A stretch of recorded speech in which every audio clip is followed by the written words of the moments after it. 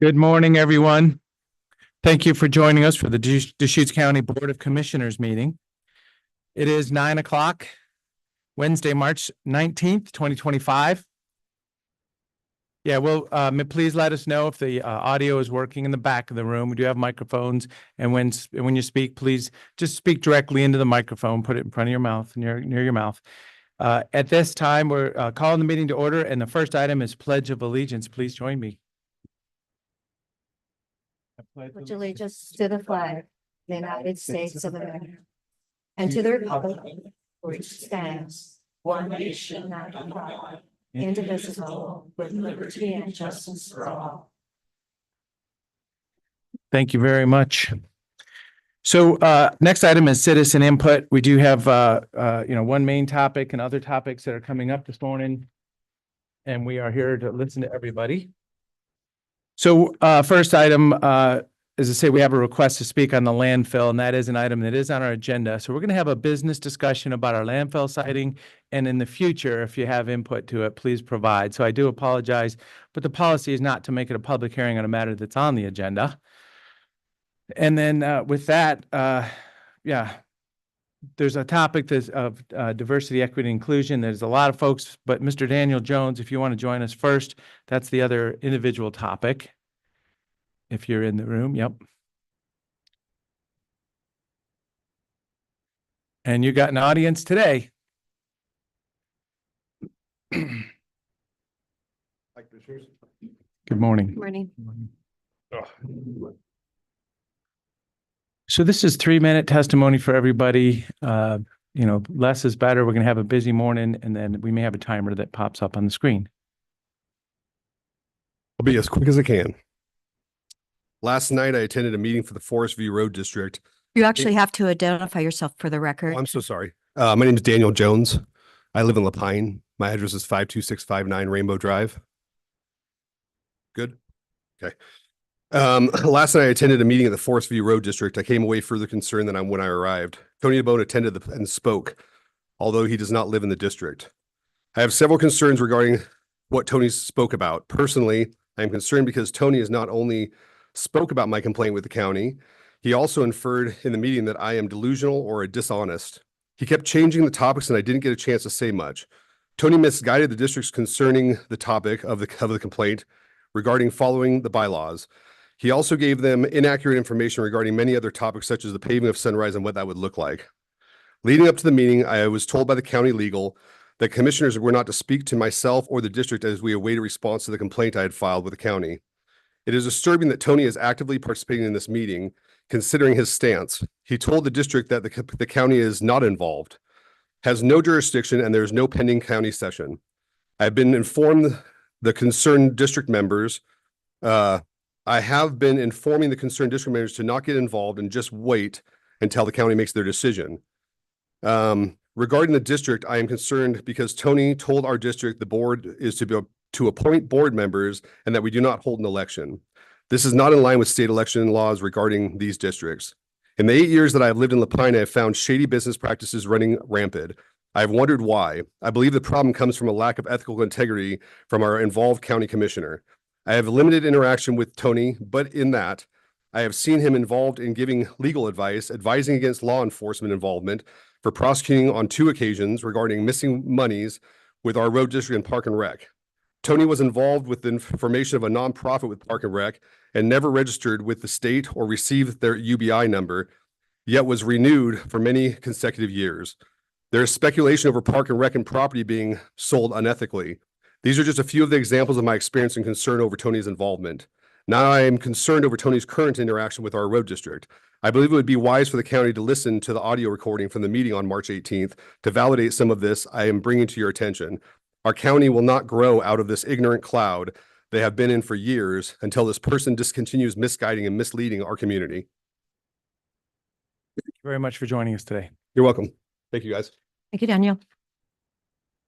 So at this time, we are going to go through public comment. I just have a list here. I haven't separated, any positions or anything, so I'm just going to go down the list here. So, and we have multiple microphones. I'll call 2 people at a time and call the next person to come up following. So Mary Rogers, and then following will be Diane Murray. Thank you for joining us today. You get to be first.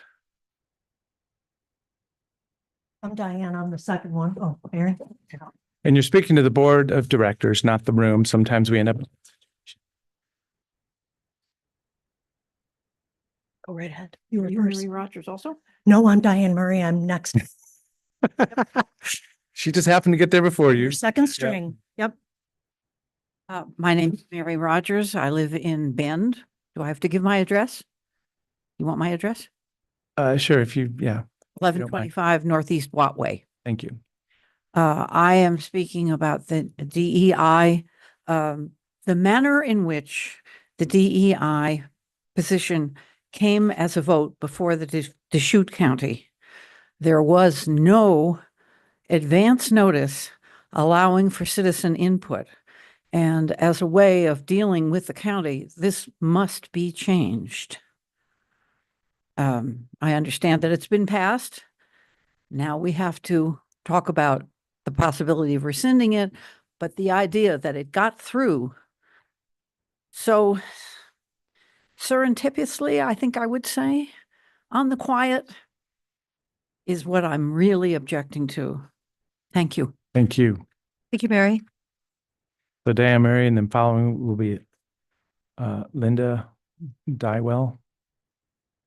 I'm Diane Murray. I live at 61078 Southeast Echo Lake Court, Bend, Oregon. The most important thing about me today is that I'm white. Mr. DeBone and Ms. Adair, as one of your white constituents, I'm deeply concerned about the vote on February 5th to dissolve the county's Diversity, Equity, Inclusion, and Access Committee. Long before these words were hijacked by politics, I think you believed in these very basic human values too. The very way in which the DEIA committee was dismantled without any due process clearly proves the very reason why the committee is critical to our region. When white people are scared, we get really, really scary. Mr. DeBone, you decided county staff would not be permitted to speak on the decision to dismantle the committee. When asked by a reporter if you felt the decision to dismantle the committee was in alignment with the culture of Central Oregon, you are quoted as saying, "I am the culture of Central Oregon." Central Oregon is not a community of one. We are a community of many, and that is our richness. The item to dismantle DEIA was added last minute, late in the afternoon on Monday, February 3rd, giving the public very little notice, which was intentional and by design, so that there could be no accountability or time to respond. This is a perfect example of white leaders using power and privilege to pass their own agenda.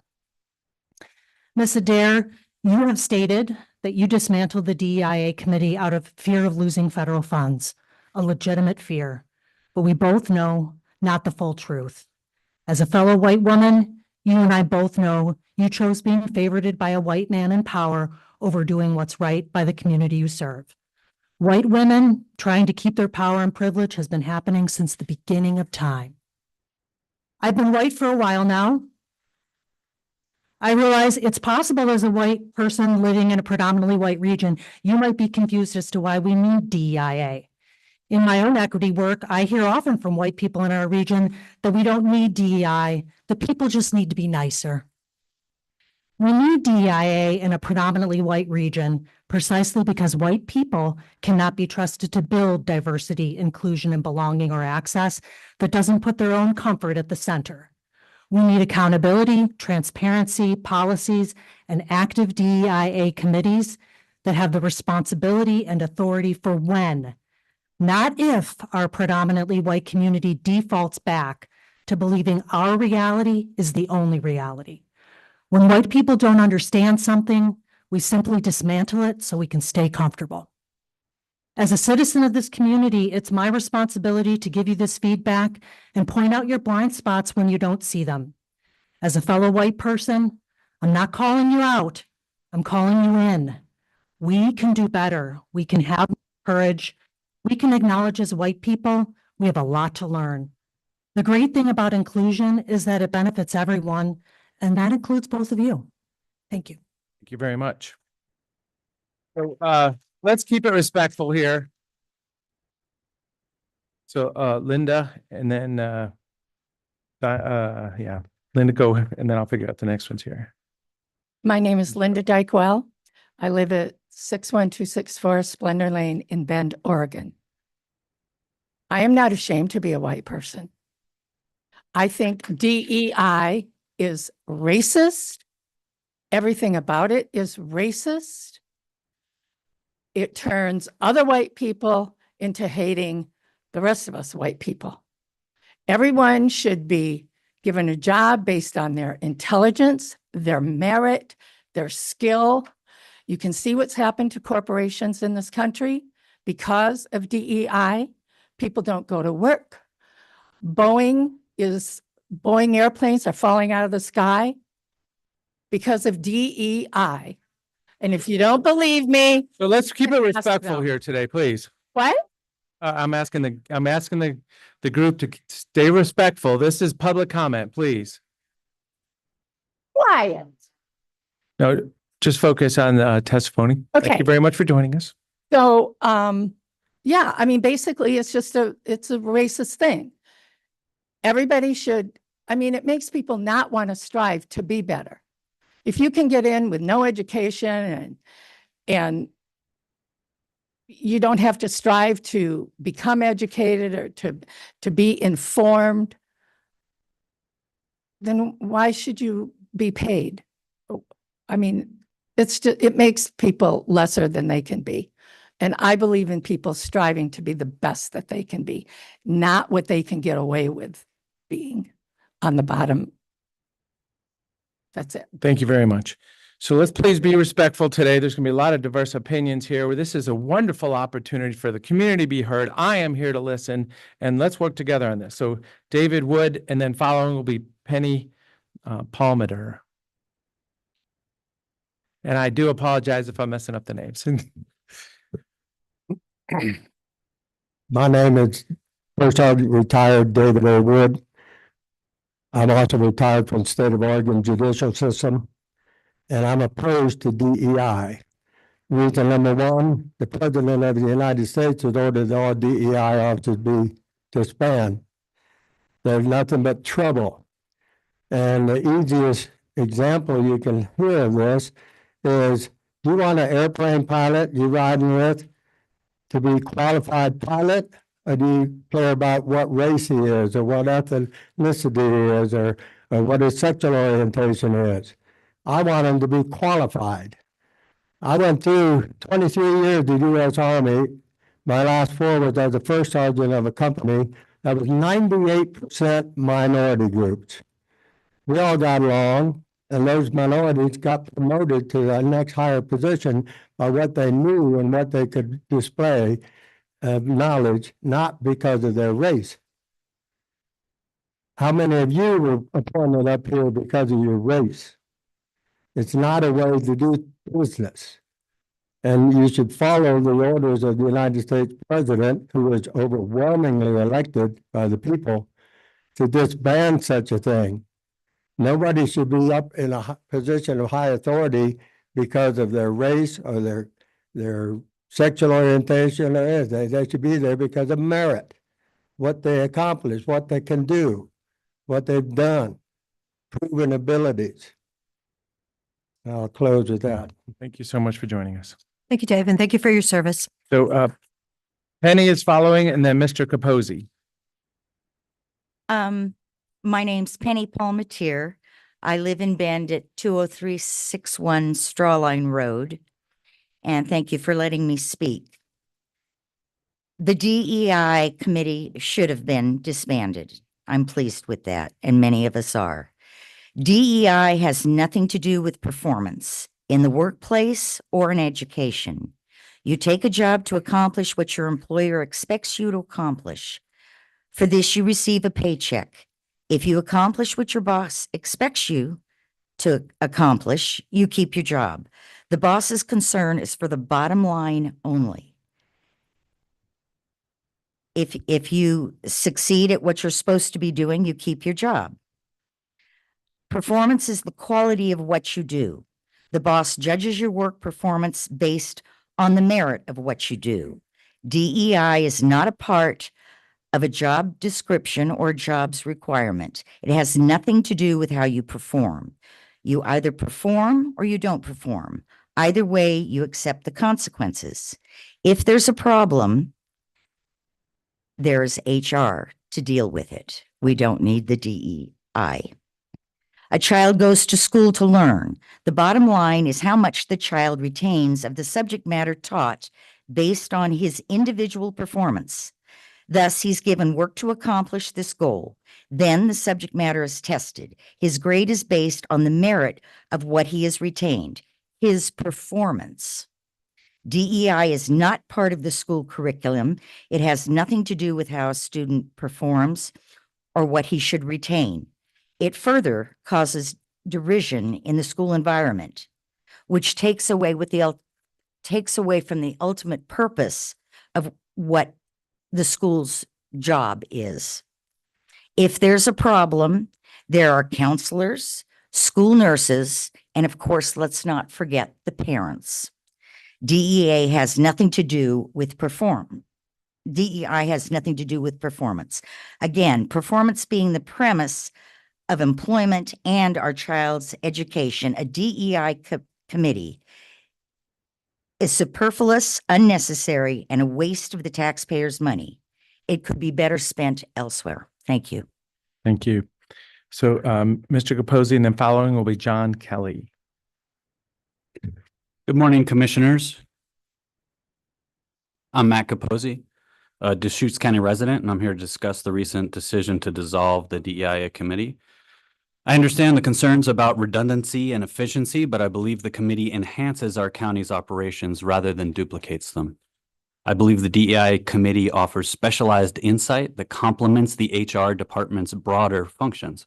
It's not just about compliance, it's about leading with best practices that make our services accessible and fair for all residents.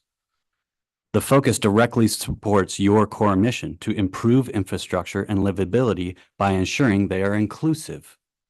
While HR handles basic legal compliance, the DEIA's proactive initiatives like language access audits and equity studies build a foundation for excellence and anticipate community needs. This goes beyond mere legal compliance and fosters a proactive approach to service. I believe the aim of DEIA is to integrate and value every employee's contributions equally, promoting a true meritocracy. This work identifies and removes barriers, enhancing fairness and unity without segregating or emphasizing differences. Your concerns about bureaucracy are valid. However, the DEIA committee actually streamlines decision-making by bringing specialized knowledge and community input to the table. This improves efficiency and enhances employees' morale by showing our commitment to fairness and inclusion. In conclusion, reinstating the DEIA committee is not just about maintaining a program, it's about committing to a deeper, actionable understanding of equity and inclusion, which will lead to a more effective and united Deschutes County. Thank you for considering our perspective, and I hope we can work together to reinstate this vital committee. Thank you very much. So, let's keep the quorum in the room, please. So Mr. Kelly, and then, also the other Mr. Capozzi. So I had El Capozzi and now Matt Capozzi. So I see we have to both. Hi there. Thank you. My name is John Kelly, and I'm a resident of Deschutes County. Commissioners, I come before you today as a community member, voter, educator, and fellow human being deeply concerned about the future of our local community. I also stand before you as not an expert nor a politician, but someone who for the first time in my life feel compelled to step into this arena. I work to live a life of integrity, purpose, compassion, empathy, and care for others.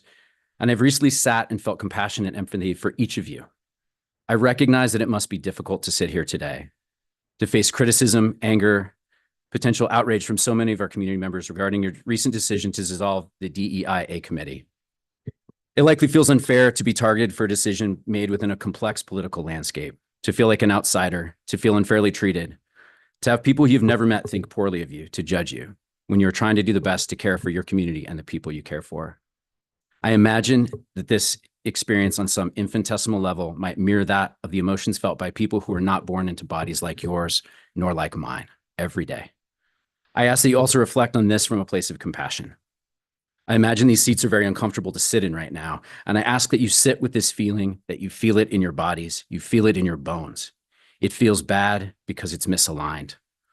I believe this discomfort represents an opportunity for learning, empathy, and growth, and this, my friends, is a bookmark. It shows when a page is out of alignment, and when you are misaligned with your integrity, this feeling is not a burden, but a gift. I am here because I care deeply about the values that define our community, and I believe the recent decisions regarding DEIA committee have profound implications for those values. For me, it comes down to courage, compassion, and community.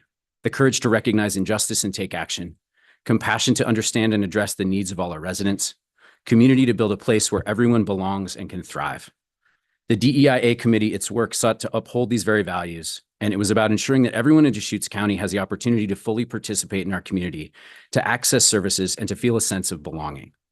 It's about recognizing that we are a stronger community when we embrace diversity, strive for equity, and foster inclusion, that we all matter. The decision to dissolve this committee raises concerns about our commitment to these values, and therefore I urge you to reconsider this decision, not just as policymakers, but as fellow human beings capable of empathy and understanding. By reinstating the DEI committee and supporting such initiatives, we can create a stronger, more vibrant community where everyone has the opportunity to thrive. Thank you for your time. Thank you for your service. And Thank you for joining us today. Yeah, thank you. Thank you, John. So Luca Posey and then Barb Cartmel. My name is Louis Capozzi. I live in Bend. I want to start by just correcting something. The people who spoke against DEI suggested that somehow unqualified people get promoted into critical jobs. That's just not true. It's against the law in the United States of America to promote or hire somebody based on the color of their skin. I want to talk to you, Tony and Patty, about your decision. Your elimination of the county's DEI committee demonstrates to all of us your blind fealty to a president that continues to demonstrate his enmity for the state of Oregon. That blindness hurts the voters who elected you to office and the ones that you'll need again in 2026. As Ben Lapine Schools Superintendent Steve Cook said so eloquently recently in the bulletin, and I quote, "Diversity, equity, and inclusion policies advance the fair treatment and full participation of all people. These policies have increased communication, productivity, and collaborative efforts throughout the organizations." I personally have had experience with the power of collaboration throughout my business career, and I've seen that your lack of understanding of the value of that powerful tool through your service as county commissioners. You scrambled to scrap this powerful tool prematurely when the issue is yet to be resolved in the courts as another vivid example of your unwillingness to find common ground among the three of you to lead our county's programs and policies. At every turn, you thwart the positive, constructive recommendations that Phil proposes instead of working with him to find common ground. The rationale that you articulated for why you made this decision is just nonsense. The truth is that the ink was hardly dried on the president's executive order when you rushed to scrap this important tool. Just this week, Patty, you expressed your support for the federal funding blows that the Republican budget lands for our county, saying that you are, and I quote, "supportive of federal cost-cutting measures." You continue to cling to these radical positions, even if the cuts threaten key activities like the homeless shelter land purchase and Bend and critical infrastructure programs like sewers, roads, and even the airport. Shame on you for putting your politics ahead of the people of this county. Shame on you for continuing to drive division in our politics. And shame on you for your insensitivity to the needs and the values of the underrepresented people in this community. Thank you. Thank you. So please, let's have order, please. Mr. Barb Cartmel, and then following that will be Robert Fish. Thank you. I'm Barb Cartmel. I live in Bend at 60454 Snapshot Loop. Thank you for your service to Deschutes County and for hearing the voices of the people here today. I was extremely sad to see that you'd voted to disband the DEIA committee. To me, this flies in the face of representing the people who live in Deschutes County. We moved to Bend 8 years ago, partly because we saw that Bend was a city and Deschutes was a county working to hear all voices. and ensure that all residents of Deschutes County were treated equitably. In my years of working and managing employees, I quickly learned that the best and most productive teams were those that heard all voices and where everyone's opinion mattered. The least successful teams were the ones where everyone looked, acted, and thought the same. I would hate to see Deschutes County become that kind of a county. I appreciate your public service and ask that you reconsider this decision. Thank you for listening. Thank you for joining us. Thanks, Barb. So Robert Fish, and then following will be Amanda Merriman. Thank you, commissioners, for allowing us this opportunity for public comment. And I know that being a commissioner is probably the most difficult and least appreciated position of all in the county, except maybe the tax assessor and the somebody else. Utility Board District. Yeah. Imagine having 30% of the public support you just because of who you are. 30% of the public not support you just because of who you are. 25% of the public using critical thinking skills and supporting the commissioner that is not being partisan. And 25% will merely complain about any and everything. Now, I realize that those numbers don't add up to 100%, and that's because the game of politics really doesn't add up either. Thomas Sowell, an American author, presents in his book, A Conflict of Vision, the primary problem we're dealing with in America today. And borrowing a line from the classic movie Cool Hand Luke, what we have here is a failure to communicate. See, words matter. The trouble is that the same words can have different meanings to different groups. Let's look at the game of golf. Some people believe that as long as all the players are on the same course, the game is fair. A player's experience level, quality of clubs, or physical attributes are advantages towards success, but the match is still fair because the best player will likely win. While others believe fair is much more nuanced and must be managed. Let's see. For the match to be truly fair, players with less experience and strengths should be compensated for their limitations, and the more skilled players should actually be penalized for their abilities. For example, the better player should have only 2 clubs, walk the course, and maybe even carry the bag of the lesser skilled player. All of this as the lesser skilled player would ride in a cart and have access to a full set of clubs. If the match were finished and the more skilled players still won, then strokes would be added or subtracted to have the game be at least a tie, if not finished in the lesser player's favor.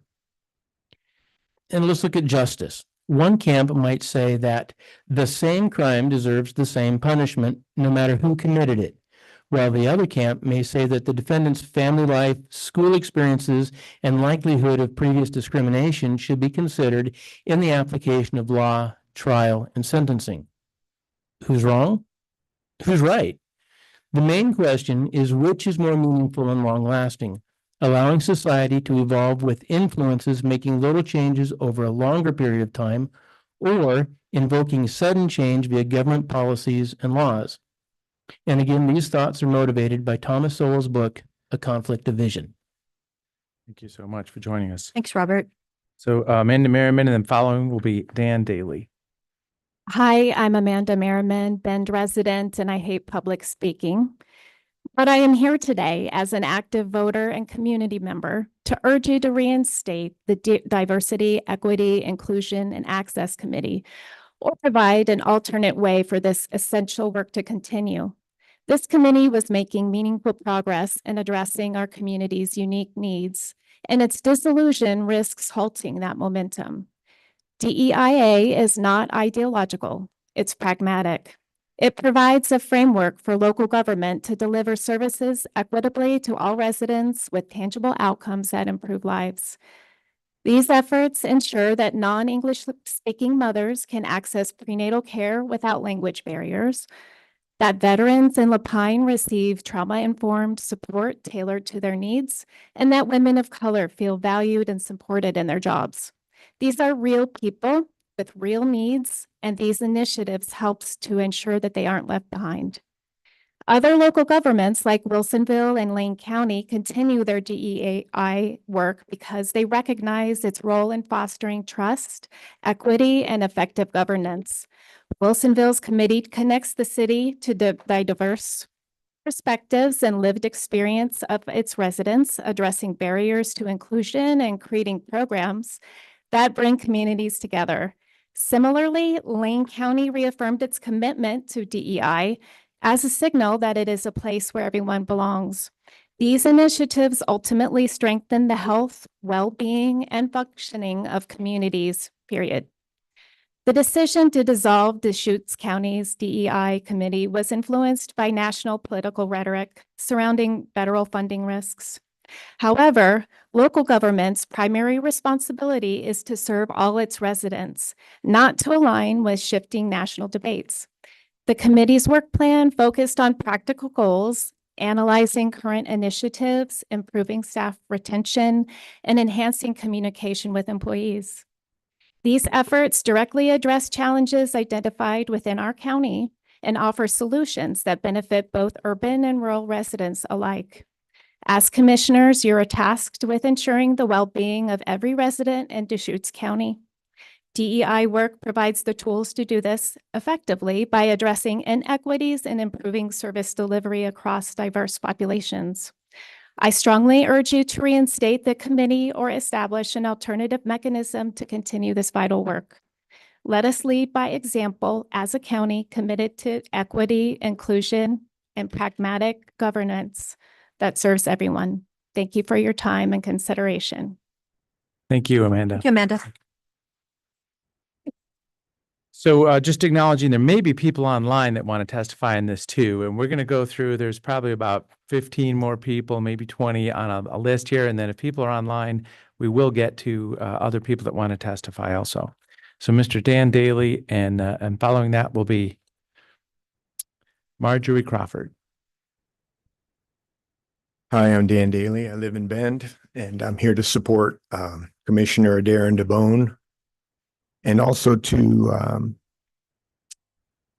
appeal to the sense of fairness and good intentions that I think are motivating those of you that are on the other side of this issue. I really appreciated the tone of a few people. The guy with the overalls, I think, started it by just, rather than having the booing and clapping, trying to use like compassion and intelligence. And I think those are the two best tools to resolve this. I would ask those of you that are in favor of DEI to reconsider your position in light of two questions. The first is, do two wrongs make a right? And the second question is, are you perhaps unintentionally denying the exercise of free will to those you think you are championing? And what I'm referring to is, unlike the elderly gentleman who said people don't get promotions based on DEI, that is just an untrue statement. And there is a lot of injustice that is being committed in our society that further divides us. So if you're aiming to help someone, but you deny them the knowledge and the satisfaction that their promotion was earned, I think you're not really helping that person. And I'm offering these questions in a sense of goodwill and wishing all of us to get along, not out of hatred or white supremacy or whatever sort of fevered reason someone could try to attach to me. I've lived here over 30 years. I love this community. And I think in the interest of moving forward in unison, I do think, like the lady that just spoke, perhaps something could be considered on a side issue that focuses with helping people, but it doesn't have to be a government policy. It could just be a government outreach program. And that's all I got to say. Thank you very much. Thank you, Dan. So Marjorie Crawford, following will be John Boylan. Is it Marjorie? It is Marjorie. Okay, thank you. So I'm Marjorie Crawford. I live in Redmond, and I didn't really come too prepared today, but so I'll be brief. I feel that well, first of all, I'm proud of the commission for having voted to get rid of this unnecessary layer of government. I'm also proud that the commission's gone along with the executive order of our president, President Trump. I do feel like you don't need a DEI committee. You have HR. Why isn't HR hiring people correctly? And if you don't feel like they're being fair in their hiring, that's an HR problem. So as a taxpayer, I'm glad that I won't have to pay for DEI. And I'm also just think it needs to go back to HR and HR do their job. Thank you. Thank you for joining us. Thank you, Margie. John Boylan, and then following will be Lauren Rose Good morning. or Bose. My name is John Boylan. I live at 2924 Northeast Everett Court in Bend. I'm a third generation Oregonian, and I've been a full-time resident of Deschutes County since 1993. First off, I'm going to tell you I'm not a paid protester. I am a very concerned and unhappy constituent. I'm not affiliated with any party. I'm a non-affiliated voter, and I have voted for candidates on both the Republican and Democratic sides of the ticket since I began voting in 1972. I've been referred to as a raging moderate. But when I see what's going on, and I'm not a political activist, but when I see what's going on in my country, I have to feel that I have to speak. Commissioners DeBone and Adair, because you're the Republican members of this committee, this is really directed to you. Your rapid elimination of Deschutes County's DEI program is indicative of actions taken throughout our country right now.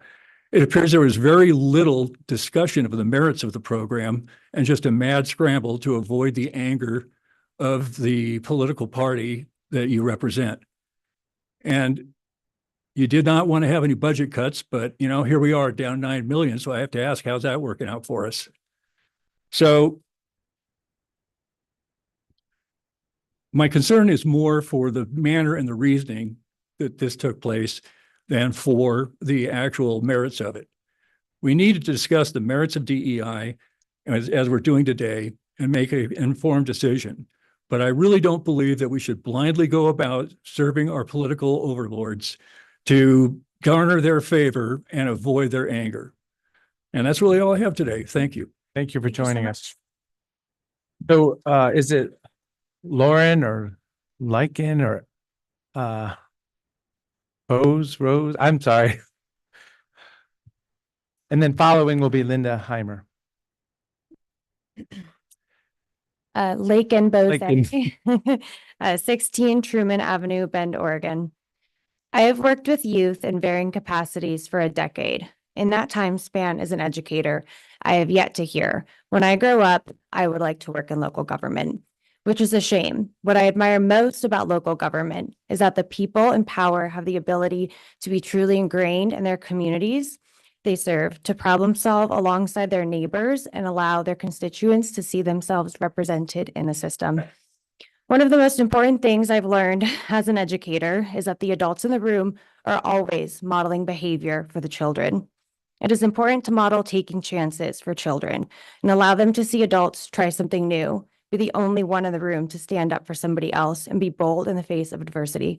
Patty, in an interview with Ben Bolton, you claimed that removing the Diversity, Equity, Inclusion, and Access Committee was due to the concern of losing tremendous federal funding. As our county commissioner, someone who is trusted to provide growth for our community, it is embarrassing to see your decisions dictated by fear. It is important to model collaboration for children so they can learn to work with their peers.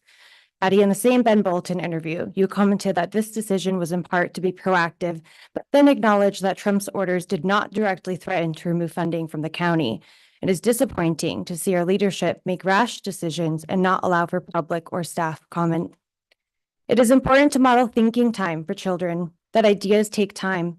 This allows our brains to process complex information, consider all possible outcomes, and ask additional questions if necessary.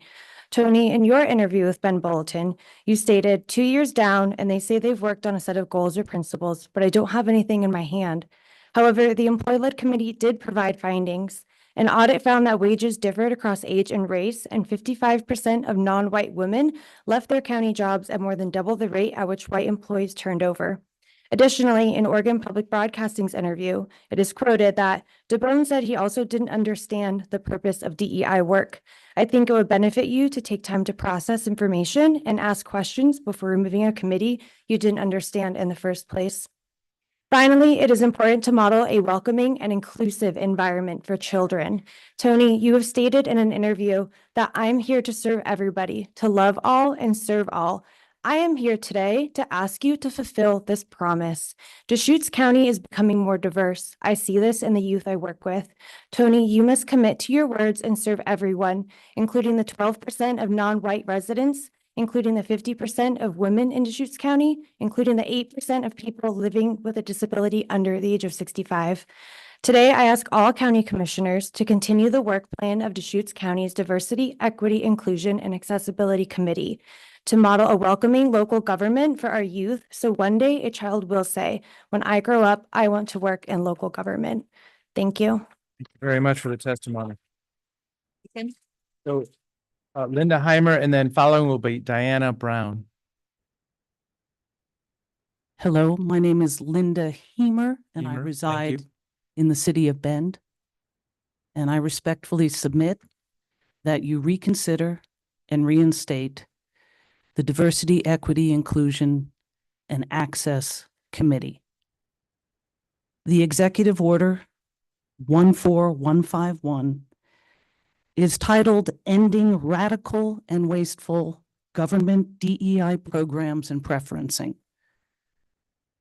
The United States Department of Justice has represented in numerous court filings that is aimed at programs that violate federal civil rights and aimed at federal agencies. To my knowledge, and I defer to your counsel, there was no finding that this committee in any way violated any federal, state, local, or other applicable laws. What was the urgency? Forbes magazine, hardly a liberal rag, March 12, 2025, has leaders from 16 publicly traded companies explaining the importance of DEI initiatives. Those include innovation, recruitment, retention, and building communities. I refer you to your 2025 goals and objectives. And at a high level, safe communities, reduce crime, support victim restoration through equitable engagement. I train law enforcement in trauma-informed resiliency response to gender-based violence. Community equity and gender inequity is at the basis of that training. How do you achieve equitable engagement in the criminal justice system without training and without a committee support? Healthy people ensure children, youth, and families have equitable access to health services. How do we ensure equitable access without a committee that has a voice? A resilient county, enhance partnerships and grow and sustain businesses and tourism and recreation. How do you do that without this committee? Finally, prioritize recruitment and retention of a workforce, a sustainable one. How do you do that without this DEIA? Oh, and if you're into Wordle, that also spells idea, and it's a darn good one, and we should keep it. Thank you. Thank you. Yes. So Diana Brown, right? Yes. Okay, I'm just making sure. And then Helen Guerrero is following. My name is Diana Brown, and my address is 2001 Northeast Linnea Drive, Bend, Oregon, 97701. Deschutes County Board of Commissioners.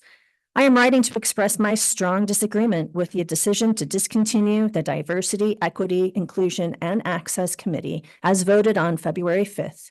I urge you to reconsider this decision. The decision to dissolve DEIA appears to align with a broader nationalistic trend of weaponizing civil rights laws that address discrimination and ensure everyone has a fair chance to compete, whether it's for a job, an education, or a promotion. I question whether this alignment reflects the values of Deschutes County and its commitment to serving all residents. It is crucial to remember that diversity without equity and inclusion is ineffective. Systemic barriers must be actively addressed to ensure true equality. Please understand that these anti-DEIA orders seek to intimidate employers into abandoning DEIA initiatives using vague and threatening language to create fear of enforcement actions. The strategy is clear. Bully anyone into dropping programs that ensure equitable workplaces by falsely equating diversity efforts with discrimination. I urge you not to go down this road, but to instead fight for what you know is right. Or as what Tony Jabone would say, you are an elected official here to love and serve all. Thank you for your time. Thank you so much. Thank you, Donna. So Helen Guerrero, and then following will be Christy McKay. My name is Helen Guerrero Randall, and I live in Bend. First off, thank you, Phil Chang, for your vote to preserve the committee. Diversity, equity, and inclusion programs have given voice to those who have been voiceless and have made visible those who have lived in the shadows. Commissioner DeBone, when you said I am the culture, don't you realize that declaration is the exact reason why we need this DEIA committee? Dominant culture for too long has kept others from achieving to their highest potential. The important work of the DEIA committee is needed in Deschutes County. Reinstate it. Furthermore, you as our commissioners were not elected to capitulate to the Trump administration. You were elected to represent us. Please reinstate the committee. Thank you so much for joining us. So Christy McKay, and then following will be Mary Kelly. Hello, I'm Christy Nicky, resident of Deschutes County. Acknowledgement to you for giving your constituents the courtesy of feedback today. I'm asking you to reinstate the Diversity, Equity, Inclusion, and Accessibility Working Group in Deschutes County. Its hasty dismissal is important enough to the future of our community that I'm taking my valuable time to speak up about its place here in Deschutes County. I have a small business to run and a family to take care of. I could be doing other things aside from using my First Amendment right to speak my truth to your power, but here we are. Terminating the DEIA internal working group without feedback from your constituency tells me a few things about your leadership values and the culture you create at Deschutes County. Supporting an anti-DEIA agenda here at the county shows me that my child's chance of getting an equal education in our schools is not supported. He requires the extra assistance of a 504 plan to achieve his scholastic goals, as he has a seizure disorder and sometimes misses school because of it. You do not support my family by removing DEIA. You limit our future. You limit my son's future. I understand that you are willing to sacrifice many things that are not important, or that rather are important to the people of Central Oregon in pursuit of allegedly dubious directives, but I'm not. I'm a white woman of means. I was able to start and run a successful business in Bend for 31 plus years off the backs of my ancestors. Like my great-grandma Graham, a German immigrant who did laundry for traveling salesmen, enabling my grandfather to become an engineer, enabling my father to become an accountant, enabling me to become a shopkeep. The philosophy underlying DEIA is that everyone is entitled to equal access to opportunities to enable full participation in society. What ensures a fair outcome is strategically applied support and resources. What I know firsthand, having proud Black men, Black women, and strong Asian men and women in my family, is that a fair outcome is not afforded everyone. DEI safeguards are essential. Ignoring the racist and dismissive overtones of the anti-DEIA movement endanger our families and our community. When you lack the ability to hold safe space for all the people of Central Oregon, no one is safe here with you in charge. You will say your hands are tied. You can't choose losing funding, but those hands are just readying the nooses for our necks. Keep DEIA, get rid of the diversity taxation that favors the billionaire class over the rest of us if you really want to end the kind of diversity that actually does harm to the good people of Central Oregon. DEIA helps us grow into the future, not repeat into the past. Reconsider. Thank you very much for joining us. So Mary Kelly, and then Mary Thielen Barlow. Thank you. My name is Dr. Mary Kelly. I'm a neurologist. And Patty and Tony, I'm here today to ask that you reinstate the Diversity, Equity, Inclusion, and Accessibility Committee to better serve the lives and everyone in our county for their well-being. And so in hearing, I had some points I wanted to bring up, but want to kind of shift it up a little bit.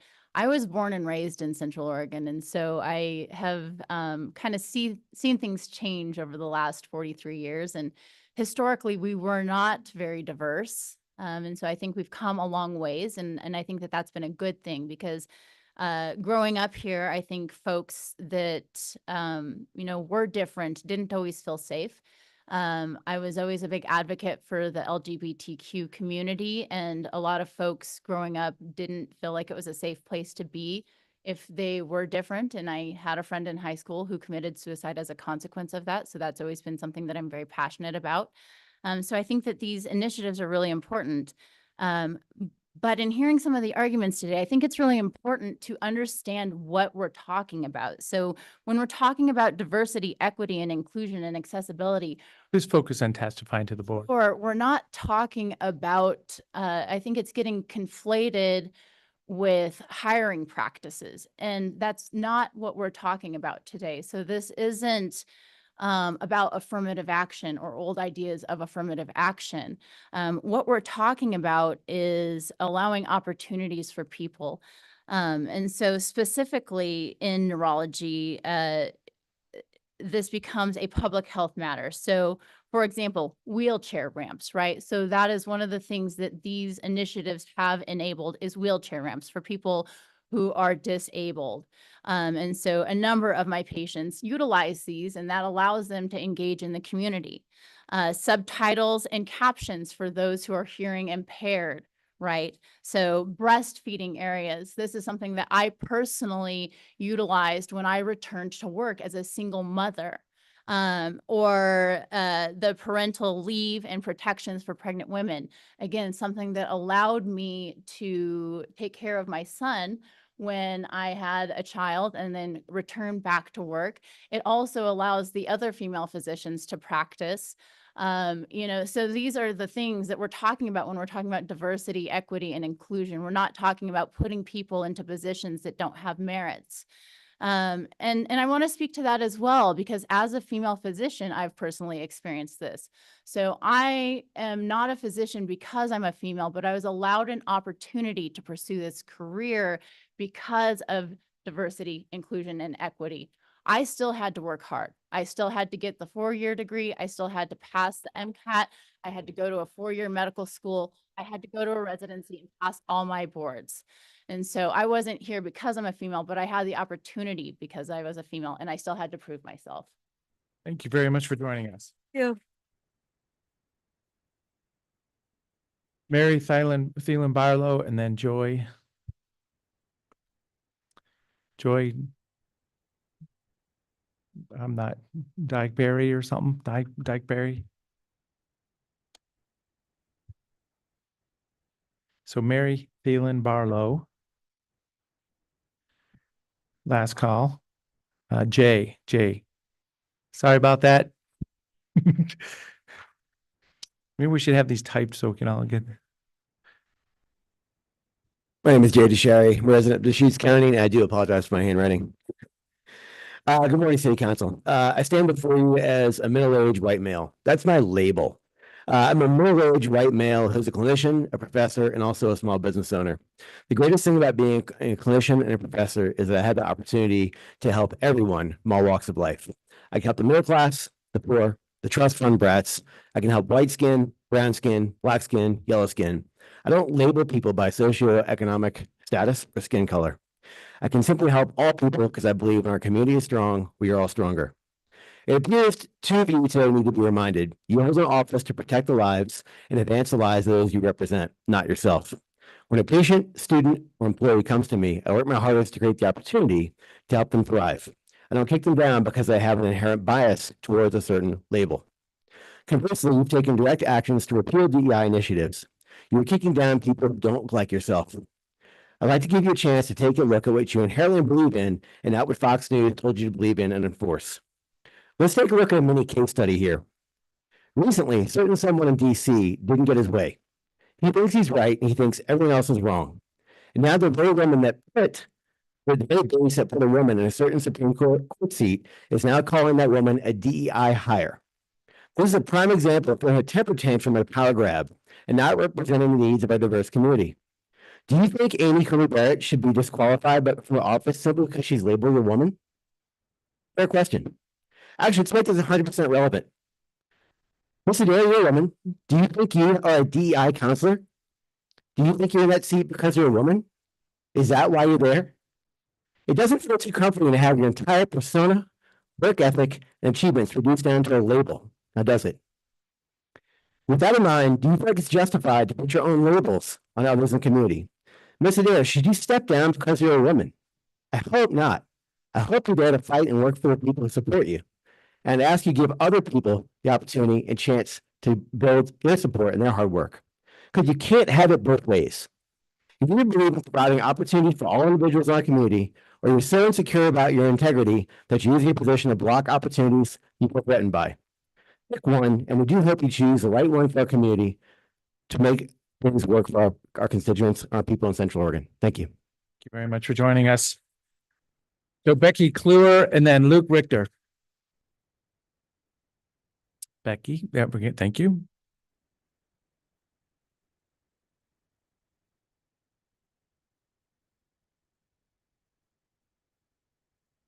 Yes, my name is Becky Klewer.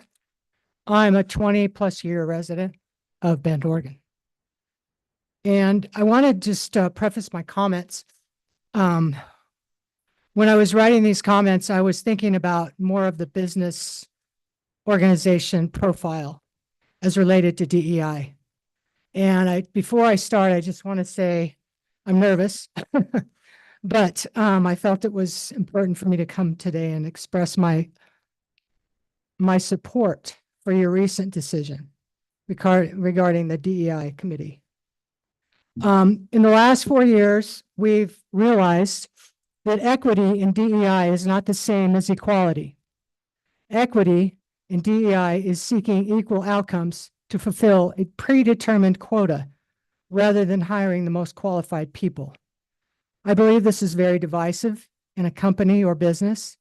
It also can hurt the overall outcomes of that company or business, the goals that they are trying to achieve. A merit-based approach creates equal opportunity for all based on experience, ability to do the job, rather than their race, gender, or other orientation being the priority. When companies and businesses are regulated by DEI, their freedom to hire the most qualified people is actually being denied. DEI is an agenda that creates division by emphasizing differences rather than unity through shared purpose and collaboration in the workplace. Equality is not equity.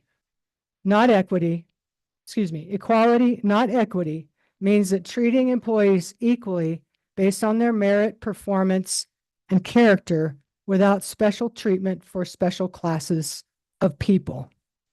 The resources from the recently disbanded DEI committee can now be redirected to improving county operations through more employee training and development, which means that improved efficiency in how things are done, and also perhaps increase employee morale. Some people have accused Tony and Patty of playing national partisan politics by this decision. I personally believe you made the decision to defund DEI committee to be able to keep these funds. Now they can be used more efficiently to create a more productive work environment that is DEI free. Thank you very much for hearing my voice today. Thank you so much. So Luke Richter, and then following will be Bill Schertzinger. A whole bunch of people are getting up to leave. Can I just say, I usually wait until the end of public comment to provide input, but I did want to clarify one thing for people. There's been a lot of talk about DEI, but the A in the acronym for this committee, access, is an extremely important thing to understand.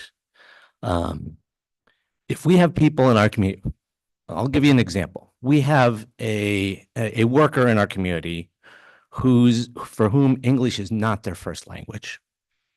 It benefits all of us if that worker is receiving public health communications bilingually, so that they don't get infected by an infectious disease and they don't spread an infectious disease in our community. To provide bilingual health education, we need bilingual health communicators. If we hire a bilingual health communicator, we are not hiring an unqualified person. We are hiring the most qualified person to deliver bilingual health communications. So this committee and the work of these staff members of the county were very much oriented towards ensuring access to everyone in our community to county services. And I just want to make that clear. A whole bunch of people are asking about, why are you hiring people under the umbrella of DEIA? It is about providing excellent service and access to services in Deschutes County.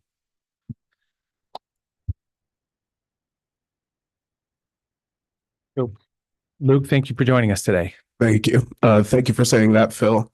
And to the two of you that are a part of the party that don't like preferred pronouns, thank you for having me, Madam DeBone and Mr. Adair. My name is Luke. I will not be giving out my address because I know people in this room have wished violence against me, and I will not give them that easy pass to give that to them. Your decision to do away with the DEIA committee is pretty gross. And I will give an example of somebody used a golf reference in their speech, so I'll use that as well. I grew up in Arizona in a very wealthy family. It was part of a golf community that was gated, and they held golf tournaments each year, and they only announced it in the gated community. So let's say they DEIA it. They're going to open it up to the entire city, and they're going to be faced with golfers that are most likely better than the people that are in the gated community, but they would never know that because they're not opening the door for everybody. See how that works? You're never going to say you're the best golfer if you can't beat the best that's not in your immediate area. Does that make sense, right? So why are we doing away with things that would allow that? That's terrible for the community. And Tony, if you're the culture of Bend, then this place is extremely fucked, and we all know it. Thank you. Thanks for joining us. Mr. Schertzinger and then Scott Stewart. Bill Schertzinger, resident of Deschutes County for 25 years, live on the old Bend Redmond Highway, but I don't want to tell you where because I've got an adopter road on there and people have dumped their trash on me. It's an interesting thing that emotions are so high in this room. It is just, it's kind of sad. Understandable. I think it's a good thing that we don't have tar and feathering going on right now because those are the kind of things that could possibly happen. It's just sad. We don't listen to each other. I've heard some interesting things this morning, and I really appreciated it. My attitude and thought has changed on some of them. I have no idea of what the mechanics were of the vote that you had some time ago. What I heard doesn't sound quite right to me. I don't know. I just don't know the mechanics of it. However, the concept of DEI has got some shortfalls. The talk that we heard, this discussion about golf was one of the best that we've heard this morning. Excellent. I appreciate it. An interesting piece, though, is the piece that play golf. They're here. You have a choice of whether you want to play in that game or don't want to play in that game. DEI is a different situation. we have to pay. We as taxpayers have to pay for that situation. And it's a little, the metaphor is not quite the same, close, but different. DEI, I've had some experiences with it on the outside. It can be overwhelming and take advantage. One of the things that I guess I would like to really end up is all of us in this room and myself really care about the environment and nature. And so many of the things that I look at as a person is, what does nature do? Nature allows the fittest to survive. Now that's kind of an ornery approach, but that's what's made the elk better, the deer better, the beavers better. And that's kind of hard to deal with when you see something that falls to the side. But as a man of faith, I also see that grace, helping people is important. That's my heart to do it. It's not right for me to make my neighbor be a good person. It's up to me to do it. And so I really support the idea that the DEIA piece needs to kind of fade away, and that we need to work more on merit base with a kind heart. And HR will have an opportunity, if somebody's being cheated because they didn't get a job, didn't perform because of the color of their skin or their ethnicity or their sexual preference, that's a different story.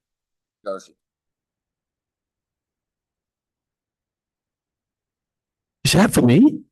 That must have been the intro. I don't know what that was. So Sierra Jackson will be following. This is Mr. Stewart. And I want to thank everybody for participating today, sharing information, listening to each other. I mean, this is very important for our community right now. Mr. Chang, Mr. DeBone, and Ms. Adair, thank you very much for serving. It's a thankless job, but you are fulfilling probably one of the greatest things this nation has given us in a constitutional republic, and that is a representative form of government. This morning, you're hearing a lot of different opinions on whether DEI is right, whether DEI is wrong. My sole goal here is to encourage you to fulfill your oath of office, and that is to the Constitution of the United States of America. Each of you have taken that oath. The Constitution, under Article 2, allows the executive branch to make executive orders in order to enforce existing law. And while everybody may disagree with that, it is lawful, and it can't be rescinded until another president comes in, or the legislature changes it, or the Supreme Court votes it down. My big concern for you is this. Your budget includes a hefty, and I mean hefty, portion of federal funds that trickle down, whether they come through the state or they come through grants or NGOs or whatever. Those funds affect this county. And if you don't think this president will jerk those funds, you are grossly mistaken. This president, whether you like him or not, does what he says he's going to do. And my fear is that you'll be left with a budget with holes in it, and we're going to be in worse shape than we are now. Whether we keep DEI or eliminate DEI, we're going to be in a difficult pickle. So if you don't follow the rule of law, which is your job as county commissioners, we're going to be faced with some horrendous cutbacks, and it's going to affect more people than just people that apply DEI. It's going to affect payroll, job positions, services. Those things are all going to be affected. And all you got to do is look at the airport. The airport is a huge income to this county, and it's reliant on primarily federal funds. So I just encourage you, follow the law, the rule of law. That's your job, and everything will be fine. Thank you. So Sierra Jackson, and then following will be Casey Monknami. Sorry about that if I changed it a little bit, but please proceed. Commissioner Chang, Commissioner DeBone, and Commissioner Adair, thank you so much for your time and the opportunity to speak. I do know that this is not easy, so I appreciate the vulnerability that you are showing with listening to your constituents. My name is Sierra Jackson. I am a resident of Deschutes County, and I am an industrial organizational psychologist. I focus on employee training, team development, leadership development, and change management within organizations. I am the daughter of a general contractor and a school secretary, and I come from a long line of proud loggers in northern Idaho and southern Oregon. Blue-collar jobs, farmers, and rural communities are deeply important to me and our country as they are our country's lifeblood. And DEI is an important piece of keeping these communities going, keeping rural communities going, and keeping farmers up on their feet. I bring this up hopefully to look for some common ground and to look for some common shared values that we can get on the same page. And my hope is to potentially encourage you to consider the value that a DEI committee brings to our county and reconsider your decision to cease the operations of said community. DEI helps our community thrive, and I want to make sure that we have a shared understanding of what we're talking about. Diversity helps us to see our blind spots and to make more effective and better decisions. Equity and accessibility make sure everyone is getting what they need to flourish in our communities and our businesses. And inclusion makes sure everyone feels like they're able to make a contribution because they have shown their voice matters. And that leads to more effective teams and collaboration, which I think we can all agree we value and are positive outcomes. Diversity, equity, and inclusion is a good practice because having a committee focused on this topic means departments and organizations can put more focus on their strengths and areas of expertise while partnering with a committee to address any areas of untapped potential. This reduces the time that folks that may be spending on something that may be completely new to them, and they can continue focusing on stuff while also having a committee that focuses on diversity, equity, inclusion, and accessibility. It is about partnership and creating a flourishing community, not just flourishing businesses. Diversity, equity, and inclusion is creating our Veterans Village to make sure vets are getting what they need. Diversity, equity, and inclusion is finding solutions for small farms within our county so they can stick around for generations to come. Diversity, equity, and inclusion is making sure everyone has access to food, groceries, and medication. It also assures that our rural communities survive and flourish. It is the responsible stewardship of our resources. Diversity, equity, and inclusion assures blue-collar workers and families are safe and can build a life and home in rural America. And it assures that individuals who are highly qualified are getting the jobs they deserve. It also assures that families who live in Deschutes County for generations still have a place to live in the future. It's not here to separate us. It's here to bring us together and care for one another more effectively in our communities. Thank you so much for your time. Thank you very much. Casey and then Colleen Schur. Hi, my name is Casey Monk. I'm a resident of Bend, Oregon, and the programs director for the National Alliance for Mental Illness, NAMI Central Oregon. I'm here today to ask you to reinstate the Diversity, Equity, Inclusion, and Accessibility Committee and focus your efforts on elevating the lives of the people in this county. Your decision accepts the racist and inaccurate assumption that DEI somehow puts unqualified people into key jobs. So many of the things that are part of our day-to-day right now are a result of the work that people did to honor diversity, to ensure equity, and invite people into the community, like ramps for people in wheelchairs, laws against elder abuse, and captions for the visually impaired. Janice Bosso, your director of county health services, wrote an excellent letter laying out the reasons why your decision was wrong and asking you to reverse it. I appreciate recognizing that it was taking a really place to do it as opposed to today. I believe a diverse, inclusive, and equitable community is one that everyone, regardless of gender, race, identity, ethnicity, national origin, age, sexual orientation, education, disability, voting status, or every dimension of diversity feels valued and respected. Systematic decisions like the one this board made to end the DEIA committee impact our community greatly and show the character of our leaders.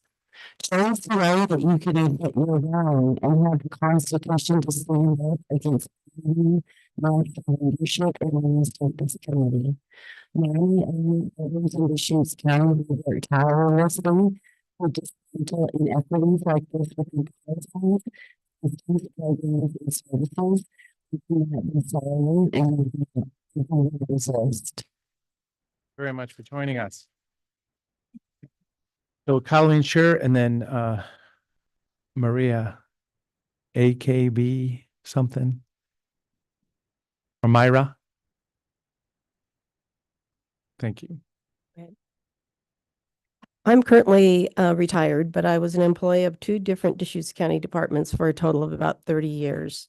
During the last couple of years of that employment, I was involved in an effort to look at our policies and practices through a more equitable lens.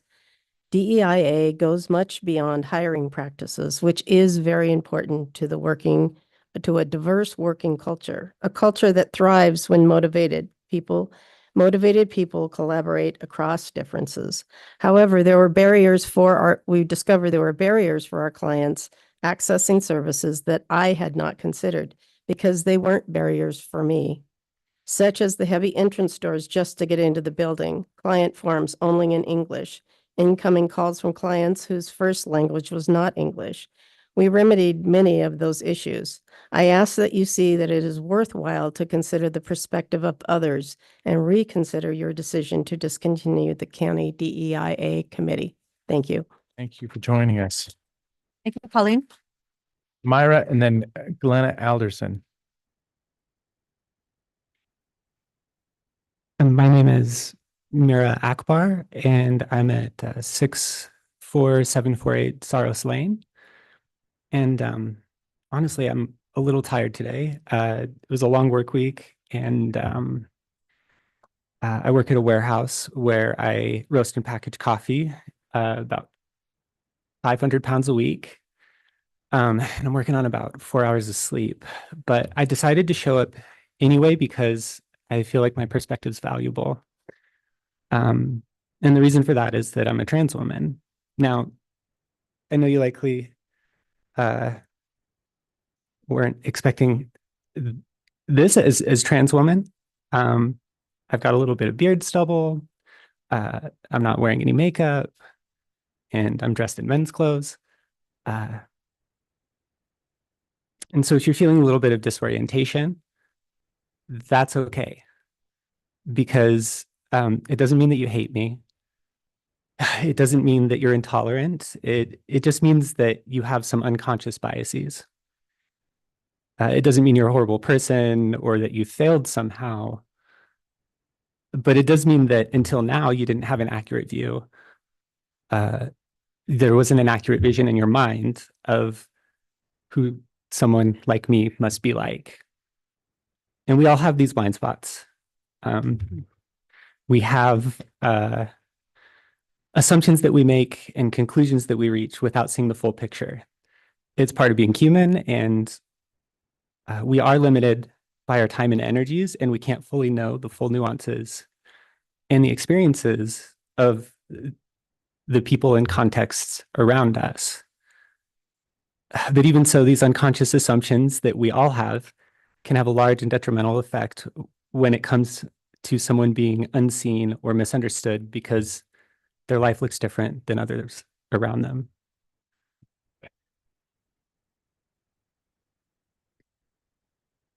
And especially here in Bend, because of our history that we have done a lot of work to correct, we don't have as much diversity as other places.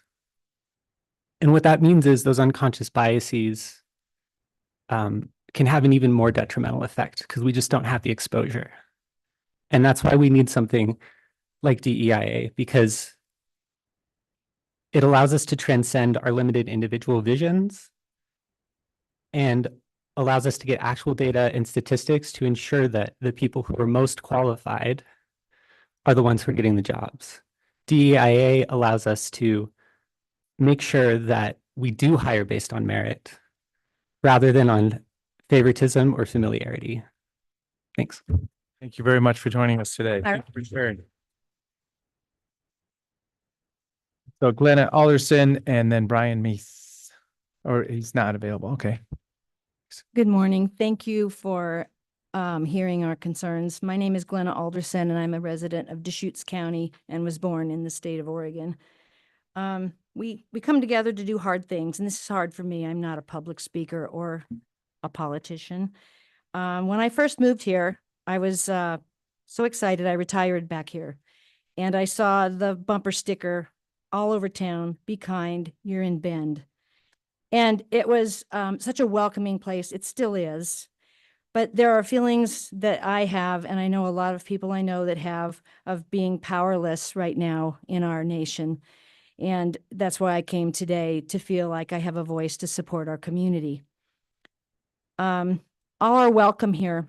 An Idaho middle school teacher has just been ordered to remove 2 signs of inclusion from her classroom. I don't have to tell you that as a nation, we're losing an alarming number of hard-fought freedoms day by day. I feel we are being erased and isolated and ruled by fear. I worked at a small college for 32 years as an educator. I have experienced firsthand the importance of what it means to have meaningful discussions on diversity, equity, inclusion.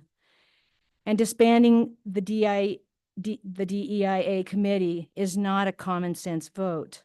It undermines the core values, I think, that are a staple of this community, and it's detrimental to persons who need the support and protection of those of us in power. Not everyone has an equal opportunity to succeed in a workplace culture. Merit is not always recognized and many times exploited.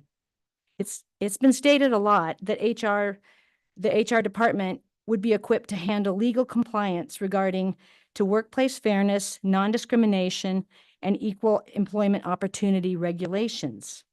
I have to say, not all HR departments act with an employee's best interests. My story, I know firsthand.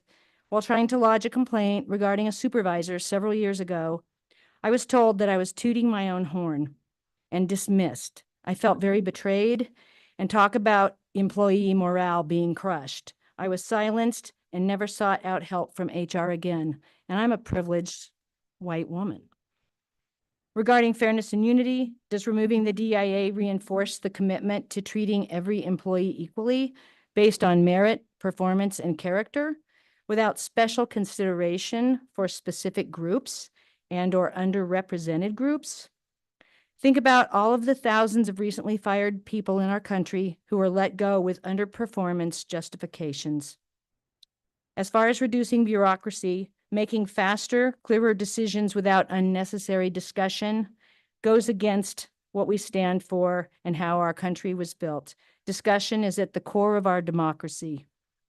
I'd like to just end. I hope we have liberty and justice for all, words to live and govern by. Thank you. Thank you. Contessa Mendoza, and then Rachel Nordachuk, Rachel something. And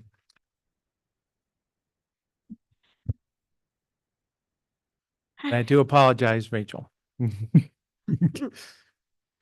Good morning.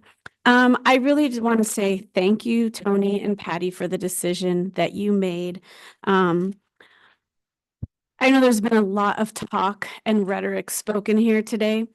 So one thing I will say is that DEI is not a department that needs to dictate how we act and behave in our city and in our workplaces.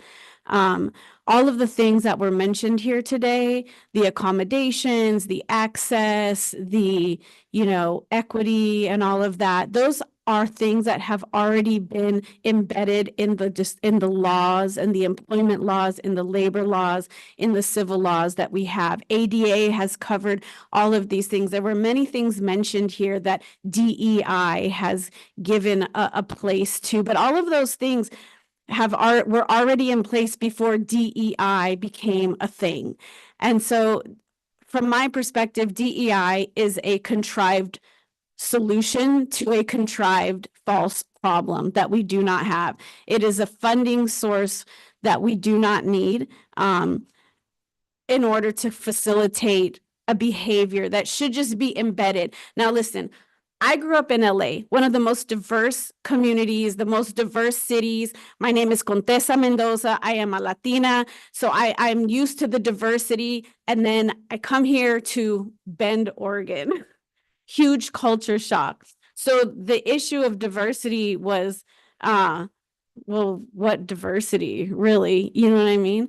And so coming from a community as large as that and being here for a few years now, I'm going to honestly say that the only lack of diversity is in the space for a diversity of thought and values here. So I find it very rich that in a community where there is like one thought, one party dominance that proudly touts diversity and inclusion as their championing goal here, that there is no diversity or thought, or there's no diversity in thought or value in this community. Now, having said that, Bend touts itself as being one of the most progressive cities, and we want diversity, and these are the values that we hold. And by the way, Tony, yes, you are part of the culture of Bend, and I appreciate that. Because there is actually a diversity of thought in Bend that is not recognized, and the dominance of the other thought that is solely the only thing that can be expressed here is absolutely disconcerting to me. If anything, we need DIE for conservative values here. I mean, DEI for conservative values here. If you want to keep DEI, keep it for that reason. But anyways, so I grew up here, and I am quite perplexed at why there is such a pushing need for this when these are the values of Bend. If you need a bilingual worker in your workplace, then you hire a bilingual worker. Thank you. Thank you. Okay, Rachel, and then following will be Lizzie Afonso. Thank you, Tony. It's Nordenhawk. I'm Rachel Nordenhawk. I am Nordenhawk. Nordenhawk, Okay, thank you. and I have been a citizen here in Deschutes County since 1972. I serve as Constitution Week Chair for the Bend National Society Daughters of the American Revolution. It is my duty to collect proclamations from all of our cities in Deschutes County and Crook and Jefferson, proclaiming Constitution Week. And our cities every year sign this proclamation. And just at the very end, it says, all citizens are urged to study and reaffirm the ideals the framers of the Constitution had in 1787 by vigilantly protecting the freedoms guaranteed to us through this guardian of our liberties. All of our city councils sign that. And then before I came down here, I just did a quick AI thing on DEI. And this is what it said, whether we all agree on it or not. DEI amounts to racial stereotyping that violates the Equal Protection Clause of the 14th Amendment. This holding is compelled by the Supreme Court's landmark 2023 affirmative action case, the Students for Fair Admissions versus Harvard. And even though I promote the Constitution, I'm going to read a sentence from the Declaration of Independence. And this always really rings true to what we're talking about right now. We hold these truths to be self-evident, that all men are created equal, that they are endowed by their Creator with certain unalienable rights, that among these are life, liberty, and the pursuit of happiness. To put it simply, all of us American citizens have the same rights. This principle is a direct expression of the first meaning of equity, justice, according to natural law or rights. The DEI paradigm is taking the U.S. in a direction opposed to what the founders had originally intended. Discrimination because of race, creed, color, or national origin is contrary to the constitutional principles and policies of the U.S. The American dream is for any citizen to follow their passions and to do what they are inspired to commit to better themselves at doing. Opportunities are for all American citizens, and we all have the right to strive to be our best and work where we feel like we are called by God to do. So I want to thank you, County Commissioners Tony DeBone and Patty Adair, for voting to dissolve the DEI policies that are in our government institutions, which are unconstitutional. Thank you. Thank you very much. Thank you, Rachel. So Lizzie, and then following will be Brett Larson. And then after Brett, we're going to go online for testimony also. Remember, this is our public comment period at the beginning of our meeting. It's turned out to be quite an event today. Your name and My name is Fraser, and my mom's Jenny, and I live in Bend, Oregon, Cosmos. I work in recruitment and government. Thank you for joining us. in case you didn't understand that, she said, I'm Sandy, her mom and guardian. Her name is Lizzie Afonso. She lives in Bend, Oregon. She works at Touchmark in the Life Enrichment Program and the dining room. Do you have any other jobs? I look up Summer Creek. In the summer, she works with Tumalo Creek Canoe and Kayak to help the floaters to get their equipment. What do you want to say about inclusion? I'm gonna say my job coach, Violet, she helped me work at the office. I'm gonna say fire job. You get what? Fire. Fire? No, not fire. Oh, flyers. Yeah. Okay, yeah. Okay. Can I summarize it for you? Yeah. All right. Lizzie moved here in 1995. She was a student at Kenwood and then went on to Cascade Middle School and Bend High. And then we moved to Sisters where she graduated, came back for the transition program here in Bend. Thank God for IDEA, who allowed students with disabilities, gave them the value to be recognized, to be able to do something. When she was born, I was told, put her in an institution. And because at that time, people with Down syndrome, or actually years before that, were put in institutions because they were considered less than human and unable to do things. And it was through IDEA that allowed education facilities to start promoting the ability to educate people with disabilities. And it's not just Down syndrome, it's autism and people with physical disabilities and speech impairments, which she also has because of her hearing disability. That seems really to be the most significant disability she has, not the Down syndrome, because she works, she's employed, she pays taxes, but she does have a job coach at one of her jobs.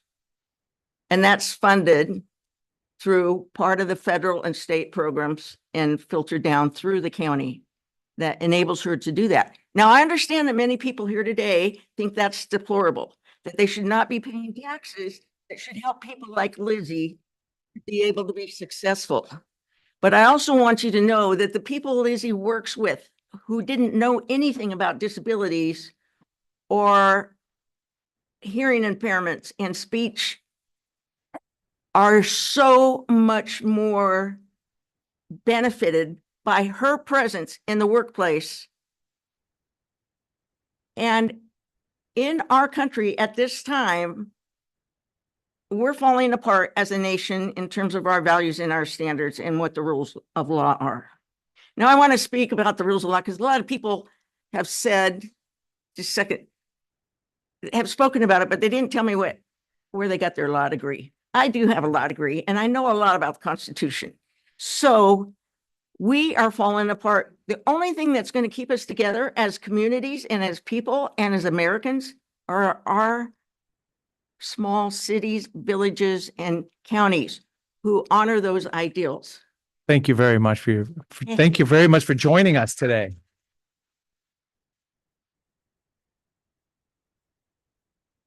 So, following will be Brett Brett, and then we'll go online if we have some folks.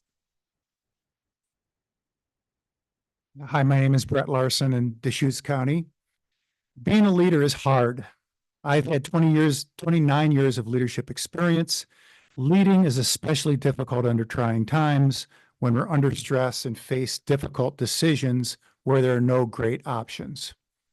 Maybe this was the quandary you were feeling when President Trump made his executive orders against DE&I programs and threatened to deny monies for organizations who didn't comply. This appears to be the basis for the recent decision to terminate DEI&A committee without community input or transparent deliberation. While I empathize with conflicting priorities you have to navigate, the manner and substance of this decision, I believe, are in contrast to both Central Oregon's values and evidence-based leadership practices. And the values I'm talking about are about kindness, consideration, and community. Our community is proud of our efforts to create a welcoming environment where all individuals feel seen, valued, and respected. The DEIA committee was not merely symbolic, it was a vehicle for creating policies and practices that ensure fairness, belonging, and opportunity for all. Principles that reflect moral leadership and alignment with research. Numerous studies have consistently demonstrated that organizations and communities with robust DE&I efforts outperform their peers in innovation, employee engagement, and conflict resolution. What is most concerning is how this decision was carried out. By taking this action without input, Commissioners Adair and DeBone have missed an opportunity to engage in a meaningful dialogue and listen to voices of those most affected. It signals a top-down exclusionary approach to governance, one that is reactive to federal directives rather than reflective of our community's needs. It risks alienated employees who seek safe, engaging, and respectful workplaces, and employees who want to feel empowered to contribute. At its best, leadership is about courageous conversations, service, engagement, and consistency. Decisions impacting culture and well-being should be made transparently and with broad input and thoughtful consideration. It is my hope that the Commissioners Adair and DeBone will reconsider their approach and invite their team and the community back into the conversation. When you do this, you could demonstrate another important leadership attribute, the ability to admit mistakes. Reopening the conversations demonstrates humility and is your opportunity to make it right. And I just wanted to talk about a couple of misconceptions that I've heard here. That one is that DE&I costs us taxpayer money. It actually makes organizations more effective and reduces costs. And another is that it is anti-merit. It actually reduces bias so that we can more clearly distinguish merit. Thank you very much for your testimony today. So I'm going to go online for some testimony now, but let's celebrate the fact that we got through this as a community, though. Seriously, a 3-minute testimony. It was amazing how many people stopped right at that 3 minutes, just naturally. It's a good amount of time. So at this time, we're going to go online. I don't know how many people may be there, but we do have the ability to remote testimony. So 4 is the number that we're hearing right now. Keena Chadwick, thank you very much for joining us remotely. Thank you for standing by. It's been about an hour and a half. Thank you for having me. Can you hear me? Yes. Okay, excellent. Good morning. My name is Keena Chadwick. My pronouns are they, them, and I live in Bend since 2022. I've served on the Bend LaPine Schools Board of Directors. I can talk about how I grew up on active military bases or how my mother immigrated to the U.S., became a U.S. citizen, earned her GED, raised 3 children while my father served in the Gulf War and achieved the American dream, creating 3 first-generation college graduates. However, I am here as someone with nearly 15 years of organizational development experience. I applaud the commissioners in taking a step towards repairing harm that was caused by dissolving the DEIA committee and the way in which it was dissolved, essentially silencing or censoring the community. My background is in industrial organizational psychology, which focuses on behavior in the workplace, employee motivation, and quality of life. The goal is to improve organizational effectiveness and employee well-being. I've worked with organizations such as Providence Healthcare, the Nuclear Regulatory Commission, Les Schwab, and the City of Elk Grove, to name a few. In educational settings, we know it's not necessarily about the content that's taught, it's about the environment in which lessons are learned that truly engages students. This holds true for workplace environments as well. There are a myriad of current studies with millions of data points that have been conducted by entities such as MIT Sloan Management Review, Willis Towers Watson, and Gallup that articulate how integrating DEI into strategy increases employee performance, which is directly correlated to the experience of those you serve. I'm happy to provide such studies with you all. We all know that committees are formed out of necessity, often as a result of a need that is lacking. The county clearly has employees who care enough, who are engaged enough, and who are committed enough to create something that motivates them, something that lights that fire in their bellies, in the space where they spend the majority of their waking hours. This isn't just about DEI. This is about the quality of life for your employees and how that quality impacts residents of Deschutes County. Removing a committee that your employees said, "We need this," is a disservice to them and their morale. It's also a disservice to the county and constituents you serve. I encourage the commission to reinstate the DEIA committee. If not in the near future, I suspect it will be reinstated in May of 2026, when 2 additional commissioners will be added to the board. Thank you all for your service and your time. Thank you very much for joining us in the testimony. So, A. Ventura. Thank you. Can you hear me all right? Yes, thank you for joining us.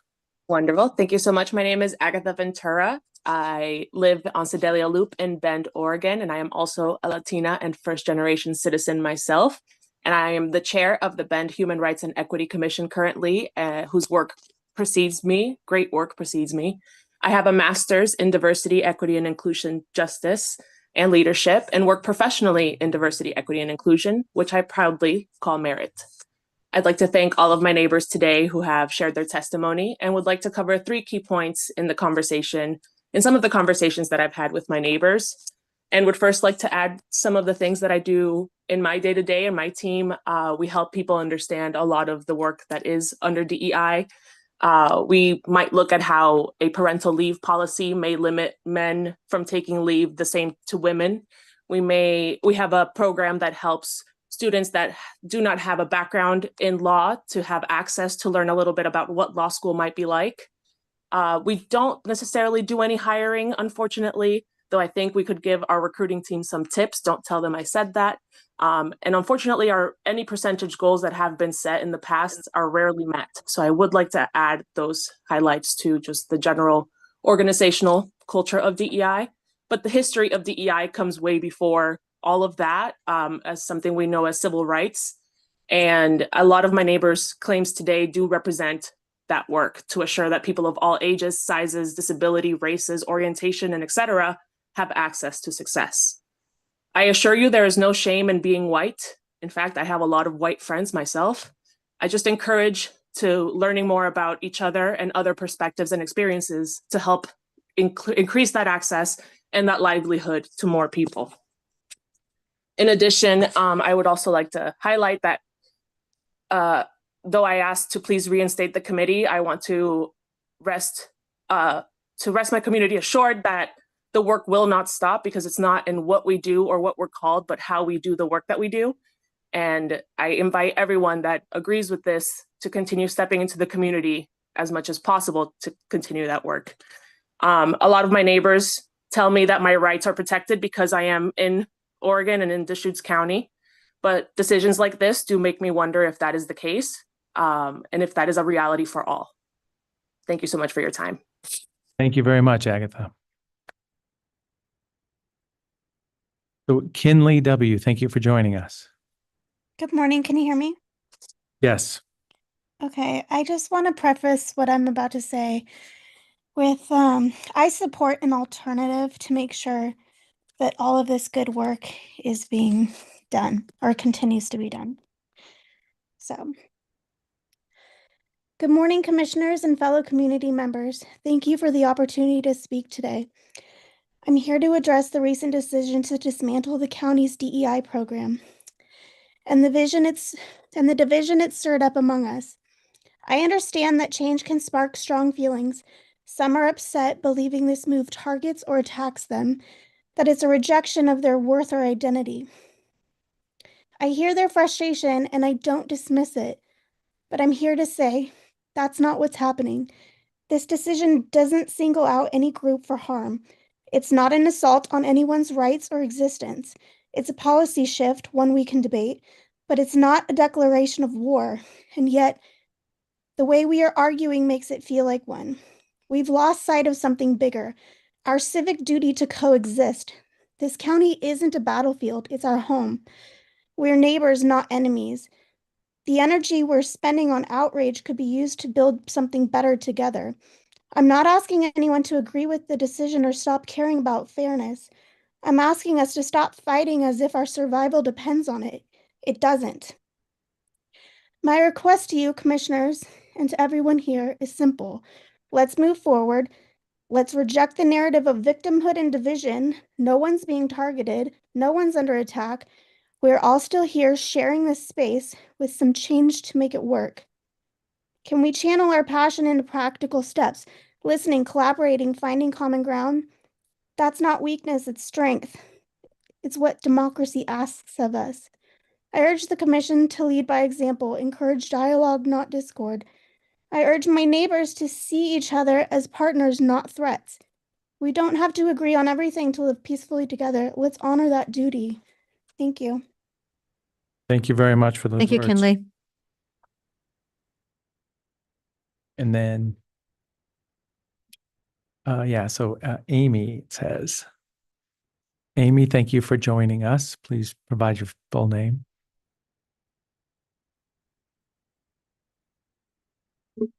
Thank you for joining us, Amy. You are available for testimony if you come off of mute. Thank you so much. Can you hear me now? Yes, thank you. Wonderful. Thank you so much. My name is Amy Milliken. I am a resident of Deschutes County and behavioral health manager for Lapine. I am thanking you for allowing me the time to speak today, and Commissioner DeBone and Commissioner Adair. I'm here today to express my deep disappointment in your decision to vote against diversity, equity, inclusion, and accessibility initiatives in Deschutes County, particularly without allowing community members the opportunity to speak on the matter before making a decision that affects us all. Your statement, Commissioner DeBone, I am the culture made to the Oregon Public Broadcasting Network, is especially concerning as it suggests a narrow and exclusionary view of our community. You do not singularly reflect the culture of Deschutes County, which is made up of diverse voices, backgrounds, and experiences, and should be open to other perspectives as a representative of Deschutes County. DEIA is not about erasing or replacing any culture. It's not about hiring practices.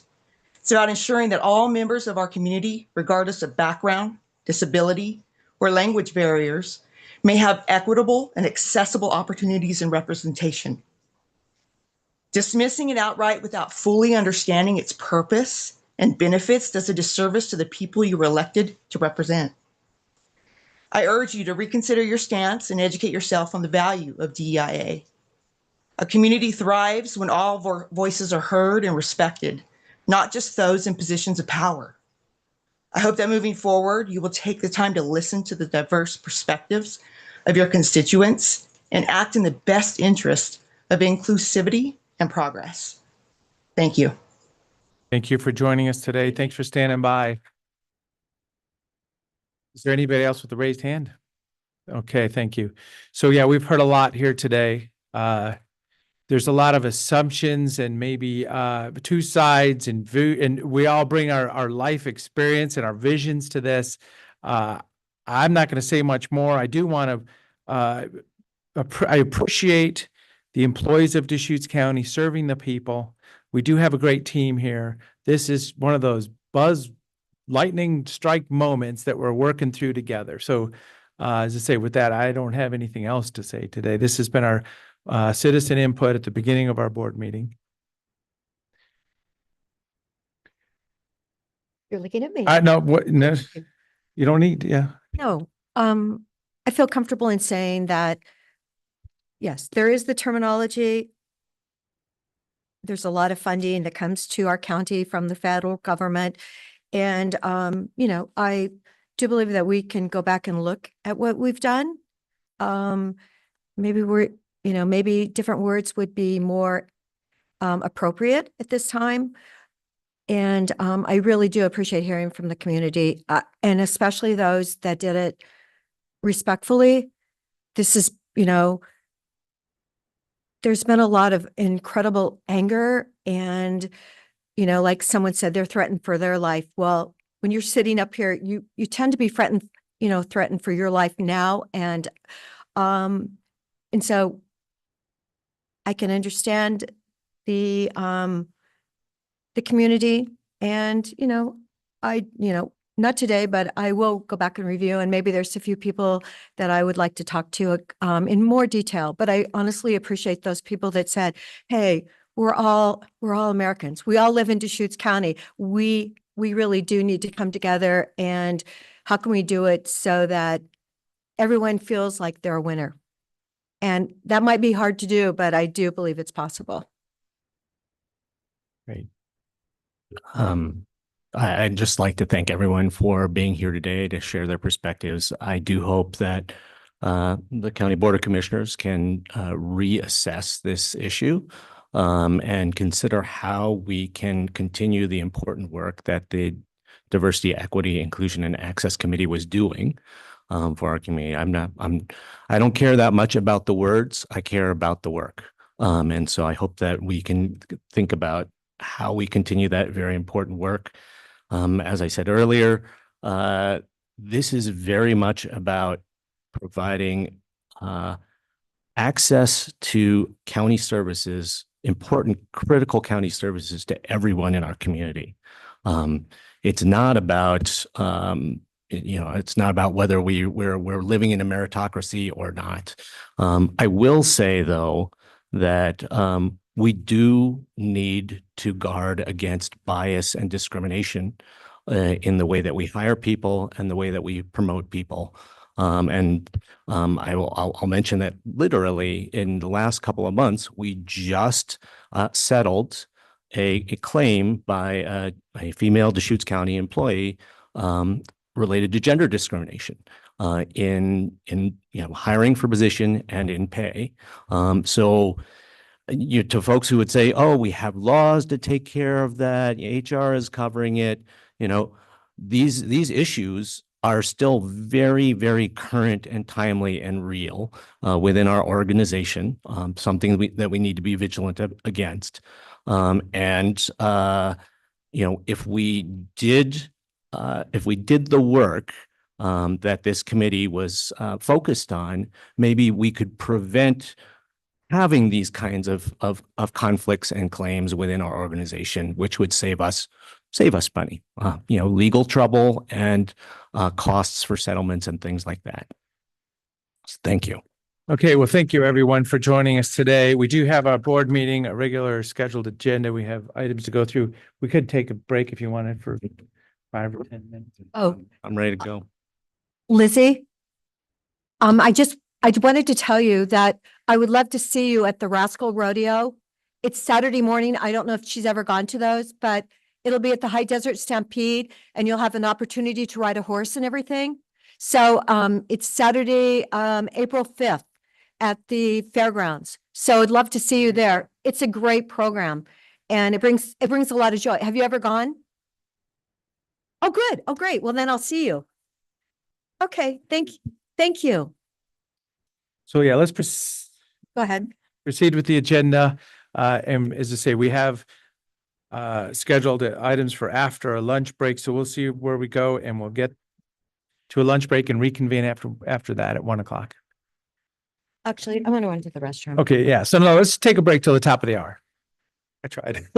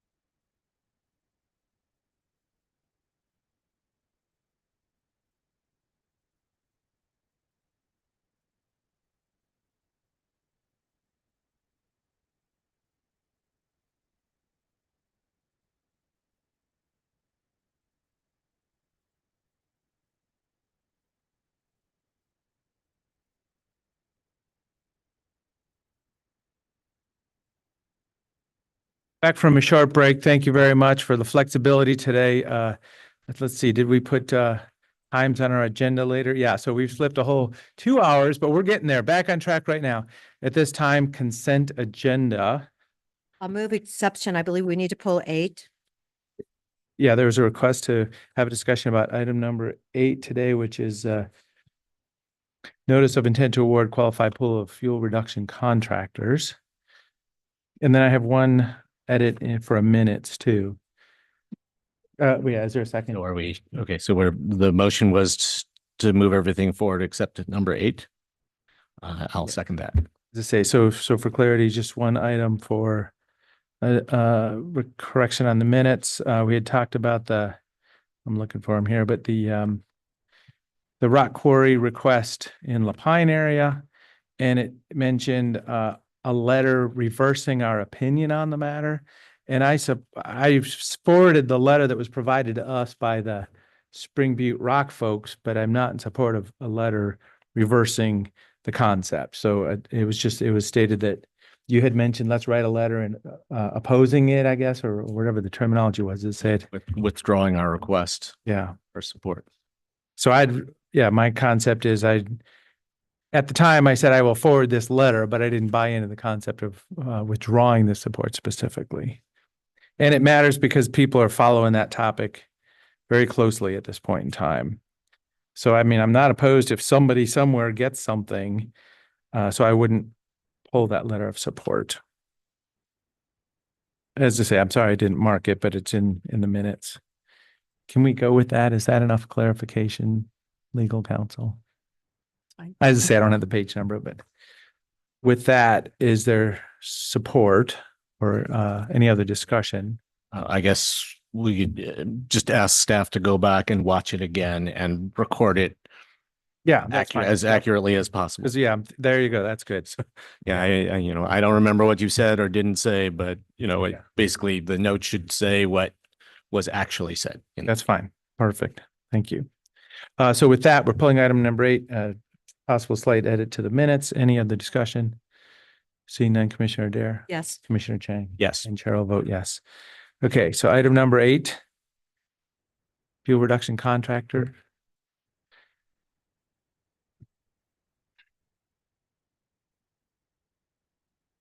And it looks like County Forester Kevin Moriarty is here today. Kevin, are you able to come up and speak to item number 8, which is was the consent agenda item related to the notice of intent to award for fuels reduction work?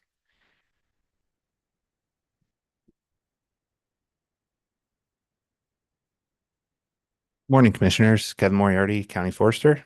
I'm here today just on the to move approval on an amendment for document 2025212, notice to award the 2025 qualified pool of fuel reduction contractors.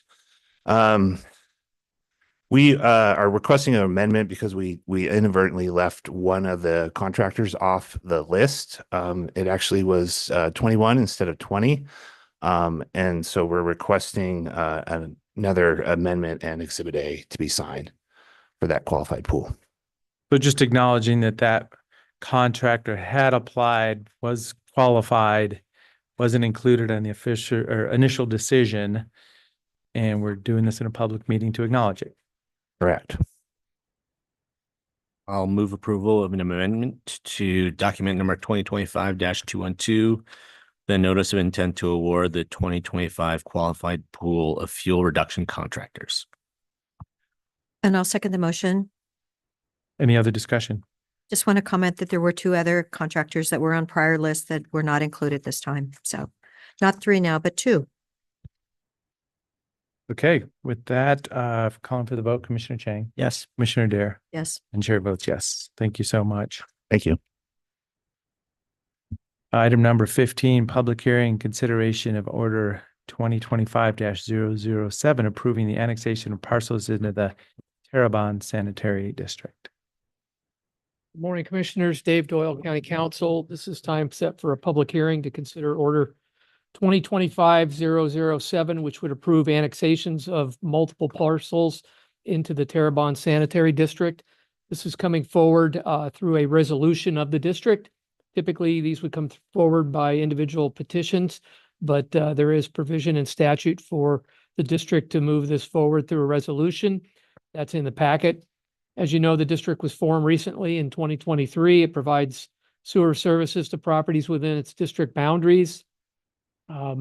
In tail end or middle part of 2024, the district adopted an internal resolution to initiate annexation of multiple parcels. I believe it's 104 parcels into the district. The Board of Commissioners is authorized to hear this hearing and to approve the order if it's so inclined to do following a public hearing. Staff has verified as required, and there are no planning or zoning prohibitions. It's a non-taxing district, so DOR did not have to give approval for this. Great. So this is a public hearing on the matter. The district folks are here. Should you have any questions, I'd suggest that you open the public hearing, call for any testimony, and can take it from there. Great. Thank you very much. Pardon me, I'm flipping back through oh, here we are. I was trying to find the papers. So at this time, there's a public hearing on the matter. This is annexing parcels into the Terrebonne Sanitary District. Is there anyone here to testify on this matter? And is there anyone online to testify on this matter? And then are there any comments from somebody representing the district? I would just like to make a comment before we start this morning. I want to acknowledge again Tom Anderson, who was our administrator in 2019. I begged him to do the study. It was the third study done by Deschutes County, and I'm really proud that it's actually happening. So thank you, Tom Anderson. I hope you're listening, because I do appreciate you listen to my beg. There you go. Yeah. Thank you very much. Yeah, so there's no other public testimony, but please. Linda Swearingen, and I've had the pleasure of representing the sanitary district. And I want to just thank you, three commissioners, for believing in Terrebonne and their ability to put this together, because here we are now just a year and a half after it was formed, and we've got 104 individual property owners that have said, I want to be a part of the district. And we anticipate in the next couple of years of having probably another 104, if not more, individuals that are interested in being part of a district as we move forward. We still have a few more challenges. We're waiting on Congress to approve Representative Dreamer's request for $1 million. As you know, that's been put on hold, and we're going to keep our fingers crossed that that comes to the district. And so we're excited about being here today. I thought there was like 2.25 that they were disallowing, and I actually talked to our lobbyist about it, and he seemed to think that possibly we may be able to get some state funding for it.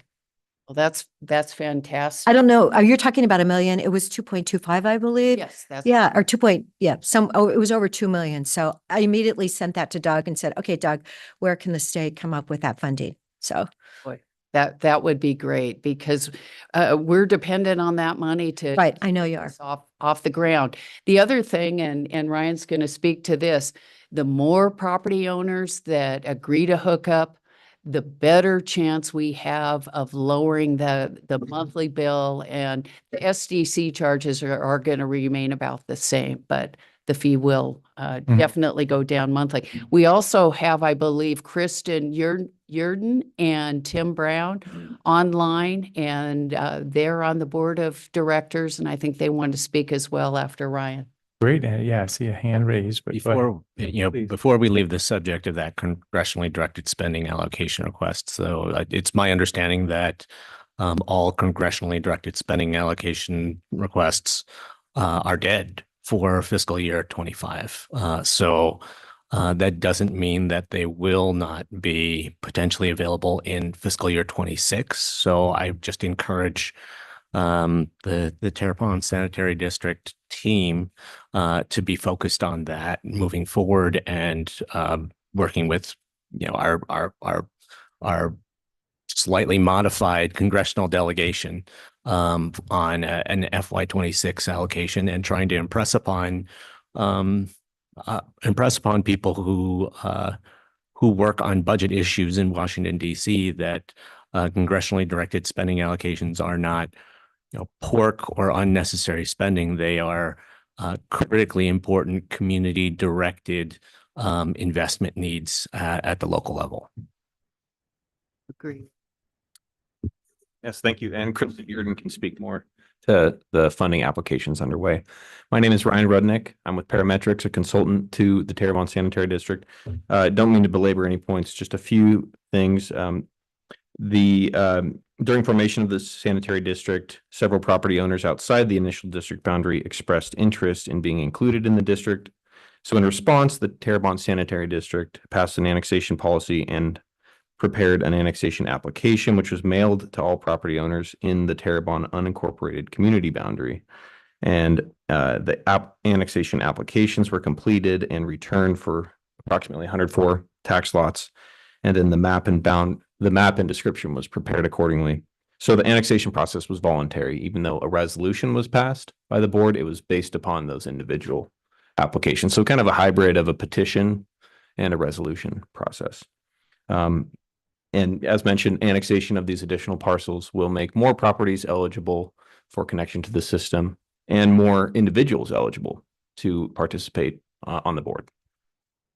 That's all I have to add. Great. Yeah, so as I say, 2 board members are joining us, it looks like. So if you want to have them join us, there we go. Mr. Brown and Ms. Yurden, thank you so much.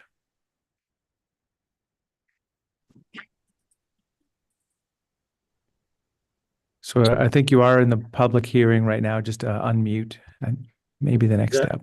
Sorry, is There we that go. me, Tim Brown? Yes, thank you, Tim. Okay, sorry. Yeah, sorry I was unable to attend in person, but just was unable to get over the hill. We're currently residing in the valley. So I just wanted to express our appreciation for the commissioners' past support, getting this project moving forward. We are definitely gaining momentum and hopefully making good decisions and moving forward in a appropriate manner.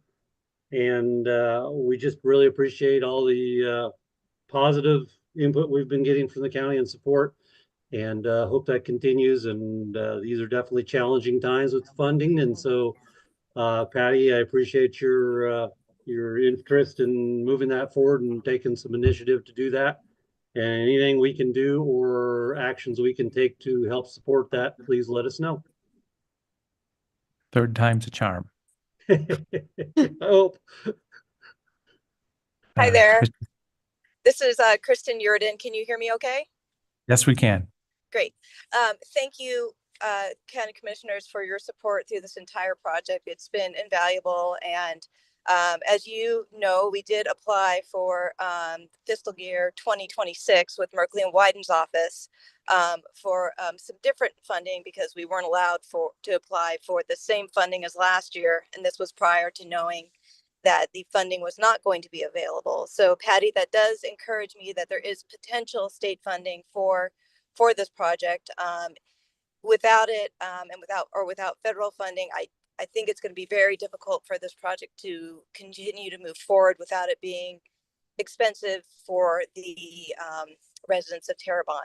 That being said, additional annexation of properties, as Linda mentioned, will decrease the monthly rates for the district and is integral for making this district work as a whole and staying financially sustainable as well. So thank you again for your support. And Patty, if I could maybe communicate with you in the near future about how we would go about connecting with state funding for this, I would appreciate that opportunity.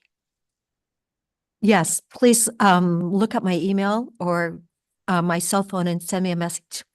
Will do. Thank you. Thank you. So yeah, this is a public hearing on the matter. A lot of good information here today. Is there anything else for the public hearing? So seeing that, I'll close the public hearing. So this is kind of a standard acknowledgement of properties joining a district. I'm just trying to get the concept. I'm asking Dave now. This is the Board of Commissioners receiving this, and has the board acknowledged this also, the Terrebonne Sanitary District? Yes. So that, yeah, they have this package put together and we just acknowledging it. Will we be doing this in the future is really where I'm going in this. Theoretically, yes, I could see them coming Okay. back either with individual petitions or with a collective group of them through a resolution from the board. Because it's in the rural county, so it'll always end up in front of the Board of Commissioners. Correct. That's really what I was thinking through. Thank you.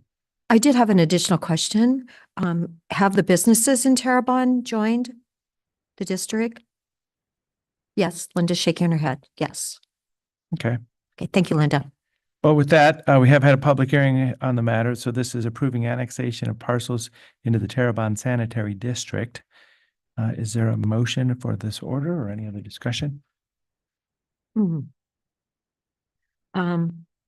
Yes, I would like to make the motion, move approval of order number 2025-007, approving the annexation of the 104 parcels within the Terrebonne unincorporated community boundary into the Terrebonne Sanitary District. Second. Okay, any other discussion? I mean, I would just say, again, yeah, many thanks to the people of Terrebonne and to the district board. This project helps move forward the growth and economic vitality of the community, and it helps us to steward our local groundwater resources. And it's really exciting to see that when you lead and you bring your community together around something, there's a first wave of people who are ready to be on board. And with this annexation, we're seeing a whole second wave of people who have gotten with the program and are excited to get on board as well. So that is, it's really heartening to see, and many congratulations to the district. With that, calling for the vote, Commissioner Dare. Yes. Commissioner Chang. Yes. And Chair will vote yes. Thank you very much for joining us today. Thank you for the good news.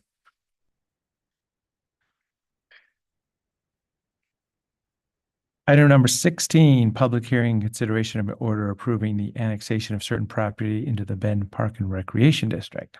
Yes, Commissioners, Dave Doyle again. This is similar to ones you're more familiar with. This is a petition to bring 65 acres into the Bend Park and Rec District. This is the time for the public hearing, and after that, you'd be asked to consider order 2025-005. The petitioner has submitted a petition to annex into the property. The assessor's office, the clerk, and community development have all reviewed the petition and indicated that it is sufficient with the appropriate statutory mandates. As I say, it's a 65 acres, and obviously the park district is in support of that, as is the property owner. So this is a public hearing on the matter. So this is approving annexation of property into the Bend Park and Recreation District. Is anyone here to testify on this matter? Is there anyone online? So seeing none, we will close the public hearing and consider the order approving this annexation. So I would just acknowledge this is the perimeter of Bend. So this is urban growth expansion actions, in support of future urbanization is my understanding. It certainly could. I don't know that it's dependent. It could remain its normal character as well. Well, I just look, it's in the perimeter of Bend. So after that, wherever the market goes, yeah. The Park and Rec District doesn't always perfectly line up with the UGB. Correct. Is there a motion? I'll move approval of order number 2025-005-005, approving the annexation of the specified property into the Bend Park and Recreation District. I'll second the motion. Any other discussion? Hearing none, Commissioner Chang? Yes. Commissioner Dare? Yes. And Chair will vote yes. Thank you, Commissioner. Thank you. Item number 17, consideration of various approaches to disposal of solid waste after the future closure of not landfill. So this is. Well, good morning, Commissioners. Chair DeBong, Commissioners Chang and Adair. For the record, my name is Tim Brownell, the Director of the Solid Waste Department. Stephanie Marshall, Senior Assistant Legal Counsel. And so we're here before you today to talk about what are next steps in the landfill siting process. Recently, we communicated with Hooker Creek, the owners of the Moon Pit site that had been recommended by the Solid Waste Advisory Committee, that we were no longer negotiating on that site, and we're coming back to you to consider what our next steps are. So I'll just give a brief overview. If you have questions relative to the Moon Pit site negotiations, Stephanie can speak to that, and I can speak to what some of the future approaches and options might be. So as you recall, in 2022, the board appointed a solid waste advisory committee to develop a process and review criteria for the potential development and siting of a landfill here in the county. That included the development, working with a consultant that we had hired, which was Parametrics, developing the technical criteria by which we would do an assessment and evaluation of various locations here in the county. One of the key components of that was that we were looking for sites that would provide at least 100 years capacity for the disposal of solid waste. Those criteria were brought to the board for approval, and I believe that was in June of 2022. From there, we went through a process of doing a screening process, went from 200 potential sites to 31, down to 12, ultimately to 2, and 1 was recommended to you in July of last year that you approved, and that was the Moon Pit site. That was one of 2 proposed 2 sites that went through the full technical evaluation of suitability for recommendation. The SWAC made the recommendation for the Moon Pit site. That was a unanimous recommendation. They did not make a recommendation as to whether we should do anything with the Roth East site if we were not able to make agreement with Moon Pit. So just acknowledging a moment here, the fact that a lot of money was spent, a lot of time was spent, a lot of community input, even before the Solid Waste Advisory Committee was put in place, we kind of let the community know we're going to start this big project. Because what I've already found is somebody said, well, you should have studied this more before you did that. It was an email we got yesterday. So it's a point in time, though. People that haven't followed the last 3 to 5 years on this, there's been a long runway even to get to this point, asking anybody and everybody for input on this, understanding we're making a big choice. It's going to be a generational choice. It's going to spend a lot of money. So I'm just, saying that for the world to understand, hey, we've been taking this seriously for many years. So just a point in time. I would say actually 8 years. Yeah. Because when I was running in 2018, it was one of the major points that our landfill was going to be full.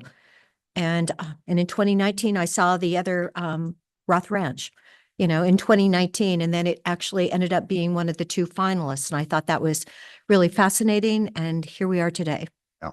So Commissioners, I appreciate your comments and placing into context. Yes, the recommendation for siting a landfill here in the county was an outgrowth of the solid waste management plan that was adopted in 2019. And that was a couple years worth of work as well. So and during this 2-year process of site assessment, we held the SWAC probably had close to 15 meetings. We received over 1,000 public comments in regards to the various sites. So yes, it was a pretty extensive process. We've spent about probably $1.4 million just to this point to do the assessment and review and hold meetings, et cetera. So what the SWAC recommended was the Moon Pit site. They also recommended that as we look at the siting process, that there are 2 other things we should look at. One is implementing a robust and comprehensive mitigation strategy. that reflects community values and minimizes impact. So looking at doing mitigation beyond just the statutory requirements. The second recommendation was to move as quickly as possible and prioritize waste recovery and recycling to reduce overall costs and greenhouse gas emissions. So we have continued on both of those fronts, particularly on the waste reduction side. We are in the process of issuing a RFP to look at the development of new recycling processing facilities for construction demolition debris, commingled recyclables, as well as expansion of composting capacity. And that will be coming back to you probably within a year to for you to look at what the costs and impact on rates those and recovery those facilities would create. Right now, the reason we're looking at that, we currently are at about a 27% diversion rate or recovery rate of our waste stream. Our solid waste management plan, as well as the state, has established goals of 45% recovery or higher. So we do need to, if we want to achieve those goals, we're going to have to make additional investments for the recovery of those materials.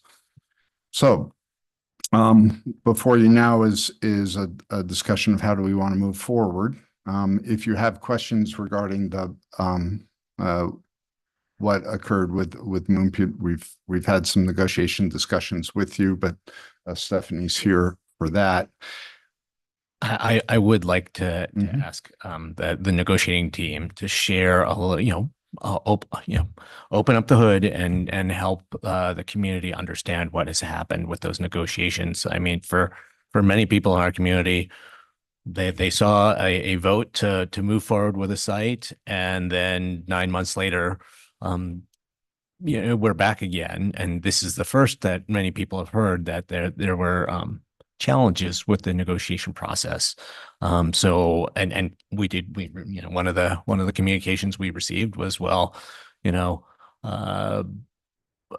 doesn't sound like you negotiated hard enough, or that you tried hard enough in the negotiations. And I want to assure everyone that the county did everything that it could to move forward with a deal, and there were just some key points upon which we could not get agreement with with the owner. So Stephanie, if you could please highlight what some of those issues were. Sure. And thanks again, Commissioners. Stephanie Marshall. Yes, we entered into negotiations, and I say we, meaning there's a number of staff that were working with council representing Moon Pit LLC. Hooker Creek is the operator on that site. And we had some starts and stops with either a letter of intent or a memorandum of agreement. We were hoping to have kind of a more quick, down and dirty, for lack of a better word, notice of intent, and then proceed from there to negotiate the terms of a purchase and sale. Instead, we went the other direction with a memorandum of understanding, and that proved to be difficult. We did have some back and forth on earnest money and when it would become solid, if you would. We put the earnest money in and it would become non-refundable at certain points along the process, because there are a number of permits that have to be obtained, including access via the BLM easement right-of-way, it is a right-of-way to the site. And then, we had to do some rezoning. We also have to work with DEQ and the surface mining department of the state. So the seller wasn't interested in that, and understandably. So we took that back off the table. But I think ultimately the issues were a desire for a very quick closing on the part of the seller, and not enough time or ability for the county to conduct its due diligence. This was a fairly big price tag, and again, understandably so.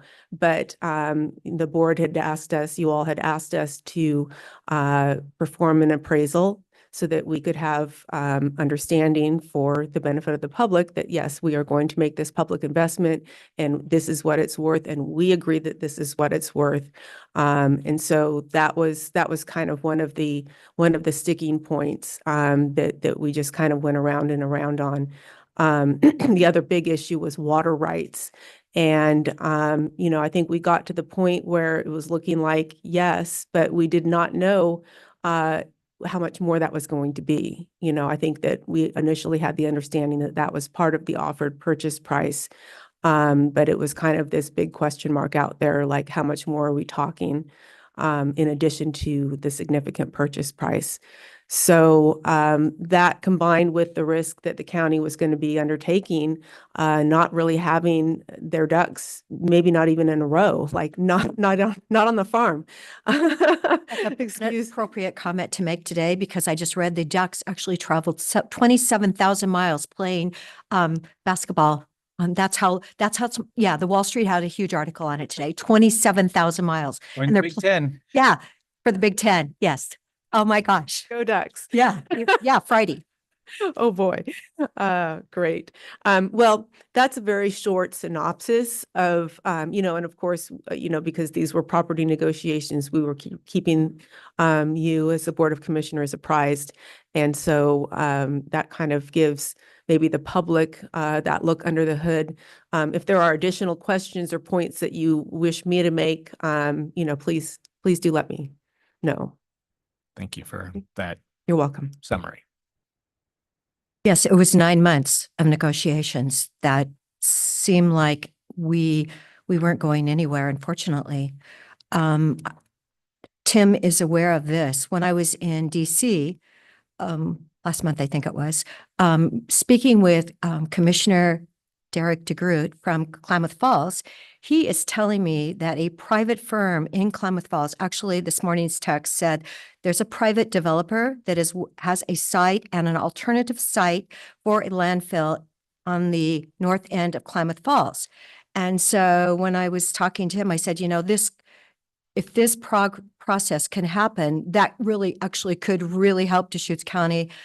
Tim said, it would be too expensive to put it on, train, railroad cars, but still the opportunity in North Klamath, it's not that far down there.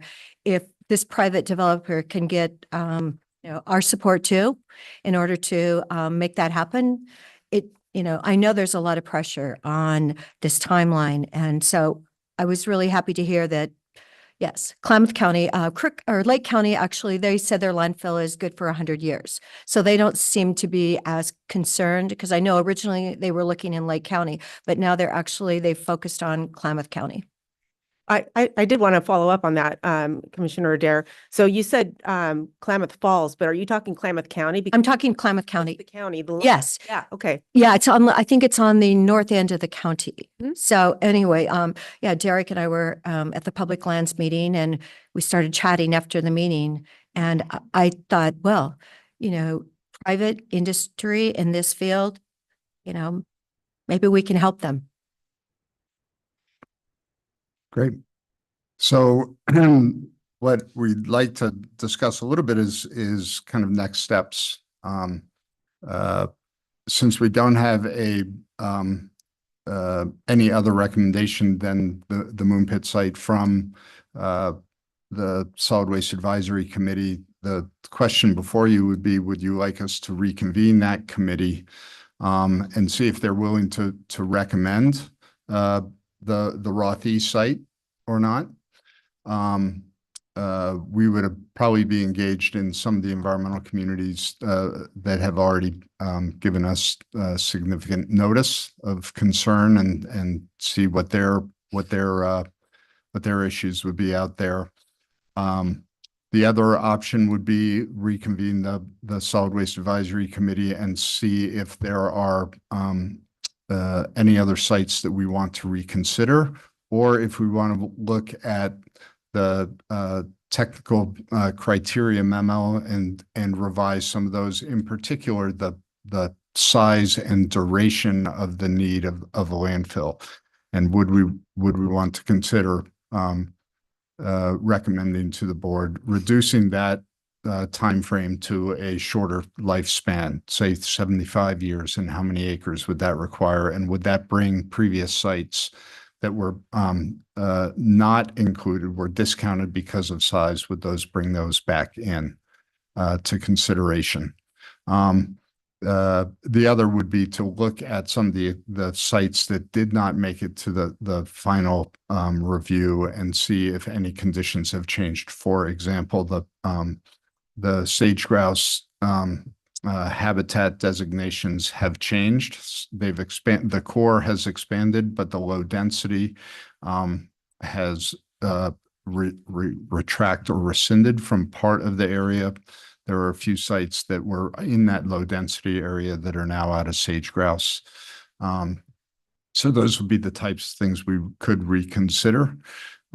If we were to look at changing criteria or examining additional sites that either were looked at before or not looked at, and they would need additional review and criteria, that would change our budget. It would add to the, we basically go back to phase 2 of this process. Right now, we had contracted with parametrics for phase 3, which would be the actual technical review and permitting of a site. So we'd have to step back into the phase 2 of identification and technical review, and that would cost. We don't know what that would cost, but several $100,000 for sure.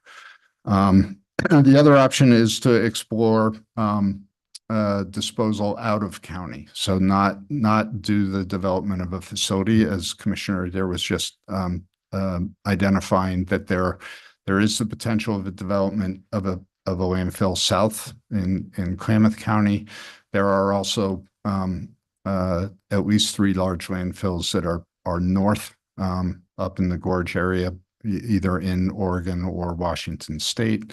In the solid waste management plan, it was recommended not to do that out of GHG concerns, in particular, as well as traffic on roadways and potential winter conditions on 97 going north.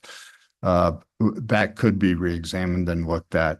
I have provided, as part of the solid waste management plan, pardon me, we do continuous assessment of alternatives. That includes costs for disposal and access for disposal outside of the region, as well as alternative technologies. I've included that in the packet. We are not seeing that alternative technologies at this point, whether it be waste processing to refuse-derived fuel, chemical recycling, or the creation of biofuels from waste, that any of those are really practical for this community. But that's been provided in the packet for you. So Tim, Yeah. to be in your assessment, have cough drops, Yeah. need one. The sage grouse, do you think the new map expansion has been detrimental to Roth Ranch, or do you think it's been a little more favorable? I mean, for the Roth East site, it's the core has expanded. I don't know exactly what it was. I think the new map was approved or presented to you all for approval, or approved recommendation a few weeks back. It's moved approximately 3 miles to the west. It's not. It doesn't encroach on either of the Roth East or Roth West properties. However, it is now adjacent to it. It's within probably 100 yards or so. that's what I thought you said, 100 yards. Yeah, thereabouts to kind of the southeast corner of the Roth East property. We imagine that would require some pretty significant mitigation to support the siting there, if we could get the support to site it there. The other issue with that site is water, and we would have to work on water rights. It just has it has a high capacity well, but it only has a domestic use permit for it. So we would have to potentially buy other land or buy that have the water rights or purchase other water rights. What's the capacity of that well on that land? I think it was in the neighborhood of 50 gallons per Okay, minute. so it was, the other one was over 1,000. Yeah. Okay.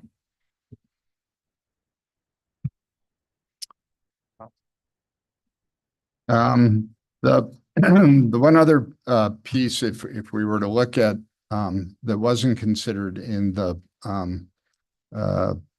solid waste management plan back in 2018 on out of county disposal was the use of alternative fuels, whether we would use renewable natural gas recovered from not landfill to fuel the vehicles, whether we would longer term second generation look at electric vehicles for transport. We can look at whether there would be some sort of mitigation of GHG impacts with alternative long haul transport.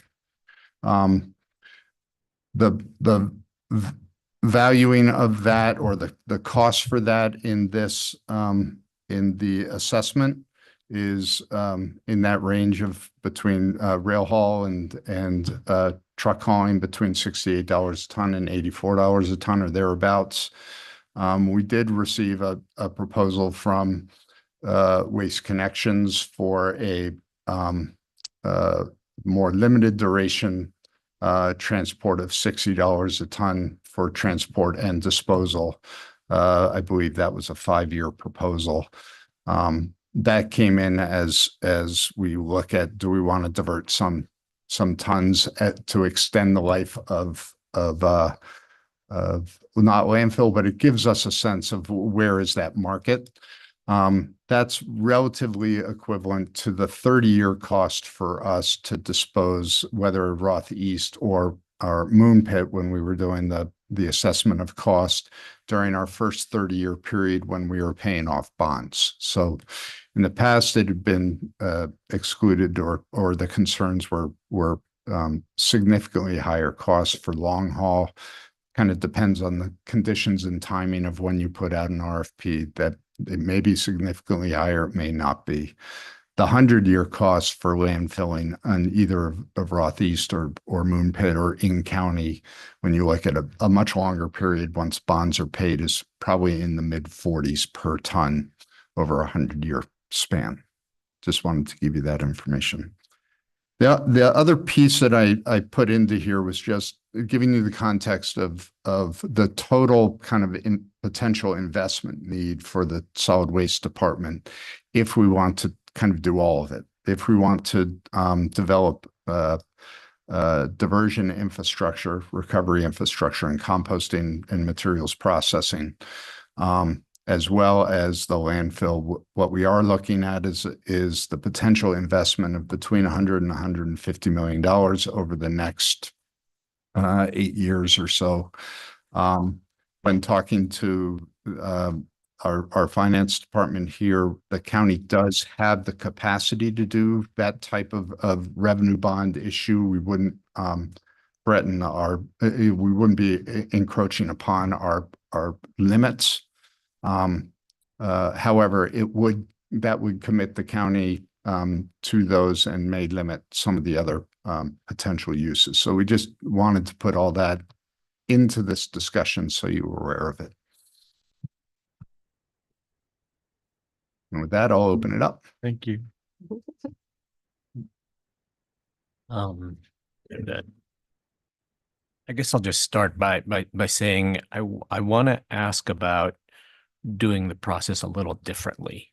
Okay. The way that this flowed, there were a whole bunch of variables, bottlenecked us down, and we arrived at a choice before we negotiated a price with a potential a seller.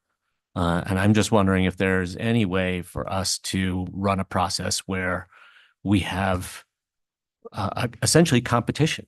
You know, we have a couple of sites that we're considering, and we find out from potential sellers what it's going to cost us before we bottleneck down to a first choice.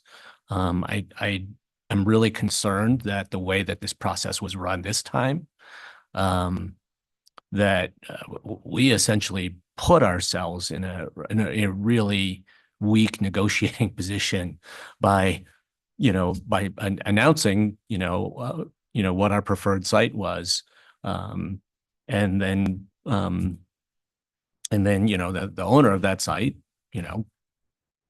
basically had us in a I would say a compromised position for negotiating the purchase, the water rights, and everything else. So I'm sure that is that adds a lot of work and potentially cost in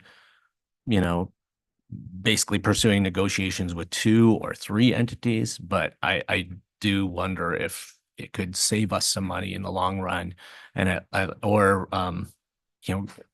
give us a more direct route to a final choice and getting the project done.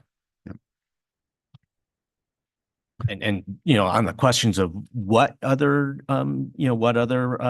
sites we consider, there's a lot of ways to look at that, but I wanted to start with that fundamental question of is it possible to do the process a little differently? Yeah, and I think it could be done differently and should be done differently. Yeah.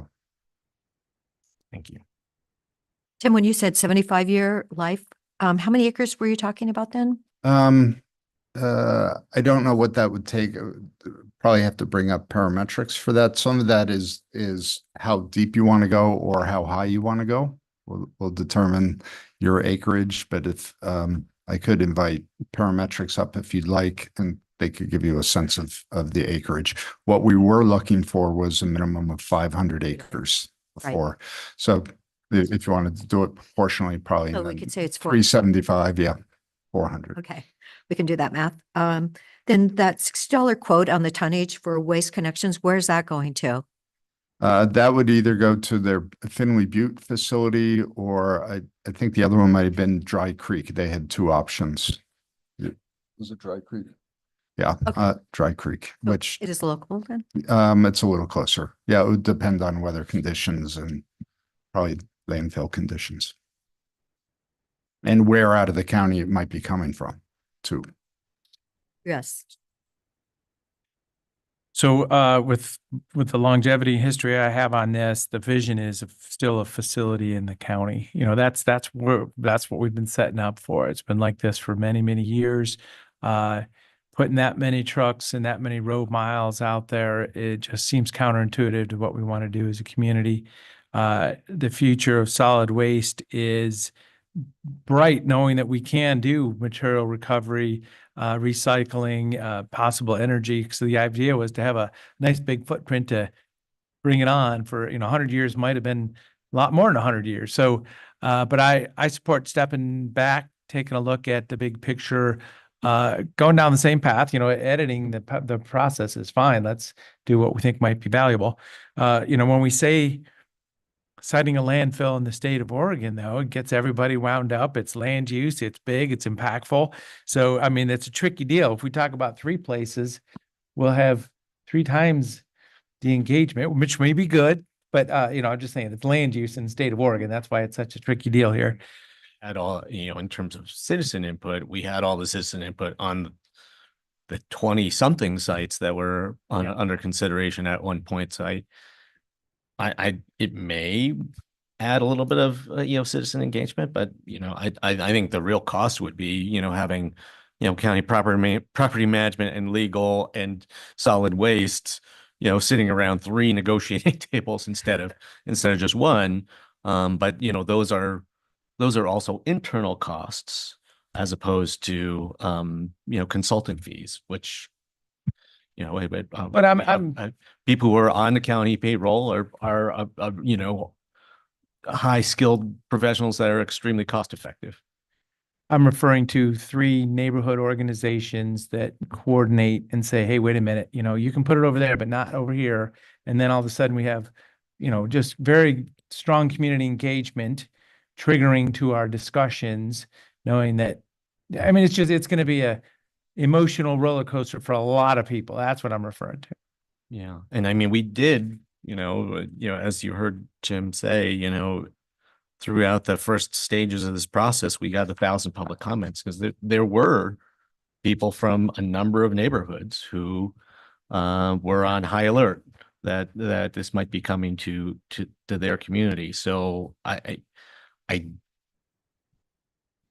don't know if it would have been variables. That's all I was doing. Yeah. Yeah. So as I say, I do support taking a step back, working with, kind of the whole big matrix that we had before. I envision a solid waste advisory coming together and having this discussion, looking for a location in Deschutes County. If that's direction for you, knowing that we have options, as I say, we can divert a subset of our waste at any moment. And there's a lot of folks paying attention to this now too. So landing a future location would still be the priority, knowing that we can extend the life if we need to. Recycling is important for everybody. So, as I say, so today's kind of a big day to set direction to this now that we've acknowledged that we don't quite have a willing seller for a transaction. Mm-hmm. Well, I think the private developer in Klamath County is someone that we cannot afford to not watch. And if we can help them with that project, it is so close, and it is a private developer, but it could be a public-private, relationship. And I know that that's what the Klamath commissioners are doing at this time. So I just thought, okay. And we also all recognize now South 97, I don't know, it's not quite as bad as North 97, but that road could definitely stand to be upgraded. And someone's already said something to me about the road. And I'm like, yes, it needs to go together. We need to fix Highway 97 going south. It needs to turn into, much, much, much safer. Look at how many accidents, terrible accidents we've had this past winter. That road needs to be fixed. Commissioner Chang's on AOS, Transportation Board. Maybe we'll have some input there. But I do believe that if we can help them with their plan, take some of the pressure off while we're doing ours. And don't forget, the power company wants to put something on the east side of our county. And how many people have we already heard from? And they are really upset about that. And, I honestly don't blame them. So it's as it's been said several times today, challenging times.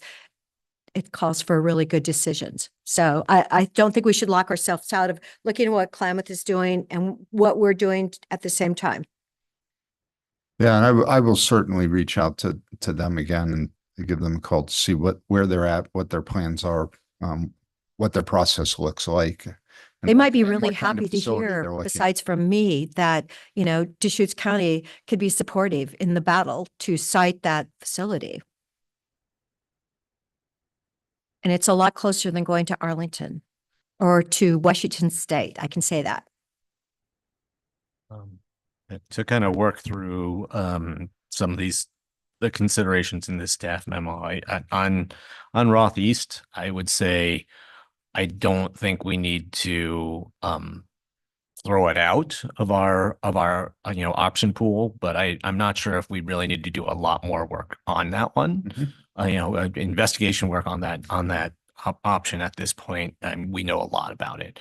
And I think it's also, when we talk about a purchase price, we should be factoring in, a substantial mitigation cost, mm-hmm. As part of, considering that part of the purchase price, basically, yeah. In our decision making, because with the core sage grouse habitat 100 yards away, that is going to be the mitigation is going to be very hefty for that. Yep. So it doesn't toss it out of the mix, but we need to go into we need to consider that option with eyes wide open about the mitigation costs as basically an appendage to the price, the purchase price.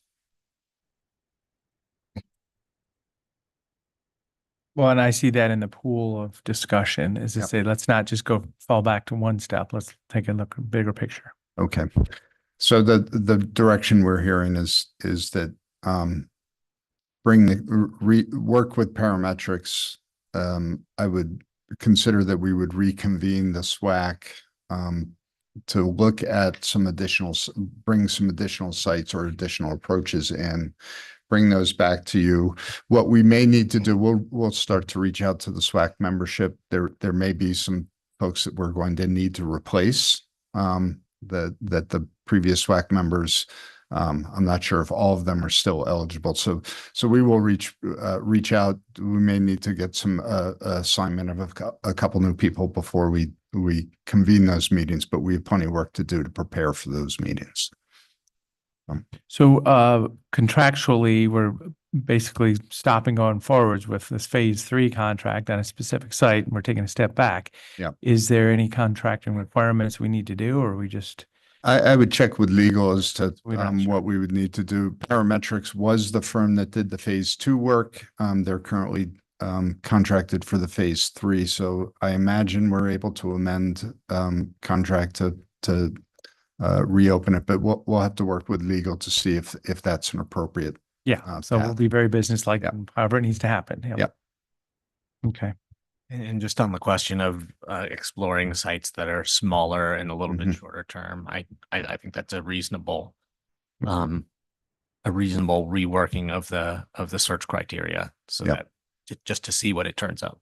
Yeah, and we do know that there's at least one site, maybe two, that were in the original 31 that may be reopened because of some changes in the sage grouse piece, as well as further information from Fish and Wildlife relative to eagle nesting and that sort of thing. So we will kind of bring back a few other sites to look at whether they are requalified or rescored based on changes to designations. So, okay. If I could just also ask about, there was a site fairly close to the Highway 97 corridor between Bend and Redmond that was originally a possibility, and then when we got some slightly different boundaries for the Redmond airport, it appeared to be, just inside that 5 mile perimeter. Yeah, can I ask, that site, was it otherwise, geotechnically, was it otherwise a suitable site? I would say it falls probably in the category like Moon Pit, where there isn't dirt. When we look at well borings, it's predominantly rock all the way down.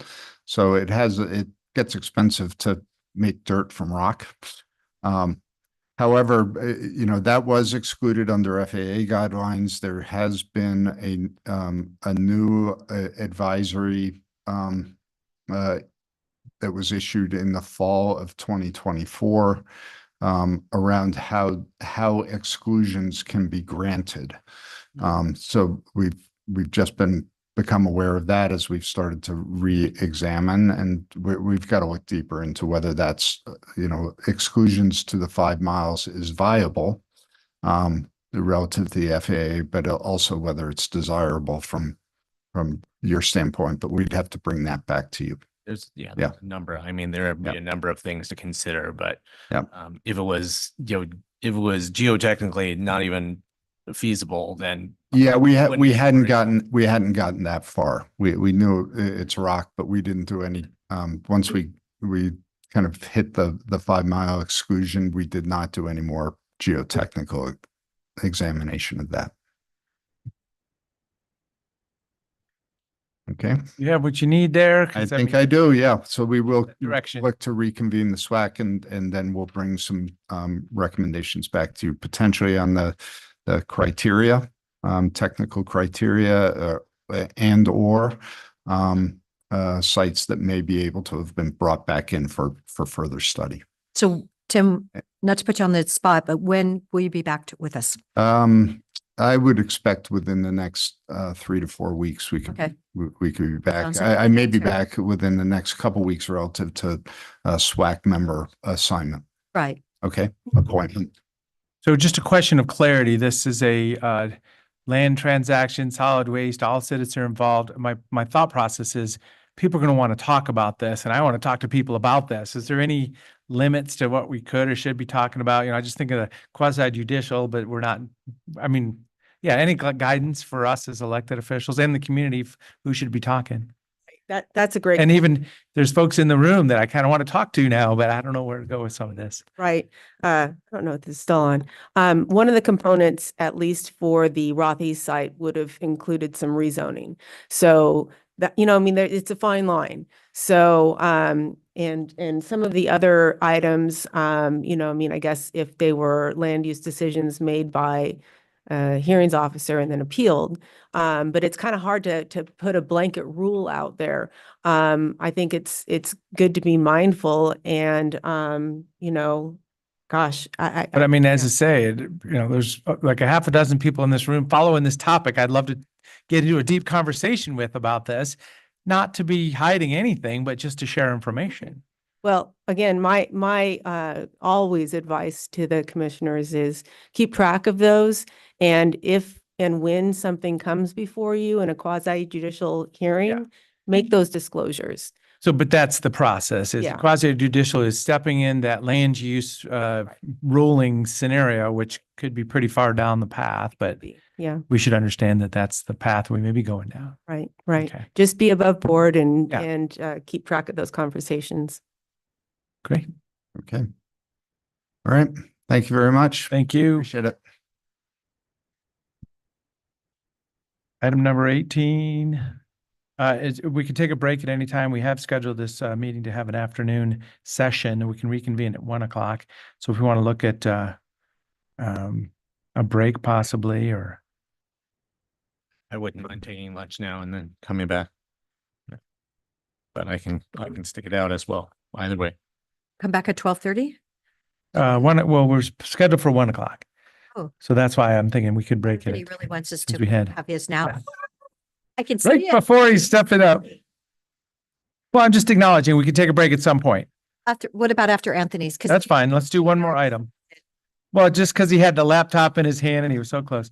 And so we are going to do just one more agenda item before 1:00, and then we'll reconvene at 1:00 for items 19, 20, and 21. Appreciate that.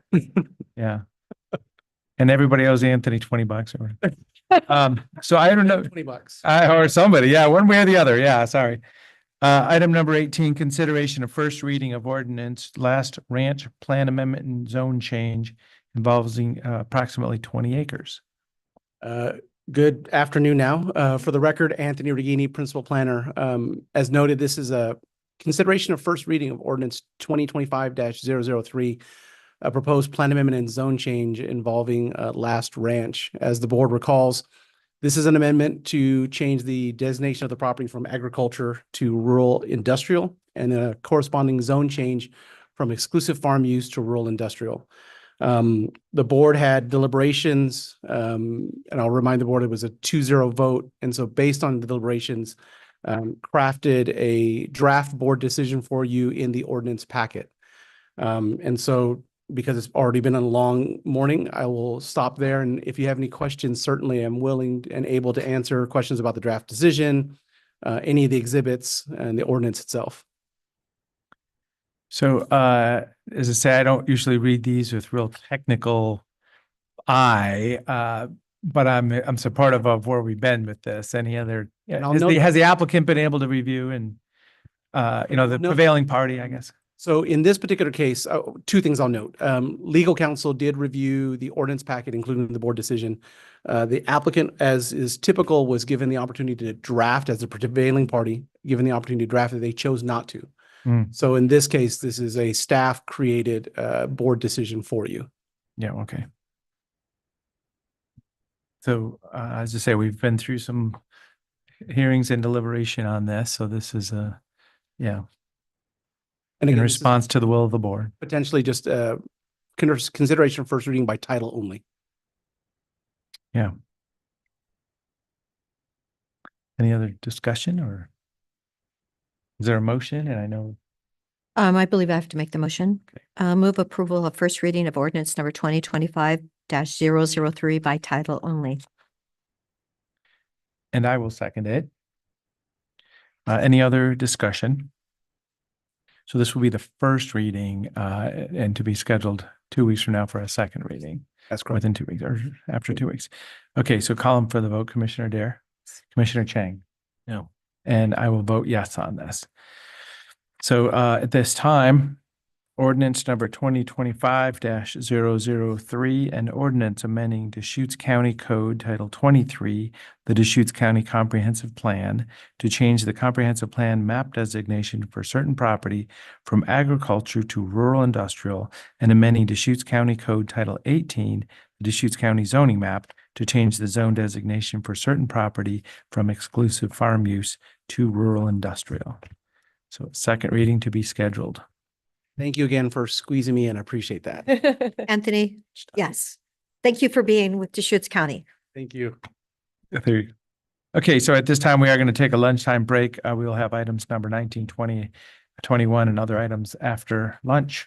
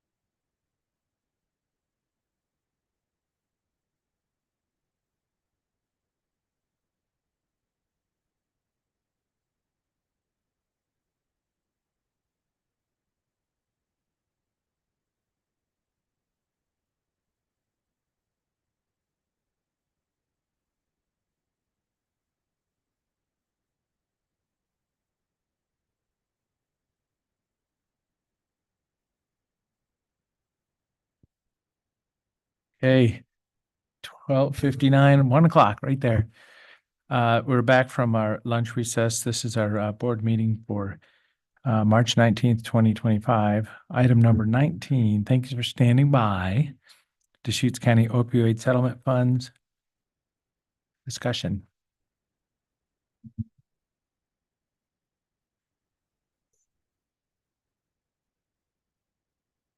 Morning, commissioners. I mean, good afternoon. It is still morning. Still catch you. Oh, there you go. Why? I just talked to somebody, that's where they're flying today. I go, that's very nice. Cam Sparks, budget manager for the record. Laura Skundrick, management analyst. So today, this agenda item is we are seeking direction from the board on how to allocate opioid funds for fiscal year 26. And to give you, to just cover a little bit of background about the opioid funds, in 2021 and 22, settlements were reached to resolve opioid litigation against major distributors and other manufacturers. The national settlements have been finalized and payments to the county began in fiscal year 23. Additional agreements with other defendants are still in progress. So to date, Deschutes County has received $2.5 million in settlement funds with an expected additional $5.4 million by fiscal year 2039. And these funds are being used to address opioid-related issues through various county programs and initiatives. So to date, the projects that have been approved to use these funds total $3,246, excuse me, $3,246,196. And this is spread across a few different initiatives and departments. For community justice, there's $160,000 approved for a peer support contact. This is a time frame between fiscal year 23 and 2028. For health services, in total, $2.8 million has been approved for a couple different things. For the stabilization center, there's about $2.6 million that's been approved for that same time frame, 2023 through 2028, as well as $168,000 that was recently approved that goes from 2024 to 2028, and this was to increase coordination of surveillance and overdose prevention activities. And I do just want to make I want to point out one small thing. So the city of Redmond has diverted their opioid funds to the county, and we've received about $131,000 of their opioid funds, and they have indicated that they want those funds to be directed to the stabilization center. And so we have been allocating those funds towards the stabilization center and will continue to do so. Is that amount annually? 130 or something? No, that's just what we've received so far. Whatever comes in, kind of. Yeah, and we don't really have a forecast of what their diversion payments will be. And then lastly, the sheriff's office received approval this year for $280,000 to support the medication-assisted treatment program in the jail, which covers the cost of nurse staff and medication gaps. So for fiscal year 26, we're introducing a new process to allocate these opioid funds so that it's in conjunction with the budget. And this allows departments to request the funding and then for us to bring all of those requests to you at once to decide how you would like to allocate the funds. And for fiscal year 26, we have about $400,000 available to allocate. Departments have submitted their proposals for consideration, and the staff are here today to provide details or answer any questions that you might have. And so with that, unless you have questions for me, I was going to pass it off to Laura to review those proposals. Well, so just to scope, so with $400,000 available for $530,000 of asks. Yes. And we're making that kind of decisions today on the direction of. Yes, that's we're seeking direction on how you want to allocate. I saw it in the memo. I'm like, oh, here we go. Kind of Yeah. choices. And just in terms of process, so we haven't been doing an annual allocation up to now. We have this, a set of things we've allocated funds to over a couple of year period. Mm-hmm. And that's that first table here. Because there are other programs where we have an annual allocation, and basically the question is, do we do the same thing that we did last year? Or do we, dial this up a little bit, dial this down a little bit? This is not at one of those moments where it's just kind of comparing to what we did last year and making some making some slight modifications. This is a new process. Prior to this, departments were bringing requests sort of just one-off throughout the year as items came up that we felt were eligible for opioid funds. But because we have allocated a good chunk of that money that we expect to receive in the future, we just want to make sure we don't over allocate. And so that's why we've calculated that we have 400,000 available for fiscal year 26.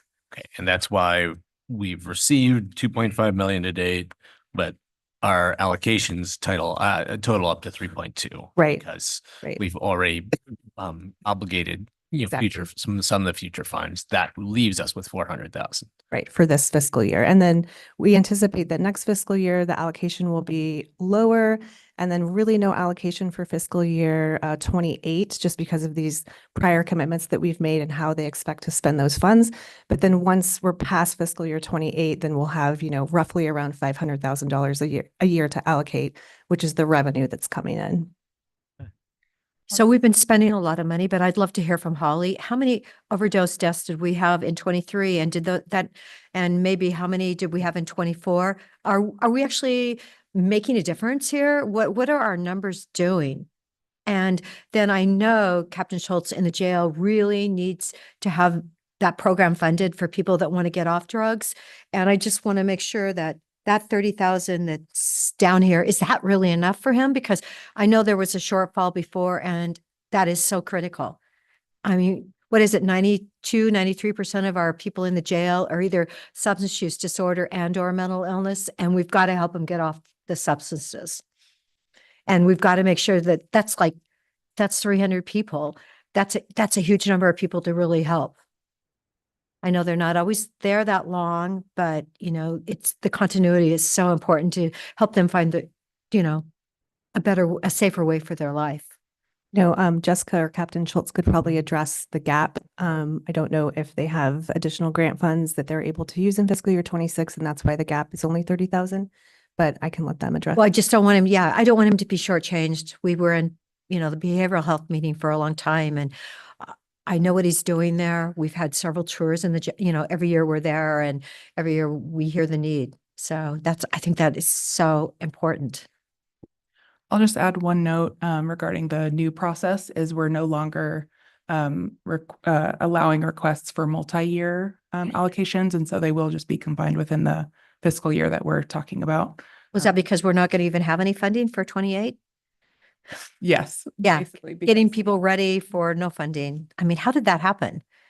Just because of the multi-year funding that was committed, we're using the funds that we received up front over a period of time, and we won't have those to allocate. It's not that there's no money coming in fiscal year 28. It's just that we've already allocated it. Right. We anticipate, roughly around $500,000 of revenue every year coming into the fund, but we will need those funds to cover the existing commitments. Prior commitments. Yeah. Yes. So I'm happy to run through a brief summary of each request, or if you'd like to use your time to have staff and ask them any specific questions, we can cut right to that if you prefer. Well, I would really like to know the number of overdose deaths. What are we making a difference here? We're spending a lot of money. I'm hoping Holly can pick that up. I can, if I could just say, Matt Christensen, produced this data for us for the Public Health Advisory Board. So I've seen it. I don't know the exact number off the top of my head. I believe we had more deaths this last year than the prior year. It's been fairly stable. The more important comparison I think to make is the surge in overdose deaths in other counties compared to us. So, I mean, in the last 3 or 4 years, our overdose deaths have increased some, little bit, like a couple, but in other counties, the increases have been in the tens or, several tens of additional overdose deaths. So, comparatively speaking, it appears that we've, I guess comparatively speaking, it appears that we've been successful in not, as fentanyl has washed over the state of Oregon in the last 5 years, we have prevented deaths a lot better than many other counties. Come on in the mic. Well, can we hear? Thank you. Yeah, thanks. Thank The you. world wants to hear what you have to say. We are performing lower than most of the state on overdose deaths and fatalities. I don't have the exact number from year to year with me right now, but I'm happy to provide that to you following the meeting. Yeah, because the number I'd heard, like 23 was like 26 and then this last year was like 31 or something. It was more. And I was really surprised because we have spent 2.5 million. Yeah, we're spending money on trying to make a difference. And I think we are making a difference. We have lots of data that I believe was shared with the Behavioral Health Advisory Board and other settings around the number of deaths that we are preventing, the amount of overdose reversals, the amount of naloxone distributed and administered. So we know we're making a difference. I think we're, like Commissioner Chang said, I think we're kind of staying closer to flat than decreasing, but I think we are, again, performing quite well considering across the state how others are performing. So I'm happy to get you exact numbers. So yeah, that'd be great. No, because I was shocked that we actually had more overdose deaths. Honestly, I thought we were going down. And because I know everyone really cares here. We've got a jail that's incredibly compassionate, and yet, the number went up. And I was really sincerely disappointed. Well, and I think that we were told this would happen as it goes from east to west across the United States of America. We hadn't even seen the uptick yet. So for us to manage that as well as we have is success. So as I say, I'm not happy the number goes up either, but Erin Trapp from Lapine Community Clinic, she was in Ohio previous, and she said it just devastated community. So relative to what has happened across the country, we probably are doing real well. And as I say, I'm not happy about it, but we're probably doing real well compared to what's happened in some other places. I pulled up Christensen's presentation from 2023, but I'm not finding the one he did last right now. Well, so we have 5, 6 of these things, 1, 2, 3, 4, 5 different items. Time to start making some decisions. So, and this is input to the budget for this next fiscal year. So it's really just trying to prioritize. Thank you for putting it at the policy level like this. Thanks for the departments for taking some time to look at, what's possible, what the investments could be. So is that 131,000 from Redmond in that $400,000 number, or was that done prior to what we were looking at? I'm sorry, which $400,000 number? Okay. Oh, So you said we anticipate 400,000 this next year. I would say that the 131,000 is what we've received to date, and that's already been committed to the stabilization center. So that's not really technically included in that 400,000. Okay, it's not there. Yeah. Okay. Is there any chance we'll get any more from Redmond then? We will. It's small amounts, and we don't know what those will be. This 131,000 was over a 3-year period. Okay. So to take an item and show support. So the sheriff's office covering the gap for grant funding for Medicaid or medication assisted treatment. I support that also. So as I say, taking a small chunk off it, if we might want to. If that's enough. Support that to work our way back. Someone should shake their head. Yes, it's enough. And it's enough. I mean, I've heard your pleas, and I just don't want you to be As I shortchanged. say, this is kind of a work session item we're doing in our board meeting, but just to try to get through it. Yeah, Captain Michael Schultz with the Sheriff's Office. Yeah, that is enough. Our sheriff and undersheriff has been working because we know that under this budget, it's going to be tight for everybody. We know with our MAT program, we don't see any reduction, but because we use the Sublocade, a better medication that actually assists with our clients when they get released, we're not seeing the overdose within the first week that you would normally see. And also it's about suicide prevention so that we can get individuals on this medication so they have some hope. And that's what we're creating. And we work really well with the stabilization center and their needs, and their needs are important.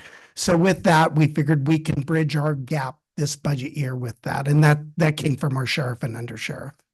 Right. That's really good to hear because I know you do care and that's so critical if we can help people when they leave so that yes. Because that's where I think we've had a lot of suicides when they leave the jail and they make the wrong turn and then they use drugs and it's all over. Well, as jail commander, I appreciate all of you. You've been a shining star to a very difficult career, taking care of the most vulnerable. When they fail in the community, they come to us. And you've always been very generous and we've been lucky to have you with the sheriff's office. Well, we're lucky to have you. Thank you. Thank you, Jessica. Just picking one off. Do you support that? No, I just ran the numbers and 400,000 is about 75% of 530,000. These are all incredibly important prevention, treatment, harm reduction programs. I don't feel comfortable saying one is more urgent than the other. So my suggestion would be that we just give everybody a 25% haircut and call it good. I don't want to give the jail a haircut. Maybe you can give everybody else one, but if they've already looked at their numbers, I feel like those 300 people, definitely we need to make sure that program continues. Captain Schultz, did you just say you could do with a little bit less and that would be okay? Or did you just say, That. or did you just say 30,000 is like that's it? So Jessica Vanderpool with the Sheriff's Office. We, in our current fiscal year, we had about a $200,000 gap between the services and what we were getting with grant funding. And then that was when we reached out to you guys and got additional funds. Right now, we don't have the set grant that we're going to get in FY26 because it's coming through the state. And so we're anticipating there's going to be more than a $30,000 gap. But we're hoping with the $30,000 in conjunction with us filling the gap that we can keep the program moving. So technically we need more than $30,000, but that is all we were requesting from you guys. But I mean, if we look at, community justice is also depending on that, state corrections funding, and we're also uncertain. Community justice juvenile, that is, it's almost entirely general fund supported. So, I mean, if we want to take money from that program and keep them whole, then we're trying to fill that gap out of our general fund. I don't think it's really difficult to say that one of these is more important than the other. That's why I'm suggesting we just give everyone 75% of what they've requested and call it good. And I'm saying that the 300 plus people in our jail have really hit bottom and we've got to help them have their trajectory changed. And I don't want to shortchange you guys. Well, and I support that also. So as I say, that's one item. Maybe we're going to go down a path of, proportionate for the rest, but so let's document Sheriff's Office support for that medication assisted treatment at $30,000 and work our way up. So we'll get there. This is the team effort here. Do you want to, at that point, you want to divide out? Yeah. I mean, we can do. So there you go. There you go. I Just one did, item. Yep. I was noticing, I know Trevor is here and they actually are using a program in their office for juvenile, which is unique. And their staff is going to provide substance use disorder treatment. So I thought that was really, that was good to read, Trevor. Thank you for looking outside the box and what is it you can do and, getting our kids to change their direction. So I hope it works. Yeah, but I really appreciate your effort into that. So there's support for taking 400,000 minus 30,000, then dividing with those other 4 requests proportionately. Yes. So 370. Any other discussion? Nope. Okay, so let's make a motion as such. I move that we do support the sheriff's office, the 30,000 for their program for the MAT medication, and then the other for ask will be done on a proportional basis with 370,000 over 500,000 and that percentage. Okay.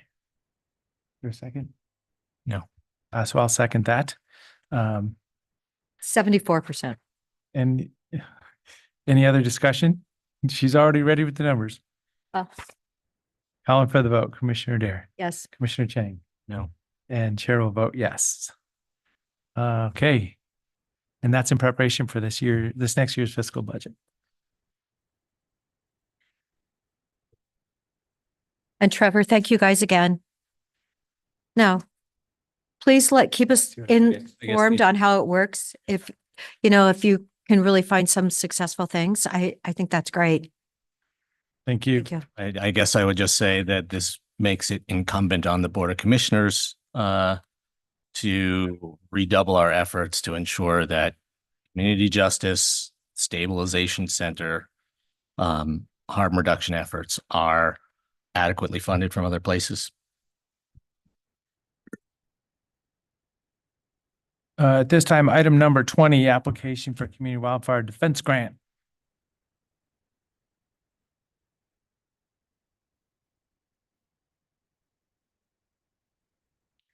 So it sounds like this grant's already proceeded. Good afternoon, Commissioners. For the record, Kevin Moriarty, County Forester. And I'm Lauren Street, the Deschutes County Natural Resources Specialist. We're here today to move approval of the application submitted for the Community Wildfire Defense Grant from the U.S. Forest Service and further authorize the county administrator to accept the grant if awarded. So I'll just go into a little bit of background with this grant itself. This was a Community Wildfire Defense Grant as a grant through the U.S. Forest Service. It started in 2022 through the infrastructure bill. This is actually the third round in the grant. The Oregon Department of Forestry in 2022 did apply for Central Oregon and was unsuccessful with the grant. And the feedback they received that the grant itself was too broad in scope and scale. They really were looking at projects throughout Central Oregon. And the feedback they received was to confine and constrain that grant a little bit in a more centralized location. And then round two in 2023, Oregon Department of Forestry was also going to apply. We were going to be a part of that as a partner. I actually came before the board to request funding for right-of-way treatments at that time. At the last minute, the Oregon Department of Forestry did not feel they had the capacity to be the fiduciary in the grant, and they pulled out as being the fiduciary. We didn't feel we could take it on at that time. We didn't have the capacity, and a large portion of that grant was for Klamath County. And just with the issues with that, we decided not to be part of that grant. Walker Range did go ahead and apply in round two, and they were awarded with the Community Wildfire Defense Grant. So this, again, is round three of the grant. We feel at this time we do have the capacity and have a really well thought out grant proposal. And that's why we're proceeding at this time. And so as far as like the grant itself, the priorities of the grant are area with high wildfire hazard potential, an area with low income, and an area that's been impacted by severe disaster within the last 10 years. And so if you don't have any questions for me right now, I'm going to turn it over to Lauren to kind of go into the details of the grant. Yeah. Thank you, Kevin. Yeah, so the proposed project footprint is the Lapine Rural Fire District area. So we utilize that footprint because it makes up 2 of the local community wildfire protection plans in Lapine. So we wanted to incorporate that into the application. The proposed project activities would include 585 acres of county-owned property for fuels reduction. So this is properties that are both undeveloped and developed. So these are high priority in the community wildfire protection plans. It would treat up to 100 miles of county-maintained right-of-way ingress and egress routes, including emergency evacuation routes.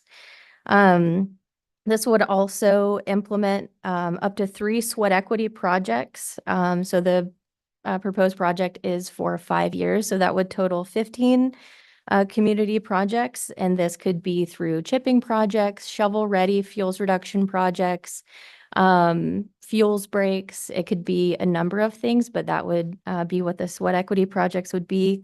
It would also implement 2 sweat equity projects a year in unincorporated communities, so 10 totaling over the 5-year period.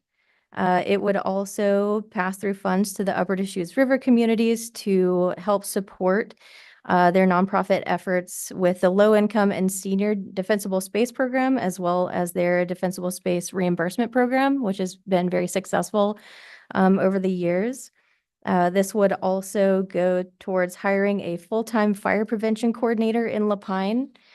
We have a similar position here in Bend, and several of the trainings that that position holds have proven to be extremely successful. This would also go towards purchasing an air curtain burner and a masticator head.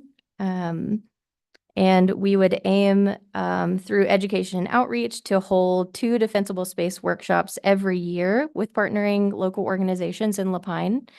So that's 10 trainings total, and then also putting emphasis on home assessment trainings and a train the trainer program, which has also been extremely successful here in Bend. So those are the proposed activities that were put forward in the application. So, is it funded? Is there money behind this money? Is there money out there? Did you mention the 75,000 for Deschutes County Natural Resources Specialist salary?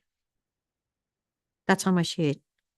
Yeah, that would be for Lauren's position to basically administer the grant, 15. So that's for you. Okay. There you go. 1,000 per year for 5 years. Yeah. So as far as like the application was open, we were able to apply. They have announced that their awards would be announced later this year. As far as the funding, we don't have really any certainty as far as the funding itself, but we were allowed to apply for the proposal. So just, being in a professional position with the capacity to even do the application. Sorry. When did this funding cycle open? I believe the funding cycle opened, it opened last year. And I don't know if it was prior to federal fiscal 25. But it was, they opened it, I believe in November or December of last year. They actually extended the application process. It originally was, the due date was the end of February, and they extended to mid-March. And so we were able to apply, and we applied on March 14th. I mean, if the cycle opened last year before all the federal funding chaos started, then, I know who knows when this money will actually be available to grant out, or if it will, but, there's a funding cycle open. We should respond. I wanted to ask about, a couple questions. First off, where are the 585 acres of county land within the La Pine Fire District service area? They're throughout the South County area. We looked at this in conjunction with the FEMA grant that we most recently applied for as well. And so a lot of the industrial area we applied for that grant in particular. But there was one large parcel on the west side of 97 that we applied for, and then most of it is really small parcels peppered throughout all these communities. We have a lot of vacant lots throughout all these communities. We felt not only do we need to do our due diligence to treat these properties because they're county owned, but they would make great demonstration sites too if we treated them to a certain level with adjacent landowners seeing those properties. So that was the first question I had.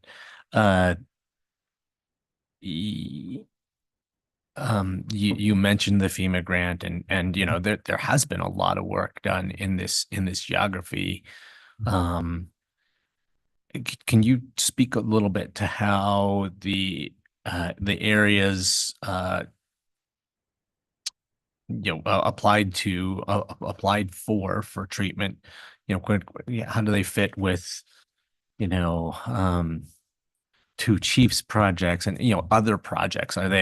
Is there overlap? Is there these are the next generation of sites that are now ready to be treated? Might there be other state or federal dollars going into these same acres? There's a little bit of state funding, as far as I know, going into this area with grant funding. There was a Joint Chiefs in the Lapine Basin at one time. I think that I don't know exact time frame of that. The newest Joint Chiefs project is actually in the Bend Sisters area. So it would not be overlapping with this project. And that Joint Chiefs project is also daylighting as well. So they probably are going to consider a new Joint Chiefs project. I'm not sure where. The All Lands Partnership has just been recently created, spearheaded by the Oregon Department of Forestry and the U.S. Forest Service, and they are trying to do a concerted effort down in this Lapine Basin area again. There's been a lot of conversation on some of the original Joint Chiefs projects were largely unsuccessful. They didn't really meet what the criteria as far as reducing fire risk. A lot of that could have had to do with cost share programs that have largely not been, I wouldn't say necessarily successful, but we just don't get a lot of participation in cost share programs because the upfront money that it costs to do the treatments. And so, we in this grant, we can waive the cost share waiver by being in a low income area. So that is really helpful to begin with. And also, our program is a more of a community-based project. We base community or projects on communities more than just individual landowners. And we feel that's a more successful approach to take, especially when you do things like sweat equity, like chipping projects or bin rentals and things like that. You can empower those communities to try and assist and spread your dollars a little bit farther. So you're getting more of a community scale treatment than just an individual landowner treatment. We definitely want high percentages of participation neighborhood by neighborhood to really make a difference. I appreciate that. Okay. And then just one the really specific question. So one of the pieces in here was an air curtain burner. I know there's been air curtain burners sought by ODF and other entities on numerous occasions in the region, and I was wondering, do you have a sense of whether there are any at this point, and we're trying to add one to the stable, or do we not have any in the Central Oregon region right now? Currently, we don't have any air curtain burners, and short of Black Butte Branch. Black Butte Branch is the only one that has an air curtain burner. They have a stationary air curtain burner in the area. Oregon Department of Forestry can potentially loan out air curtain burners as well. But when we speak of air curtain burners, you have to think of size and capacity of them. We're looking for a mobile air curtain burner, something that could be towed with a trailer and get into tight spaces and areas of landowner property or Deschutes County property, where some of these other more stationary air curtain burners would be a better fit for like a landfill or a stationary area where things are happening. And there's a tremendous cost difference too between a stationary air curtain burner and all the operational infrastructure needed for that versus just a tow behind air curtain burner. Yeah. Okay. Those are all my questions. So is there support for this application is the question today, right?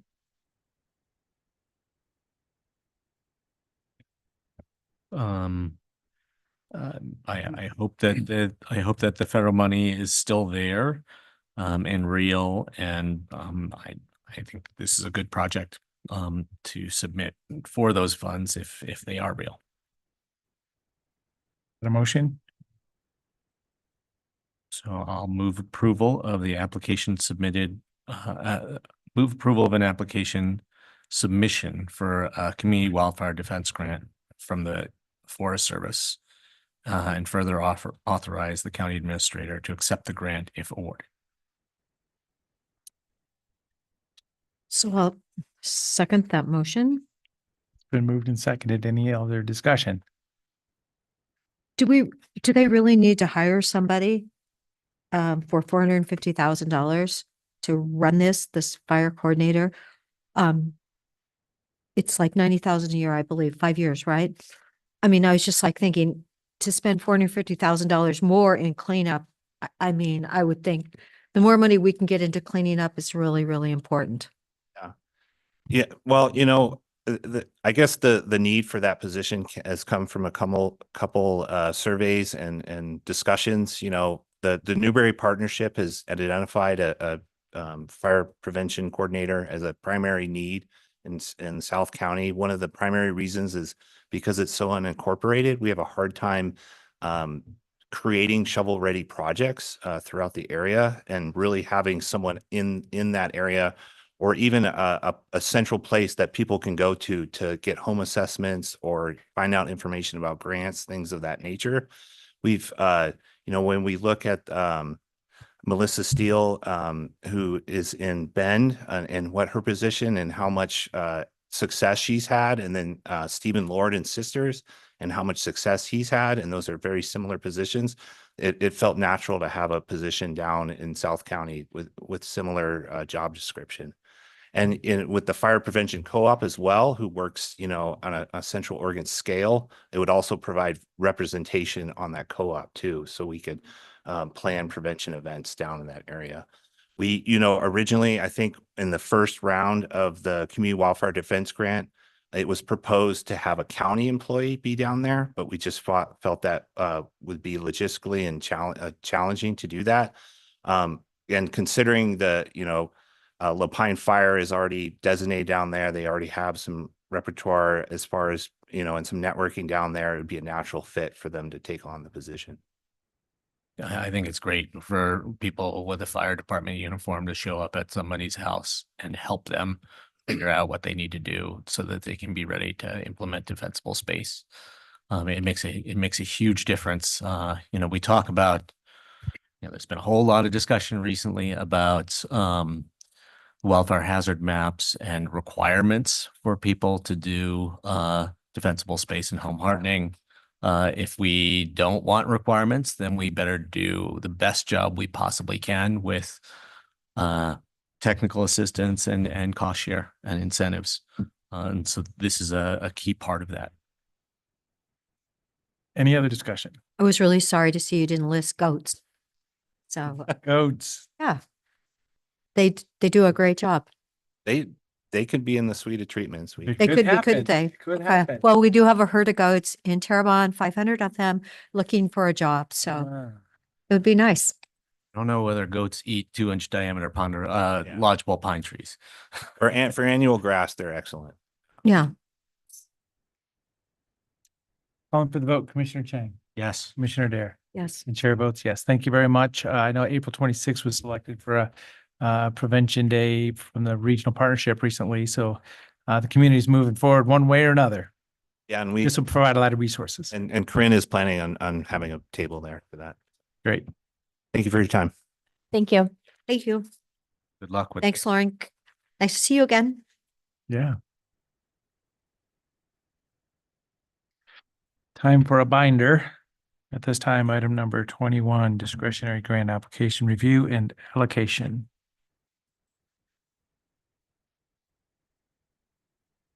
Noon Commissioners, Jen Patterson, Strategic Initiatives Manager. We're here today to review the second round of discretionary grant application.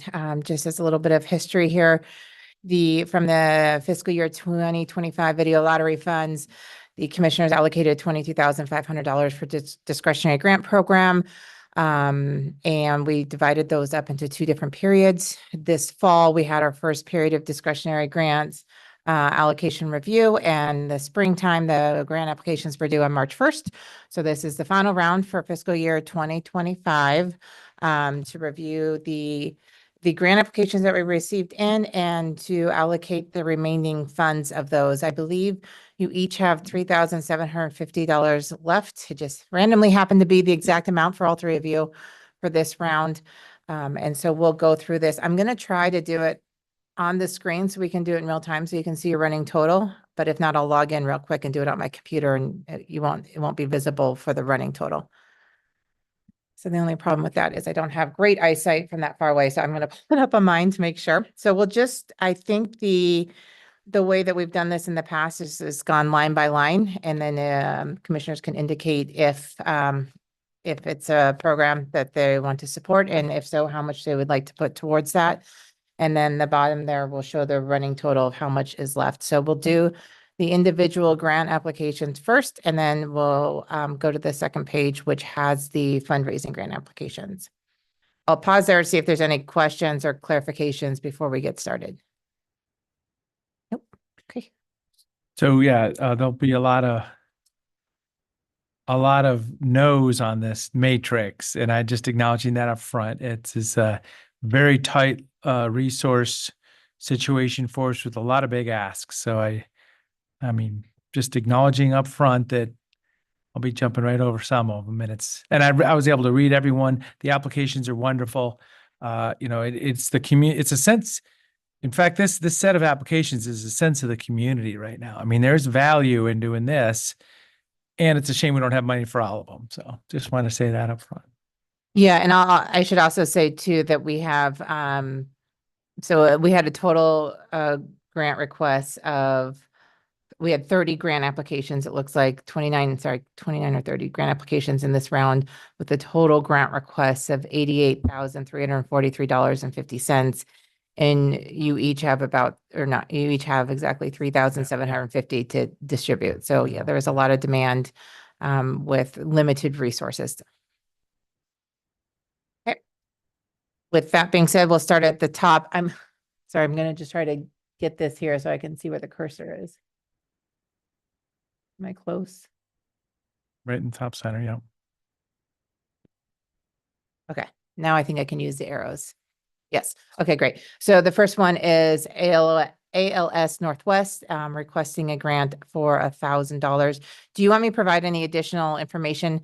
You all, just for public awareness, the commissioners all have a binder full of information with the specific grant requests and the summaries and the project descriptions.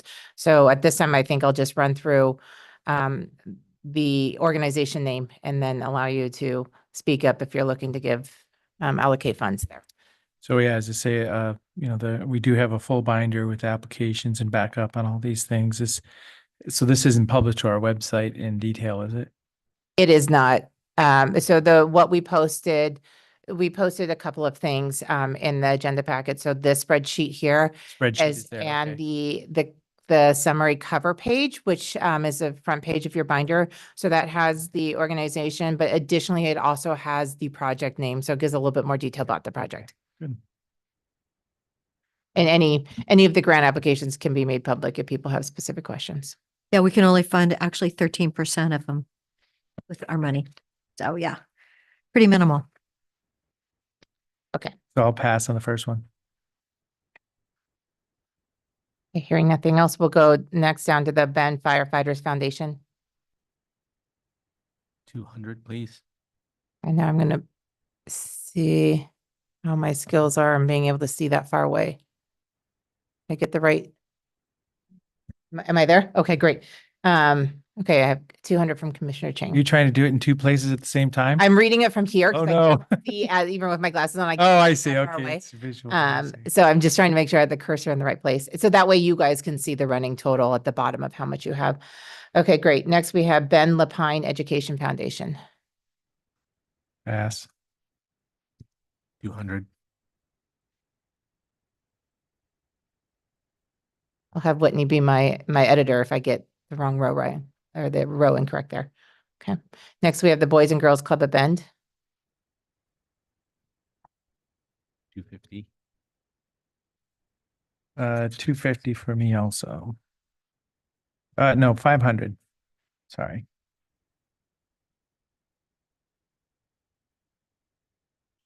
Okay. Next, we have camp. Okay. Next, we have Campfire Central Oregon. 250, please. Am I in the right place, Whitney? Looks right. Okay, great. Next, we have Central Oregon Baby Resource. Okay. Next, we have Central Oregon Film Office. 500. 250, please.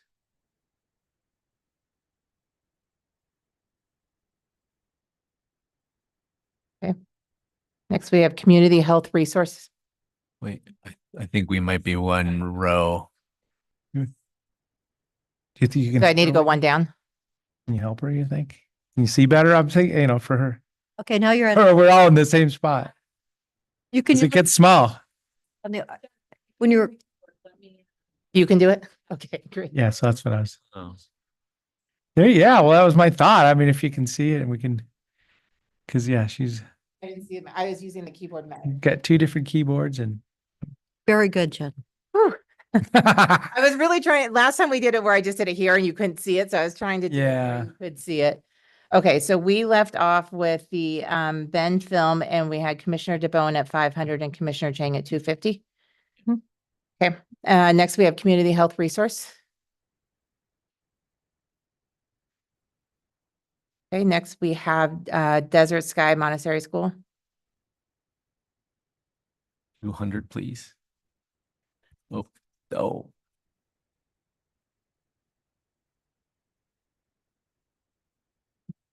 I'm putting it into mine now, so we capture the top half and then I have it going forward. Okay, so we're currently at Desert Sky Montessori School with Commissioner Chang allocating $200. Great. Next, we have Destination Rehab.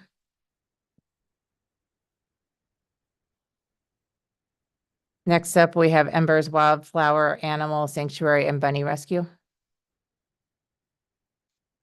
Next up, we have Furry Friends Foundation. Next up, we have Home More Network. I'll do 500. 250, please. Okay, I have Commissioner Dare at 500 and Commissioner Chang at 250.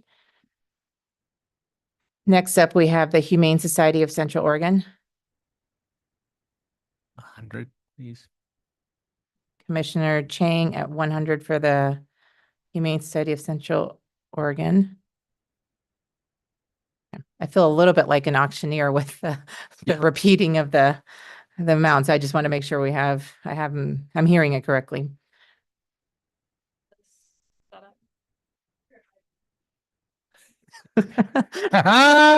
Round robin, we all have a crack at the spreadsheet. Team That's right.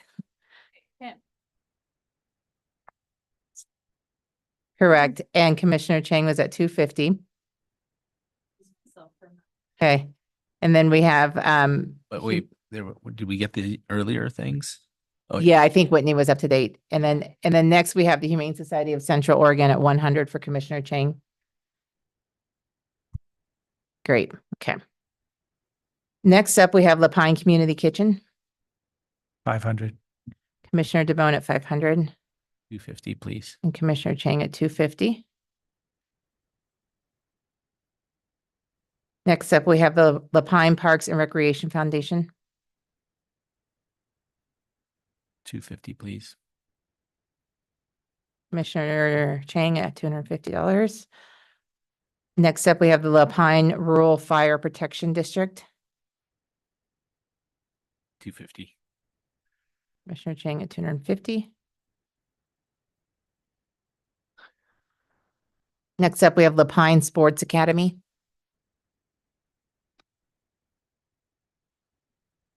Okay, next up, we have New Each Morning. Could I,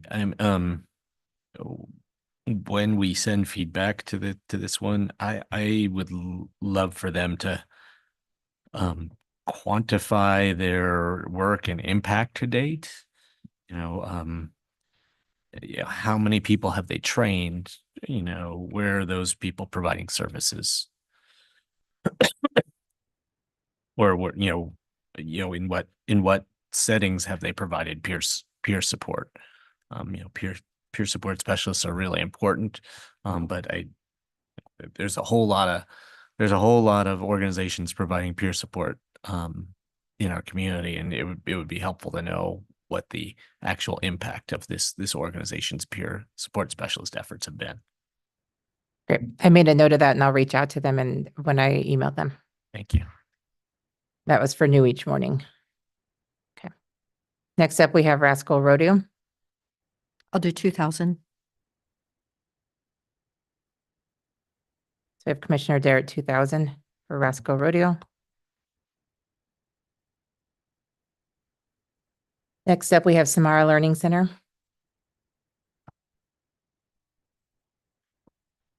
Next up, we have School of Ranch. And sorry, I want to do a clarification on this. I meant to do it at the beginning. At the fall 2024 grant period, they put in a request for a projector, and Commissioner DeBone mentioned donating a projector to them. We did successfully give them a projector. They were very thankful for it. They could not get it to work. They couldn't get, it wasn't adaptable to their systems. They tried different things. They ordered different parts online and they just couldn't get it to work. Up in there like that. Yeah. Okay, so that's why they're back again for this very specific one. Sorry, I missed that they put that in there. And we did allocate them some funds at that point. Not in the last round, but in the previous fiscal year 2024, they received discretionary grant funding. Or the projector. Well, I don't know. I wasn't up for that one, so I don't remember. I can look it up really quick. I can pull it up online. I want to say it wasn't for the projector. Do you want me to look it up real quick? Okay. Next up, we have seed to table. 250. Okay, Commissioner Dare, seed to table at 250. 250 for me, please. Was that Commissioner Chang? Okay. 250 for me also. Hey. They're getting So all three commissioners are at seat to table for 250. Next up, we have Serenity Lane. Can I just ask about this one? That 40,000 is well outside of the. It is, yes, and it's pretty well documented that we're requesting grant funds to be $1,000 or under. It's not a requirement, but it is a strongly recommended request. And it's on the website where you would see that on the website before you go into the application portal. Okay, next up, we have Society of St. Vincent de Paul, Lapine, Oregon Conference. 250 for me, please. And Commissioner Chang at 250 for the Lapine, St. Vincent's. Do 500. Commissioner DeBone at 500. Next up, we have Society of St. Vincent de Paul for the Redmond Conference.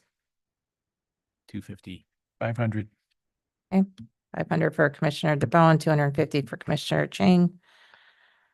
Next up, we have the St. Vincent de Paul Society for Bend St. Francis Conference. 250 there as well, please. And 500. Okay. Be done soon here. Next up, we have Stroke Awareness Oregon. 500. And lastly, we have Veterans Appreciation Events. I'll do 1,000.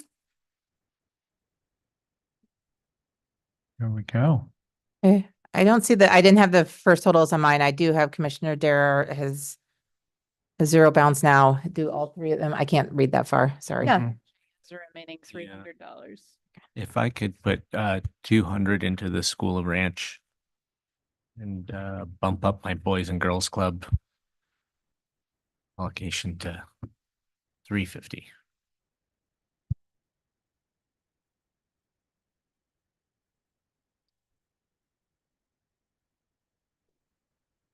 Read that far. Does that have everyone at zero? Okay, great. Thanks. And this is, we have 2 rounds this fiscal year. This Yep. is the end. This is the end of it. Mhm. That's correct. Okay, so the second part of this is the second tab. We received 2 fundraising requests this round. We have a balance of $3,500 and the 2 requests are for a total of $4,500. The first one is Jericho Road and the second one is Bethlehem Inn. So this is as a reminder, just a group discussion amongst the commissioners, how they would like to split out the remaining $3,500 for these 2 requests. 78% to each. That'd be fine. There we go. And thank you, Jen, for doing those last 2. You put those together at the last and I really appreciate that. So I thank you, and thank you. You're welcome. They were very easy. They both got their paperwork in very quickly after I reached out. So that was great. I'll do And the thank math you later, again. but I'll do 78% for each 2 and I trust Commissioner Darren, her. Well, figures. don't trust me. I have a $15 calculator, but Well, I was trying to do my Excel 3,500. what do we have? 35 left, right? times point.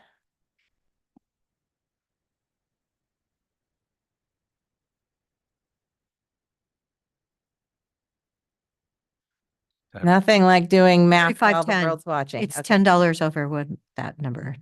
Maybe you can adjust it. So do you want Are to, we just dividing 3,500 times 2 or divide by 2?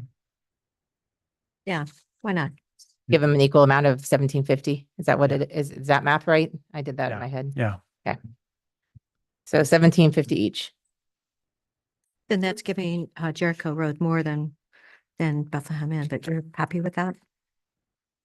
Commissioner Dare was saying 78% of the. Oh, I see. I'm saying, so if each one Yeah. is if you did, Oh, okay. proportionate, If you, you did 1,500 for Jericho Road and 2,000 for Bethlehem, and that's close to the 70. and they'll be fine. Yeah, that's fine. Round numbers there too. Okay, what was That's what you were- Commissioner Chang? That's what I was trying Yeah. for, yes. 1,500 and 2,000. That Yep. that would be close to And they'll both be fine. Yeah. 78%. Fairly close proportionally. Okay. Okay, great. That's Keep it simple. okay. Well, that was so well organized. We got through that quick. Great. Thank you so much. Very welcome. I have other items, but I can go sit back down. Oh, no, I think we're ready for other items at this time. Switching gears. Yep. Do first. Let's do the big one first. So thank you very much for Commissioner Chang for reminding me during the recess that tomorrow morning is Leadership Bend in this room. Redmond. Leadership Redmond in this room, which is what I did prepare the slide for. And so I just altered the Leadership Bend's PowerPoint presentation and added in a slide for updates from Redmond. And so if the commissioners so choose, we can go through the presentation really quick. It's going to be very similar to your January 21st presentation for Leadership Bend. This one is just Leadership Redmond. And again, it's in this room from 8:30 to 9:30 tomorrow morning. Yeah, I just go ahead and step through 1, 2, 3. I probably won't have much comment. So this. Only 2 of us were there for leadership. Bend. Right, I wasn't there. Okay. So we could divvy it up a little differently this time. The slide presentation is exactly the same. I'll just scroll forward real quick so you can see the one additional slide that was added. And then we can go back through and if you want anything else added or divide up the slides. So just really quickly put in a couple PowerPoint or talking points here on Redmond area interests that include the Negus transfer station and the Fairgrounds master plan. So I'll let you review that, or I can read it out loud if that's more helpful for you.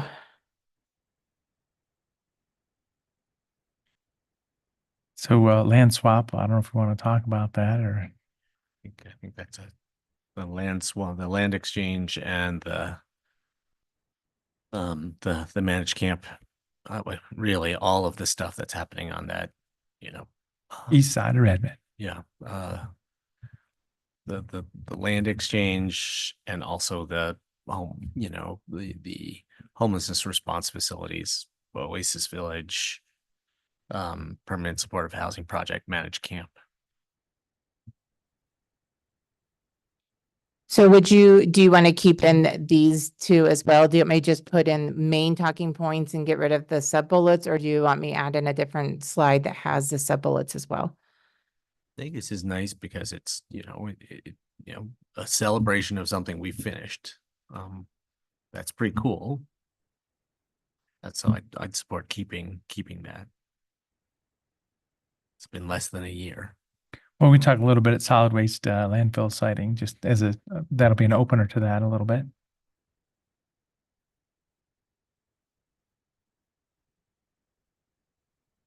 So a second slide for Redmond. East side of Redmond activities with everything listed, yeah. Yeah. We could have a couple slides, just call them key Redmond topics or. But yeah, what about the north unit? Since that was the 40 acres. North Point? Yes, whatever. Yes. It's there. Will it ever happen? Well, but that's a city.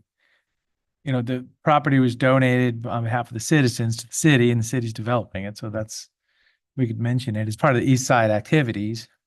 It's not quite our project per se. It's not our project, but we're happy that it's going forward.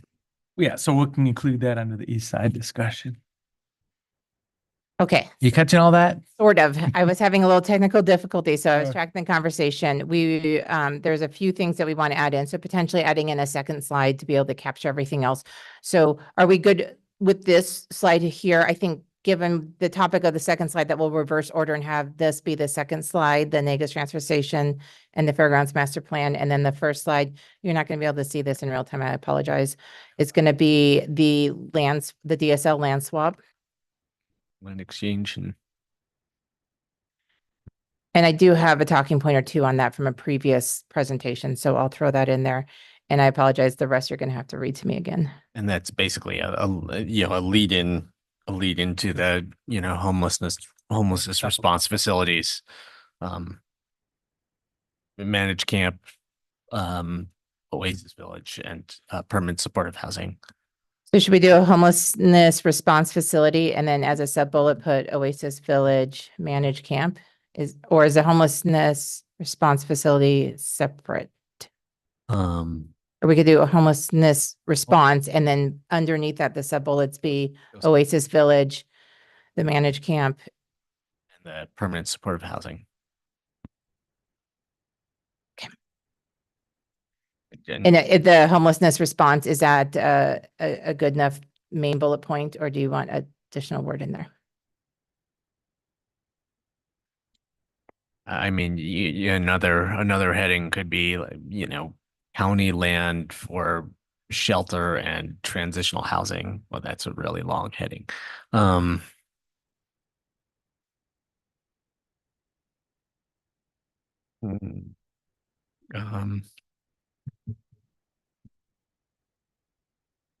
Or just land for homelessness response, something like that.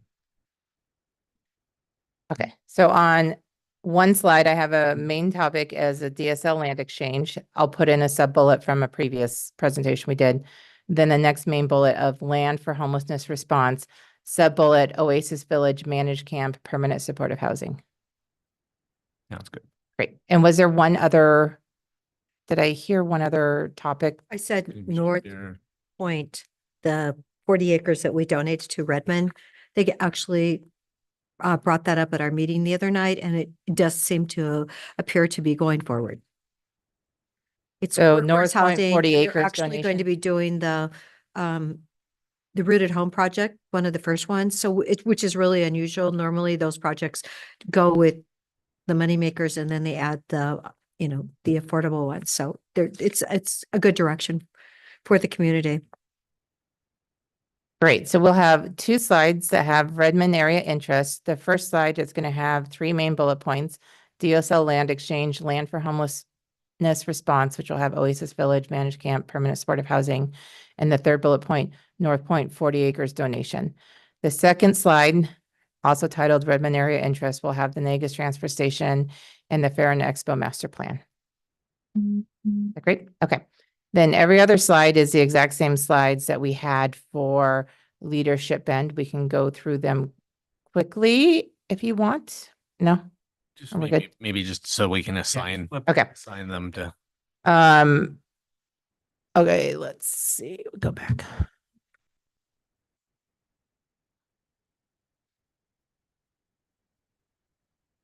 This one's just an intro slide. So the first one is just all three commissioners introing themselves. 2 minutes each. And you have an hour for the, yeah. Oh, okay. So for the notes, we have each commissioner will have 2 minutes to introduce themselves. The next slide is the video on Oregon counties. We had one commissioner introduce this last time. Commissioner Chang introduced it for leadership end. I'd be happy to do that. Okay. Next, we have the connecting with you. Did this section work where you asked them the questions at this juncture? Is that a? I'm still looking for the day someone said, yeah, I've been meaning to ask you this. But we'll see. It's good. It's good to have it there. And Yeah. you put it out to the leadership end, and they did. They had some questions immediately. Yeah. So I think it's okay. Okay. And we had Commissioner DeBone introduce this slide last time. Okay. Next, we have the county organizational chart. In previous ones, we've had one, oh, sorry. In previous ones, we've had one commissioner do the whole thing and in a different one, we had two of you divided up. So we could do either format this time, if one commissioner wants to take it, or if you want to do half and half. I think you did the top half and the bottom half last time. Yeah. We divided the slide up by top half and bottom half. Commissioner Dare, I think you would be up to present. Do you want to present the top half of this slide? Okay. Love to. And then I think it's Commissioner Chang for the bottom half. Okay. If we're just going in order.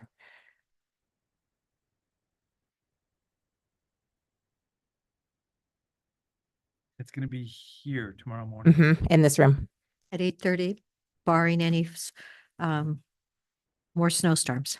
So you're not going to see it here, but the first Redmond area interest slide is going to show up first. I have it on mine here. So I think it's Commissioner, if we're going in order, it's Commissioner DeBone for the first one. DSL land exchange. Yeah. So do you want, is the preference there to take the whole slide or to just alternate the topics?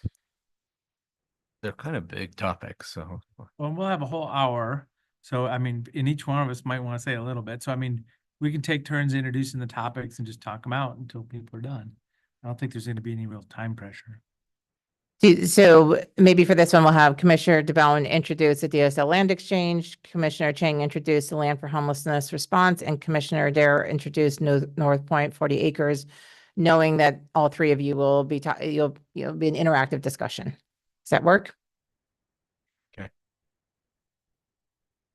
We can do it a different format too. I'm not trying to. As long as I don't call it North Unit.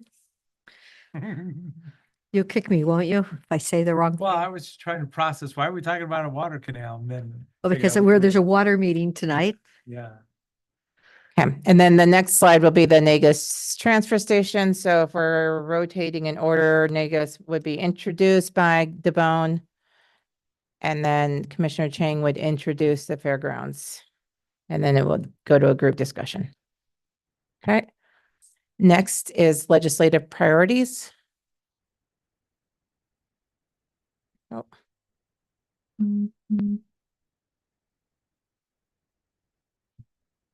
So then is it my turn?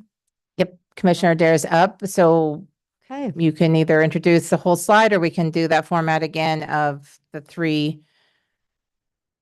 talking points or the three rotations. So go Adair behavioral health, DeBone transportation, Chang water issues, and Adair and wildfire. If we were going to do that. Oh, it sounds perfect. Okay. Well, you can talk transportation, water issues then if you want.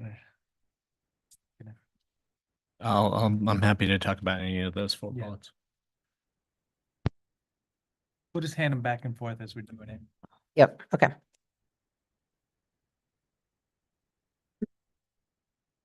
Okay. Next up, county specific initiatives. We have fresh topics on the siting the new landfill after today's discussion. Do you want to take that off of there for now? The or- fairground's already on something else. Do we need to have that? Oh, yeah. Yep, I will. Yeah, thank you for that catch. The previous one that I went through didn't have that. Yes. Okay.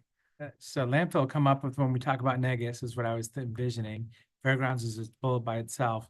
Deflection program is, kind of not as topical right now because of the legislative issues that are going on. I mean, You can remove this slide. This was a slide we had in for the, I think the Sun River Chamber event, and we didn't have the other very specific slide, so we can remove this if we think that we're going to cover these topics. And Yeah, it seems like just, okay, yeah, I'm just going to remove it then. they might want to hear about the new landfill siting though. but I think that'll come up when we talk about Negus. Yes, perhaps it will. Okay, and then the last one here before we go to Q&A is get involved. And I'm just I did not fact check to make sure all of these opportunities were still available as I did this 10 minutes before I came down here today. So I think that they're all still available. Facilities Review Committee has been filled. Okay, so I'll take that one off. And then COIC, you've got it like 3 dots over to the left. It's so there's three main bullet points, which is the finding opportunities they're currently recruiting for, and then COIC. So the behavioral health, bicycle, and facilities were sub bullets under currently Okay. recruiting for. But I'll take the facility project review, and I can move COIC up in between the two so it doesn't look weird in the formatting. I thought COIC was on here because we were currently recruiting for a COIC board member. Oh, I see what you're saying. Okay. That's, I think that's done. Jay Patrick, well, no, I don't, we haven't done. No.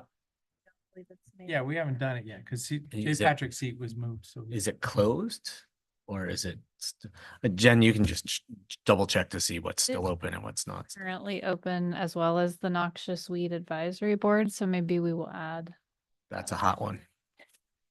You never know. You never know. Hey. Okay. Really important stuff. Okay, so I think what I'll remove facility project review, add in noxious weed, and bump over COIC, so it's the sub bullet under currently recruiting for, so it looks good formatting. Okay.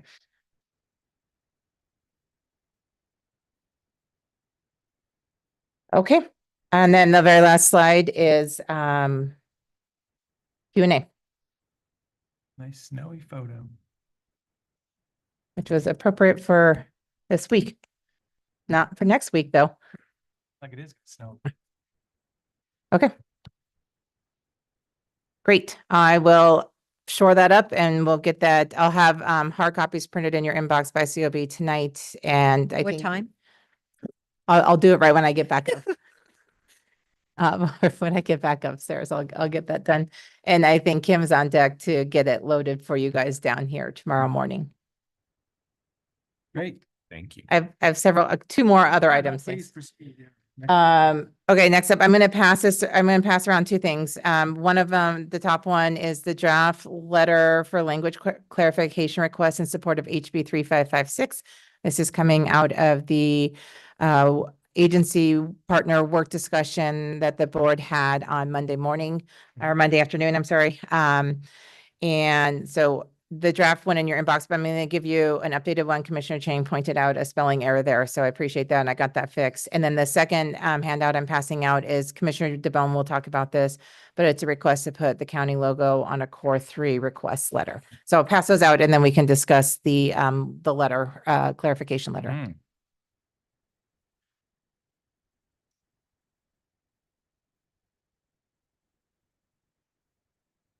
So this is a different one then? Yes, I had Senator Broadman's first name. Thanks on that. Appreciate the catch on that.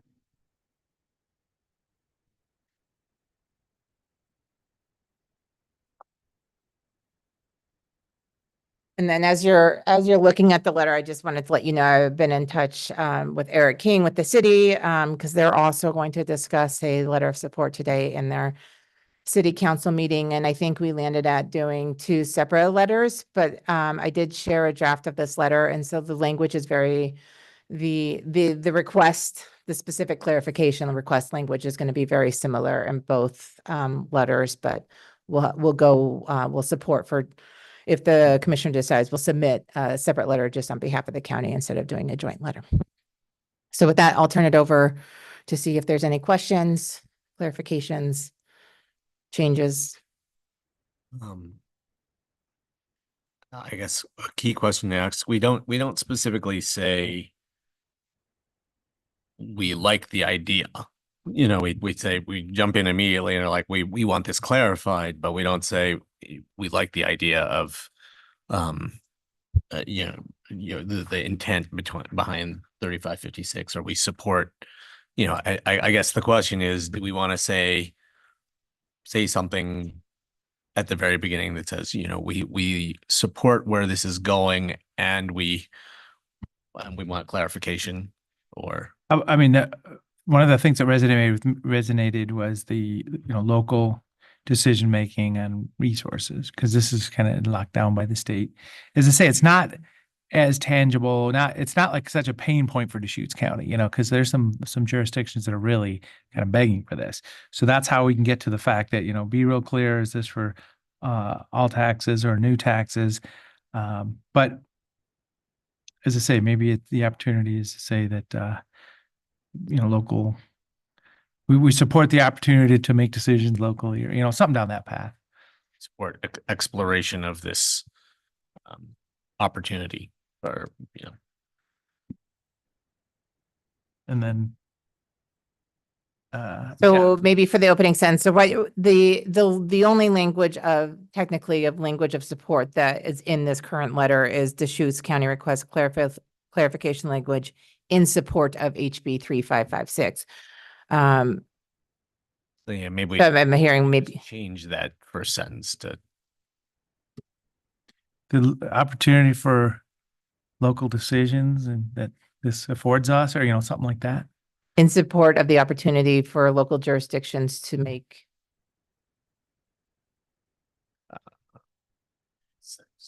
kind of getting convoluted. I mean, It gets really complicated really quickly when you start talking about, I had some extensive conversations yesterday trying to make sure we had the correct ask in. So hopefully we landed there. Well, because, I mean, are we saying we only support this if it's a new tax? That's what, Melanie was asking us to be clear about what we were saying. And that's kind of what this is saying. But as I say, in the overarching picture is, I mean, do we feel like if they do this clarification, then we support the bill, or is there still more, do we still have more questions? so, and that puts back to the concept that we did have called this a number one priority. We said, hey, we like the idea of this discussion happening. Are we gonna dive into this and, keep going with it? Or are we just throwing our, information in and then hoping for the best? Which is, are we gonna get engaged a second time around if this gets really exciting? Because it could get pretty exciting if there's enough. I'm interested in being engaged. Yeah. And the good news is the hearing's tomorrow. So we should have for a Friday morning update, we should have An idea of kind of how it went. So, but the question I think then is, do we want to get the letter in ahead of the hearing so that potentially it could be discussed during the work session? We have the ability to turn in the letter up until Saturday morning or whatever, but What about starting off with One. Deschutes County is very engaged in this, this domain. I mean, it's just like I started to do at the meeting, the fact that not all counties are deep into this, but it matters to us. I guess it kind of finishes like that. Yeah. Well, and I did this same thing. I read it a couple times. I'm like, oh, what would I change? Oh, maybe I should make a different statement. And it's a Getting little something out there is probably okay right now. Yeah. Could we say, I mean, do we feel like, does the board feel like it would support 3556 with amendments? I mean, that's a very clear thing to say to legislators. We support this. Well, we with support amendments this that bill only with new taxes. amendments, to this effect. Because we could be real clear, only amendments for new taxes only. Yeah. I mean, that would be my position, but I don't want to How presume. about you, Commissioner? Yeah, this is, Would you go there? real clear right now up front? Yeah, I think you have to be clearer than this. This is like, Well, and that's what we generally concluded at the roundtable. yes. So do you want to put maybe the end of paragraph 1? Should go to the Or first. Where we, Just the first sentence. the first sentence, Deschutes County would be supportive of HB 3556 with an amendment that clarifies language to include that it only, I'll wordsmith this, Yes. to include that it only supplies to newly implemented taxes or Right. increases to existing taxes. I like that. Okay. That's much. Hopefully I can remember that. There we go. I'll go back and watch the There. video. Well, 'cause, yeah, Robert Tinkle Sure. said it, if we put 1 more % on it, it gives $1 million more for, marketing. Promotion. And then it goes backwards from what our future needs would be. Absolutely. Okay, so I will I'll do the PowerPoint change first, and then I'll make this letter change. And I'll circle that around today. I do think it would be beneficial to get the letter in before they have their work session tomorrow. So potentially they could discuss that. Not sure how that would go down or fits into their agenda, but it would be good to at least get the voice out there for them. So I'll circulate it tonight. I mean, should we do a motion now?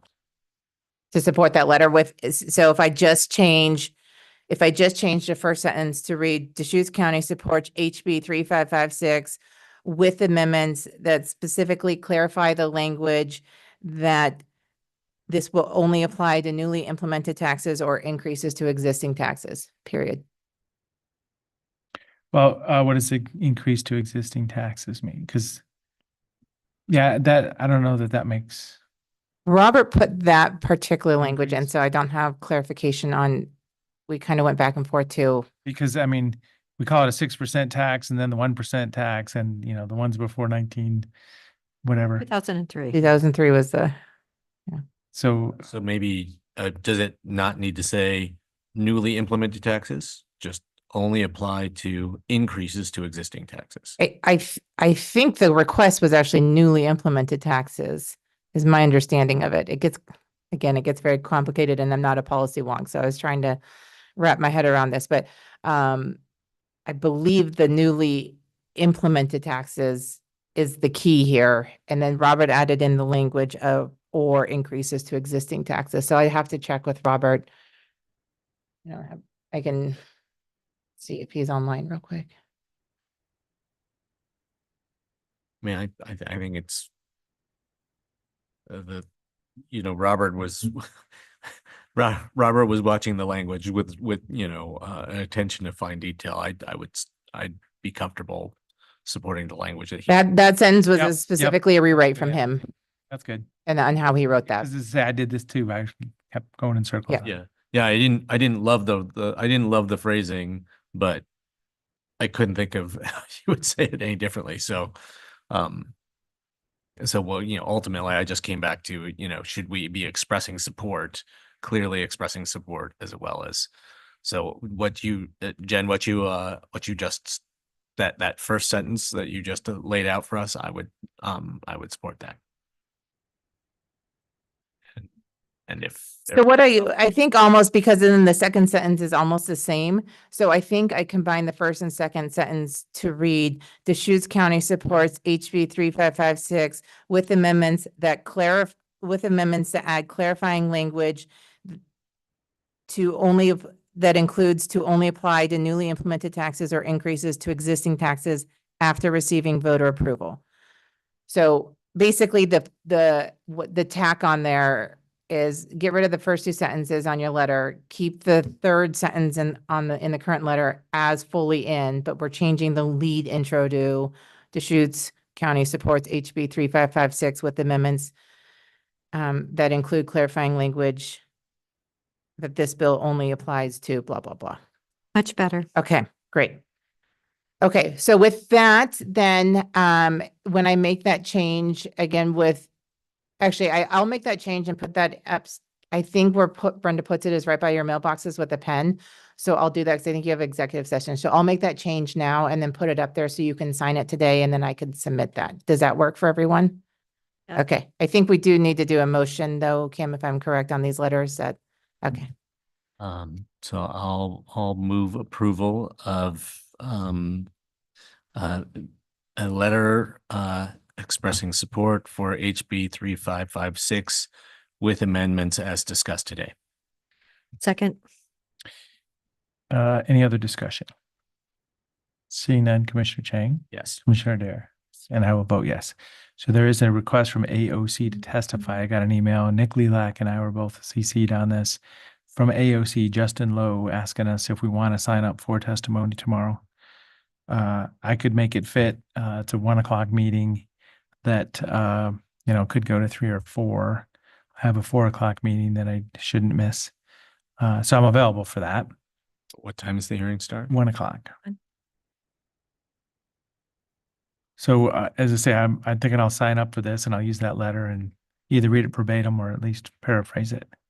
Okay, and I'll submit it ahead of the hearing as well. It'll be on the record. Okay. Great. Very good. And I can stick around, but the only other thing was the core 3. Oh, yeah. Okay. So this is core 3 is the effort of Central Oregon, all of our districts. This is a letter that was created. The bill for core 3 that Representative Levy had put together has passed the work session. So it's going to the House floor.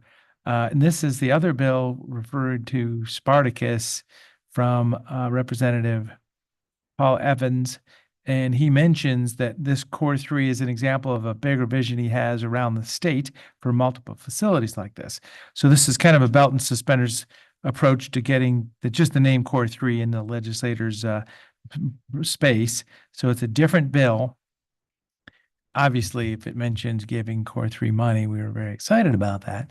And the request is that if Deschutes County's logo can be included with this coalition letter.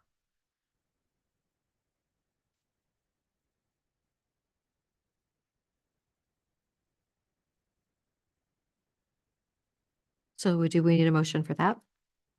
Yeah, making sure, kind of reading it. Yes. And which committee is this going to again? Yeah, committee, emergency management. General Got it. Government Okay. and Veterans. Yep. Oh, same one as the other one. Yeah, and Representative Evans is on this committee also. So this is his baby. So that's why we're like, hey, you got a great idea.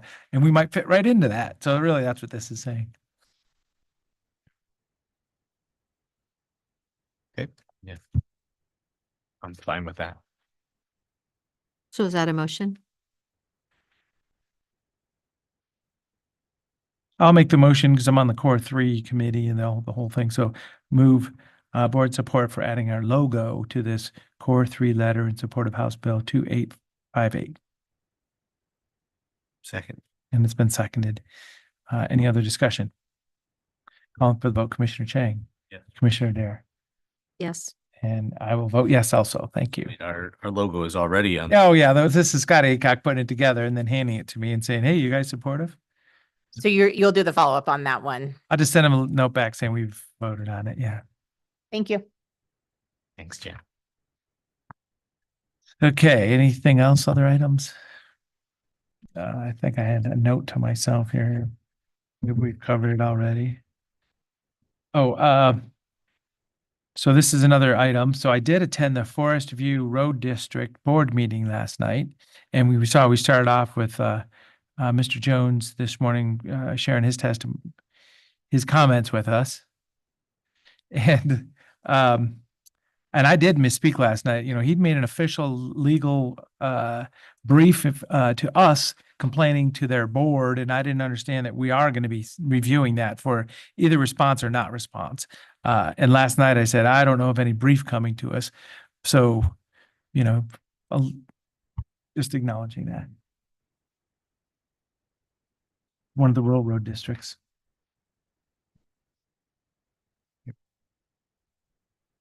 I don't know that I have anything else. Okay. Oh, so we have executive session today? Yes. Okay. Right. The Deschutes County Board of Commissioners will now convene an executive session pursuant to ORS 192.660. The specific authorization for this executive session is ORS 192.660 subsection 2D, which allows the board to meet in order to discuss labor negotiations. Designated staff and the media are allowed to remain during the executive session. However, the media may only report that the board met in executive session and the identified basis for meeting in executive session. Recording devices are not permitted. No final decisions will be made, and at the conclusion, we will open the doors and invite the audience back to the meeting. Okay, so we'll be in an executive session and we'll be back on video following.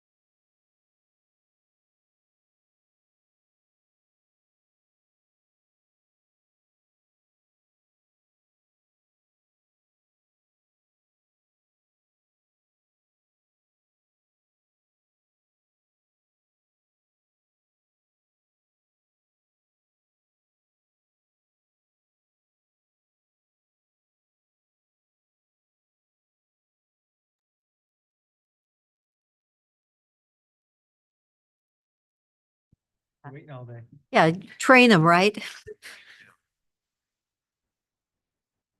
So being out of executive session, please proceed as discussed. Is there anything else for this board meeting? Next week's agenda Correct. or lack of?